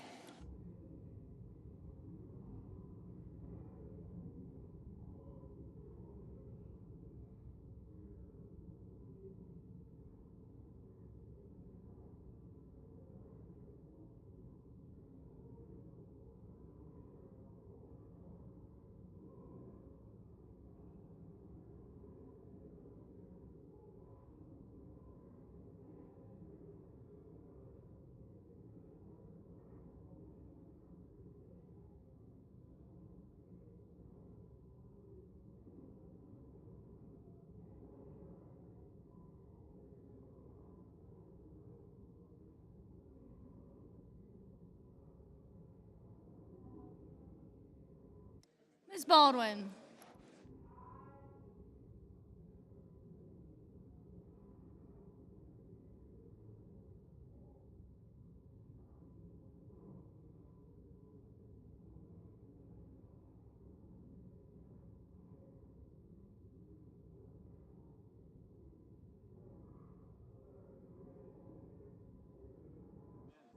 Mr. Barrasso, Mr. Bennett. Mrs. Blackburn. Mr. Blumenthal. Ms. Blunt-Rochester.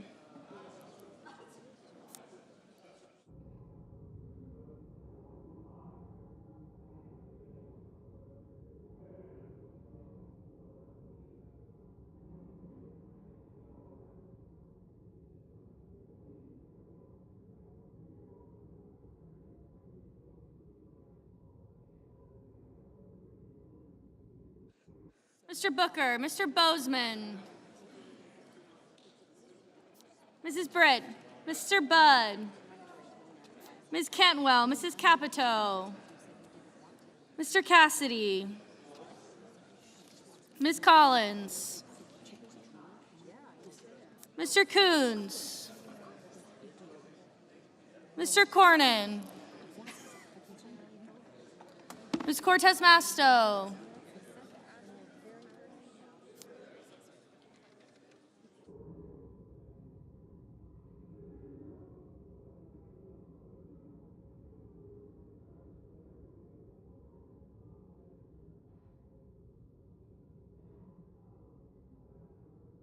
Mr. Cotton.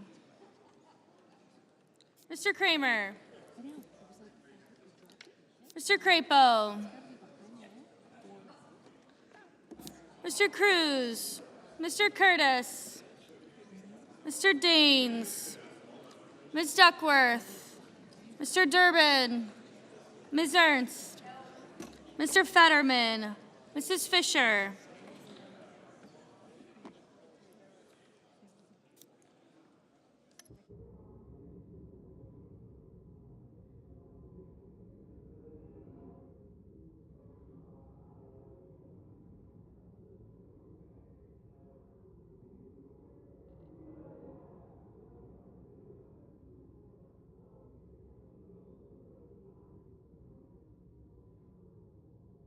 Mr. Gallego, Mrs. Gillibrand, Mr. Graham, Mr. Grassley, Mr. Haggerty, Ms. Hassan, Mr. Hawley, Mr. Heinrich, Mr. Hickenlooper, Ms. Hirono, Mr. Hoven, Mr. Husted, Mrs. Hyde-Smith,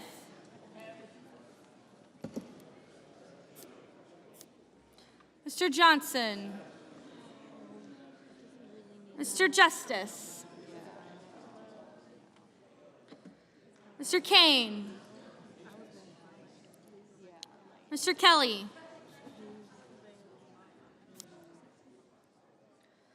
Mr. Kennedy, Mr. Kim, Mr. King, Ms. Klobuchar,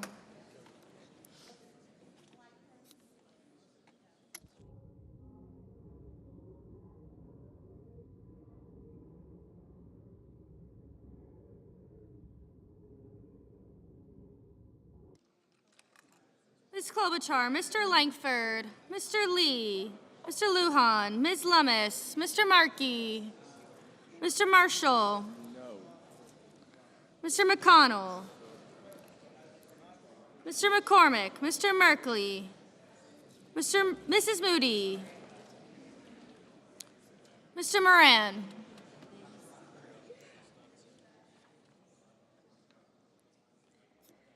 Mr. Moreno, Mr. Mullen,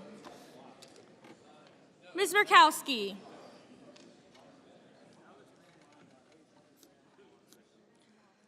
Mr. Murphy, Mrs. Murray, Mr. Ossoff, Mr. Padilla, Mr. Paul, Mr. Peters, Mr. Reed, Mr. Ricketts, Mr. Risch, Ms. Rosen, Mr. Sanders, Mr. Schatz, Mr. Schiff, Mr. Schmidt, Mr. Schumer, Mr. Scott of Florida, Mr. Scott of South Carolina, Mrs. Shaheen,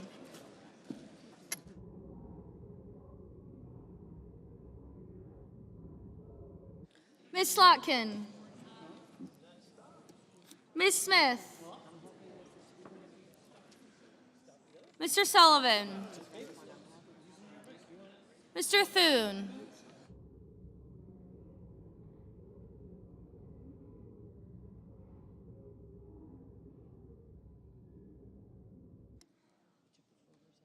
Mr. Tillis, Mr. Tuberville, Mr. Van Hollen, Mr. Warner, Mr. Warnock, Ms. Warren,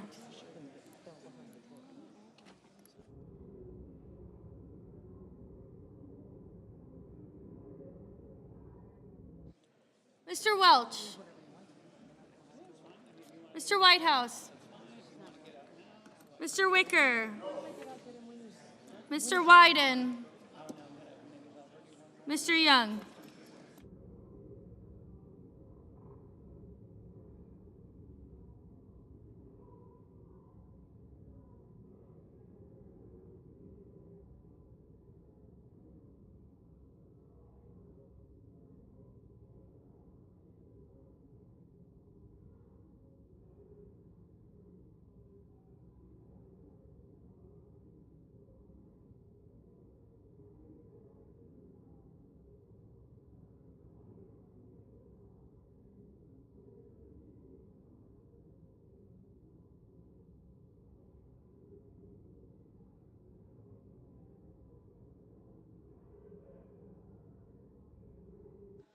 Senators voting in the affirmative: Alsobrooks, Baldwin, Bennett, Blumenthal, Blunt-Rochester, Booker, Cantwell, Collins, Coons, Cortez Masto, Duckworth, Durbin, Fetterman, Gallego, Gillibrand, Hickenlooper, Kane, Kelly, Kim, King, Lujan, Merkley, Murkowski, Murphy, Ossoff, Padilla, Peters, Reed.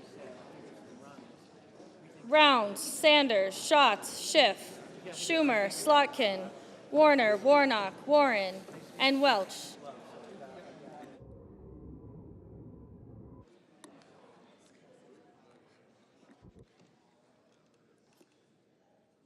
Senators voting in the negative: Ms. Hirono, aye. Mrs. Shaheen, aye.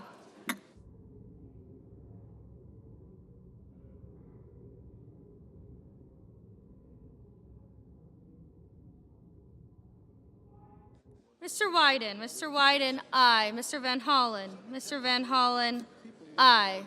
Mr. Markey, aye. Senators voting in the negative: Banks, Barrasso, Blackburn, Bozeman, Britt, Budd, Capito, Cassidy, Coons, Cotton, Kramer, Crapo, Cruz, Curtis, Daines, Ernst, Fisher, Graham, Grassley, Haggerty, Hawley, Husted, Heidsmith, Johnson, Kennedy, Langford, Lee, Lummis, Marshall, McCormick, Moody, Moran, Moreno, Mullen, Paul, Ricketts, Rounds, Schmidt, Scott of South Carolina, Tillis, Wicker, and Young. Mr. Whitehouse, aye.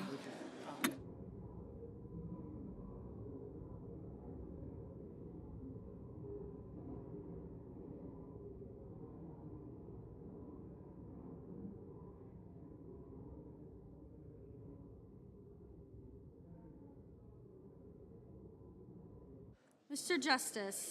Justice, no. Mr. Tuberville, no.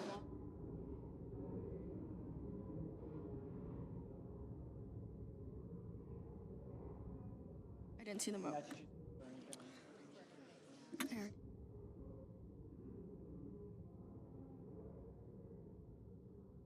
Ms.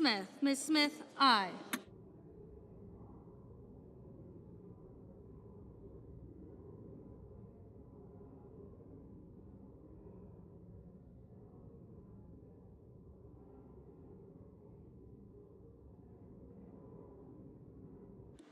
Ms. Rosen, aye. Mr. McConnell, no.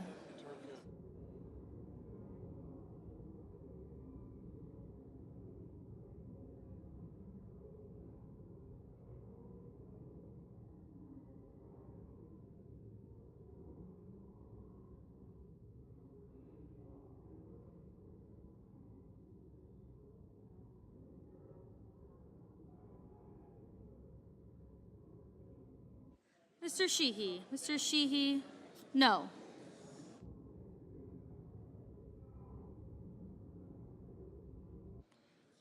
Mr. Thune, no.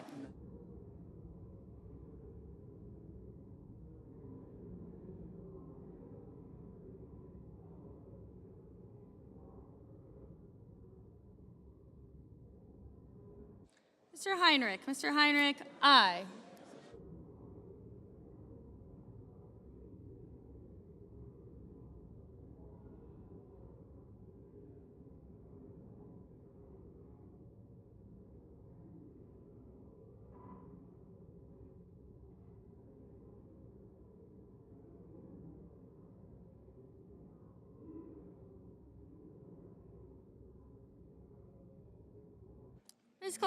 Ms. Klobuchar, aye.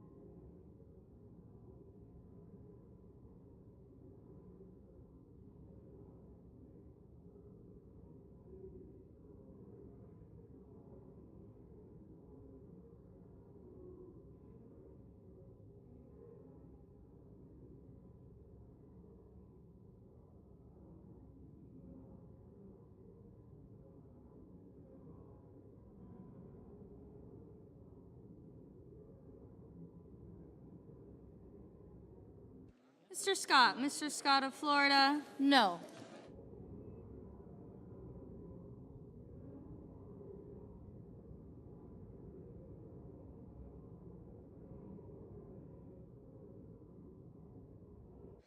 Mr. Risch, no.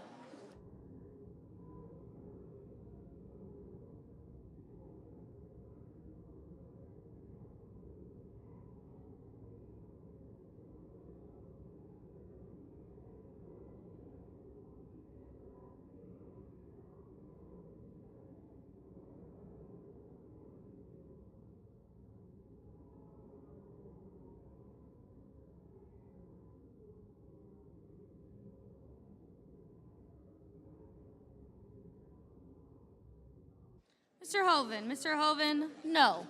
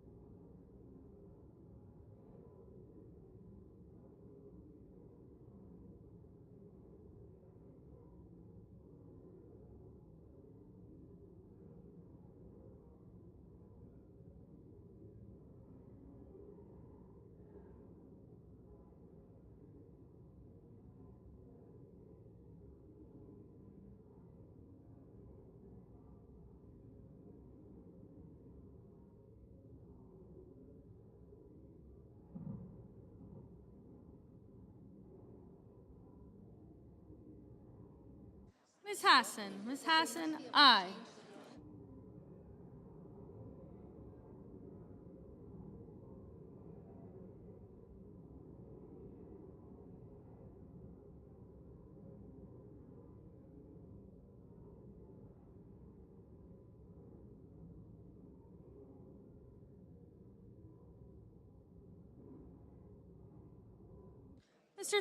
Mr. Sullivan, aye.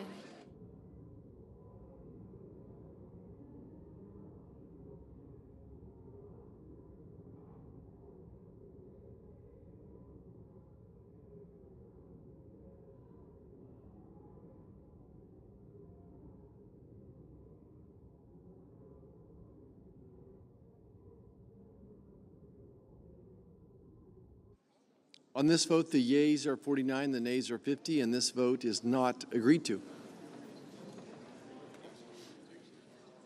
Whew.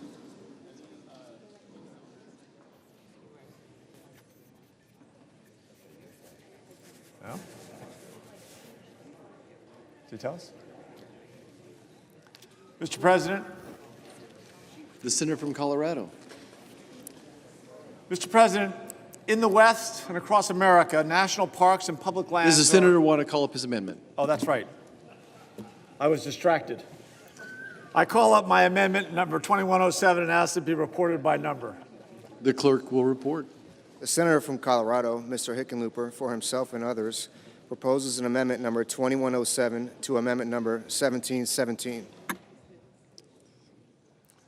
Mr. President, in the West and across America, national parks and public lands are our pride and joy. They're also a huge part of our economy. In Colorado, public lands power a $17 billion outdoor recreation economy, which employs more than 132,000 Coloradans. Recently, the Trump administration has taken aim at our national parks and other public lands. They've illegally fired thousands of people who were responsible for wildland mitigation, for habitat conservation, for outdoor recreation management, among other things.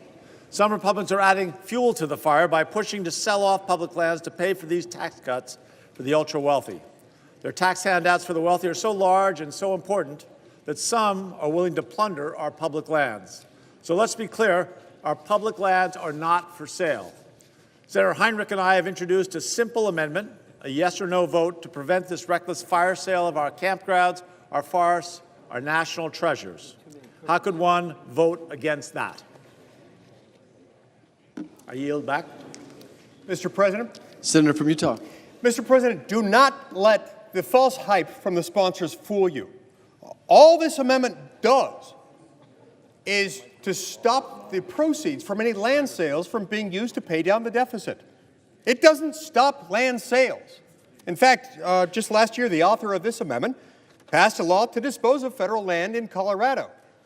If you're from a state like mine, where the federal government owns 2/3 of the land, it restricts our ability to do anything, everything, develop land, build houses, which we desperately need, even to fund our schools, our search and rescue, our police services. And all of a sudden we're told that when land sales occur, as they routinely do, we cannot use that to pay down our $36 trillion debt.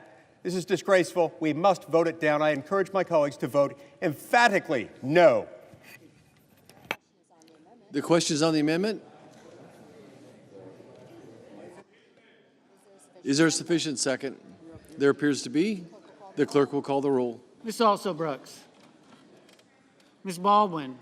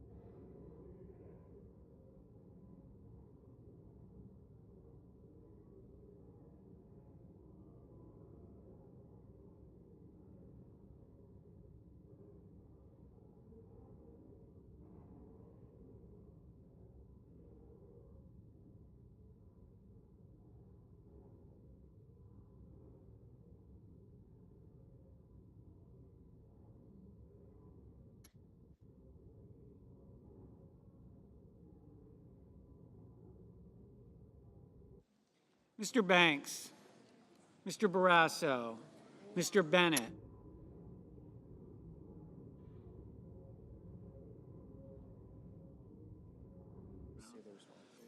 Mr. Bennett, Mrs. Blackburn.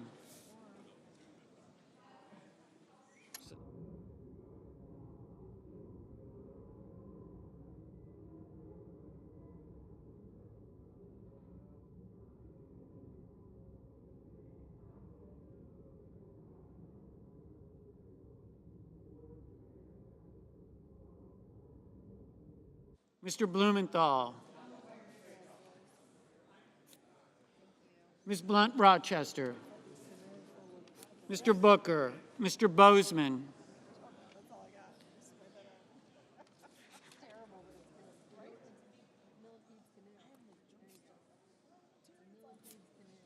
Mrs. Brett. Mr. Budd. Ms. Cantwell.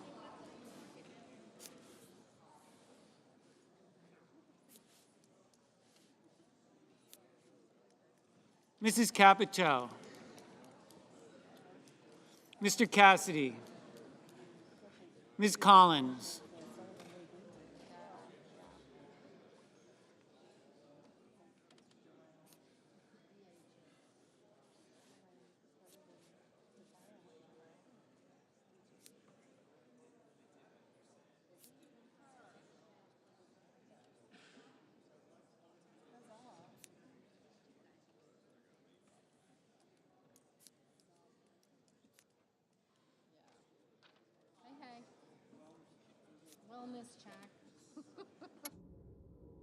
Mr. Coons, Mr. Cornyn, Ms. Cortez Masto, Mr. Cotton, Mr. Kramer, Mr. Crapo, Mr. Cruz, Mr. Curtis, Mr. Daines, Ms. Duckworth, Mr. Durbin, Ms. Ernst, Mr. Fetterman, Mrs. Fisher, Mr. Gallego, Mrs. Gillibrand, Mr. Graham, Mr. Grassley, Mr. Haggerty, Ms. Hassan, Mr. Hawley, Mr. Heinrich, Mr. Hickenlooper, Ms. Hirono, Mr. Hoven, Mr. Husted, Mrs. Hyde-Smith, Mr. Johnson, Mr. Justice, Mr. Kane, Mr. Kelly, Mr. Kennedy, Mr. Kim, Mr. King, Ms. Klobuchar, Mr. Lankford, Mr. Lee, Mr. Lujan, Ms. Lummis, Mr. Markey, Mr. Marshall, Mr. McConnell, Mr. McCormick, Mr. Merkley,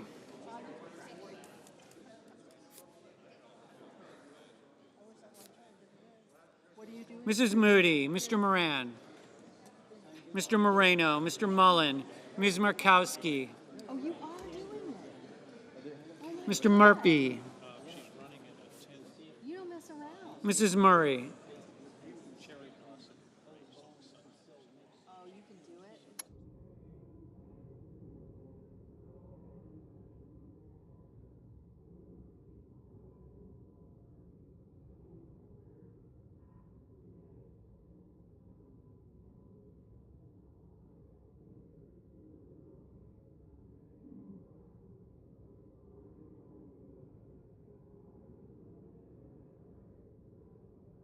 Mr. Ossoff, Mr. Padilla, Mr. Paul, Mr. Peters,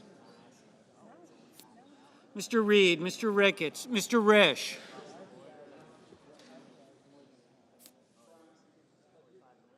Ms. Rosen, Mr. Rounds, Mr. Sanders, Mr. Schatz, Mr. Schiff, Mr. Schmidt,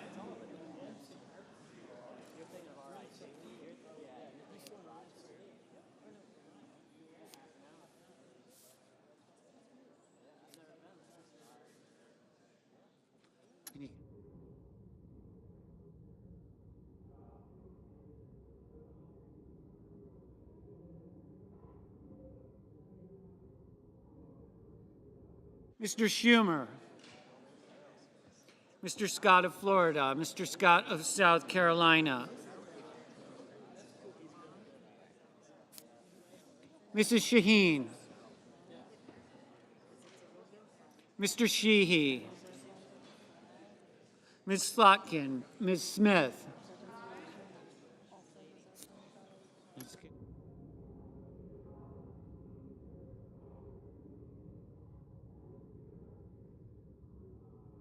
Mr. Sullivan, Mr. Thune,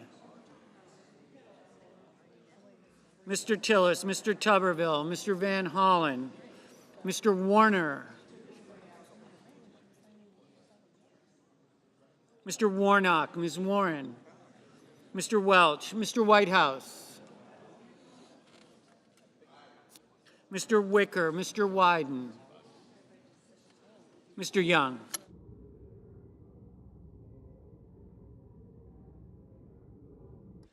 Senators voting in the affirmative: Also Brooks, Baldwin, Bennett, Blumenthal, Blunt Rochester, Booker, Cantwell, Coons, Cortez Masto, Duckworth, Durbin, Fetterman, Gallego, Gillibrand, Hassan, Heinrich, Hickenlooper, Hirono, Kane, Kelly, Kim, King, Klobuchar, Lujan, Merkley, Ossoff, Peters, Reed, Rosen, Sanders, Schatz, Slotkin, Smith, Warnock, Welch, Whitehouse. Mr. Padilla, aye. Mr. Murphy, aye. Mr. Markey, aye. Senators voting in the negative: Banks, Barrasso, Blackburn, Bozeman, Britt, Budd, Capito, Collins, Cornyn, Cotton, Kramer, Crapo, Curtis, Ernst, Fisher, Graham, Hoven, Husted, Hyde-Smith, Johnson, Justice, Kennedy, Langford, Lummis, Marshall, McConnell, McCormick, Moody, Moreno, Mullen, Murkowski, Hall, Ricketts, Risch, Rounds, Scott of Florida, Scott of South Carolina, Sullivan, Tillis, Tuberville, Wicker, Young. Mr. Cruz, no. Mr. Wyden, aye. Mr. Moran. Mr. Moran, no. Mr. Grassley, no. Mr. Thune, no. Mr. Schiff, aye. Ms. Warren, aye.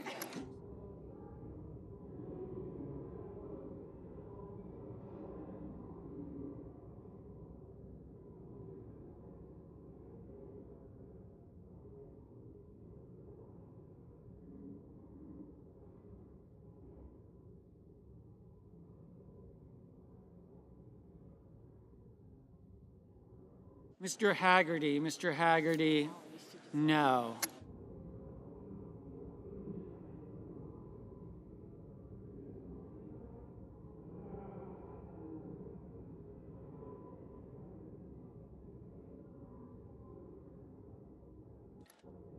Mrs.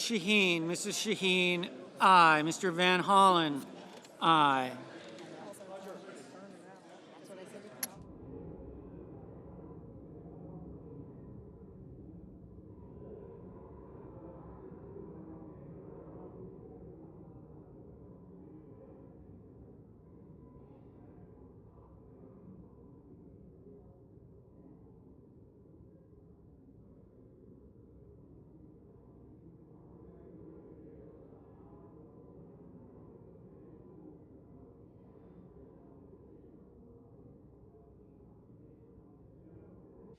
Mr. Lee, no.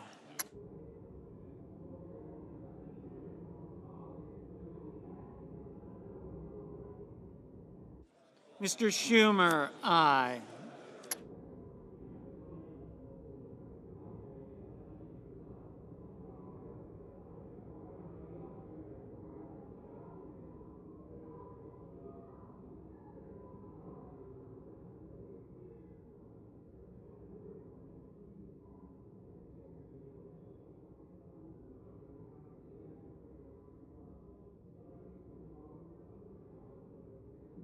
Mr. Hawley, no. Mr. Warner, aye. Mr. Schmidt, no.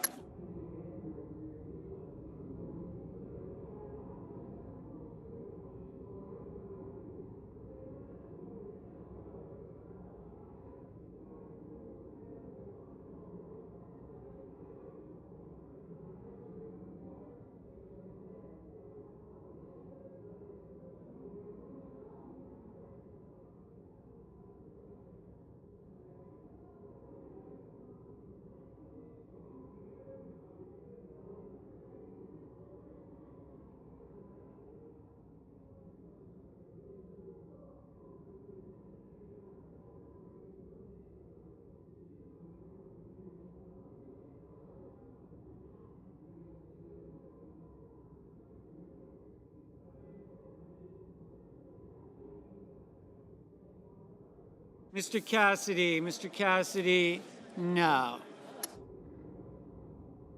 Mr. Daines, aye.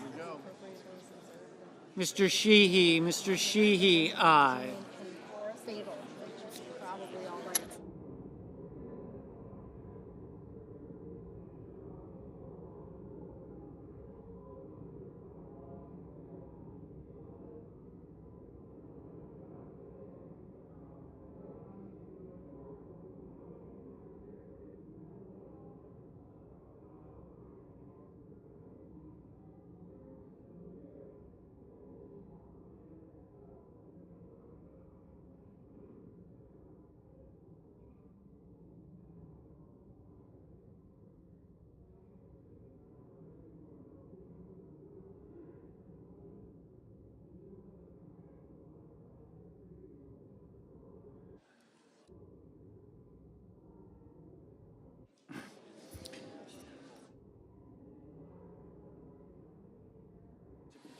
The yeas are 48, the nays are 51. The amendment is not agreed to.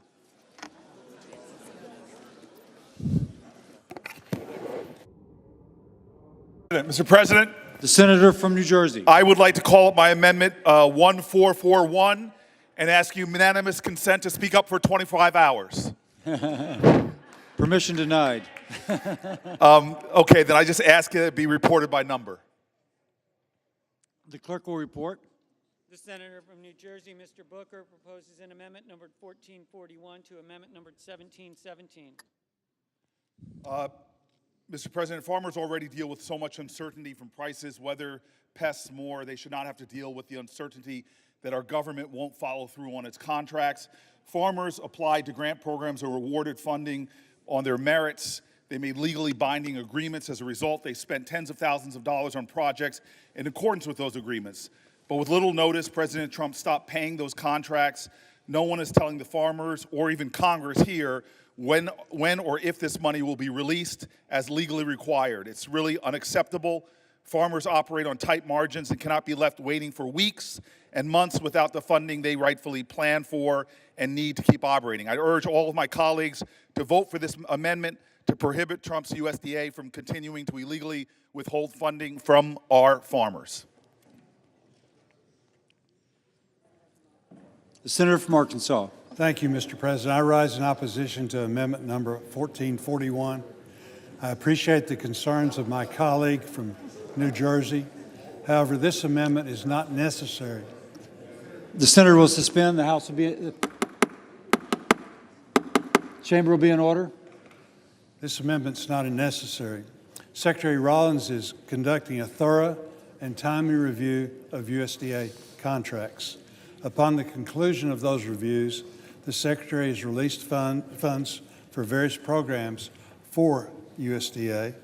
It is a standard practice for new administrations to come in, review contracts,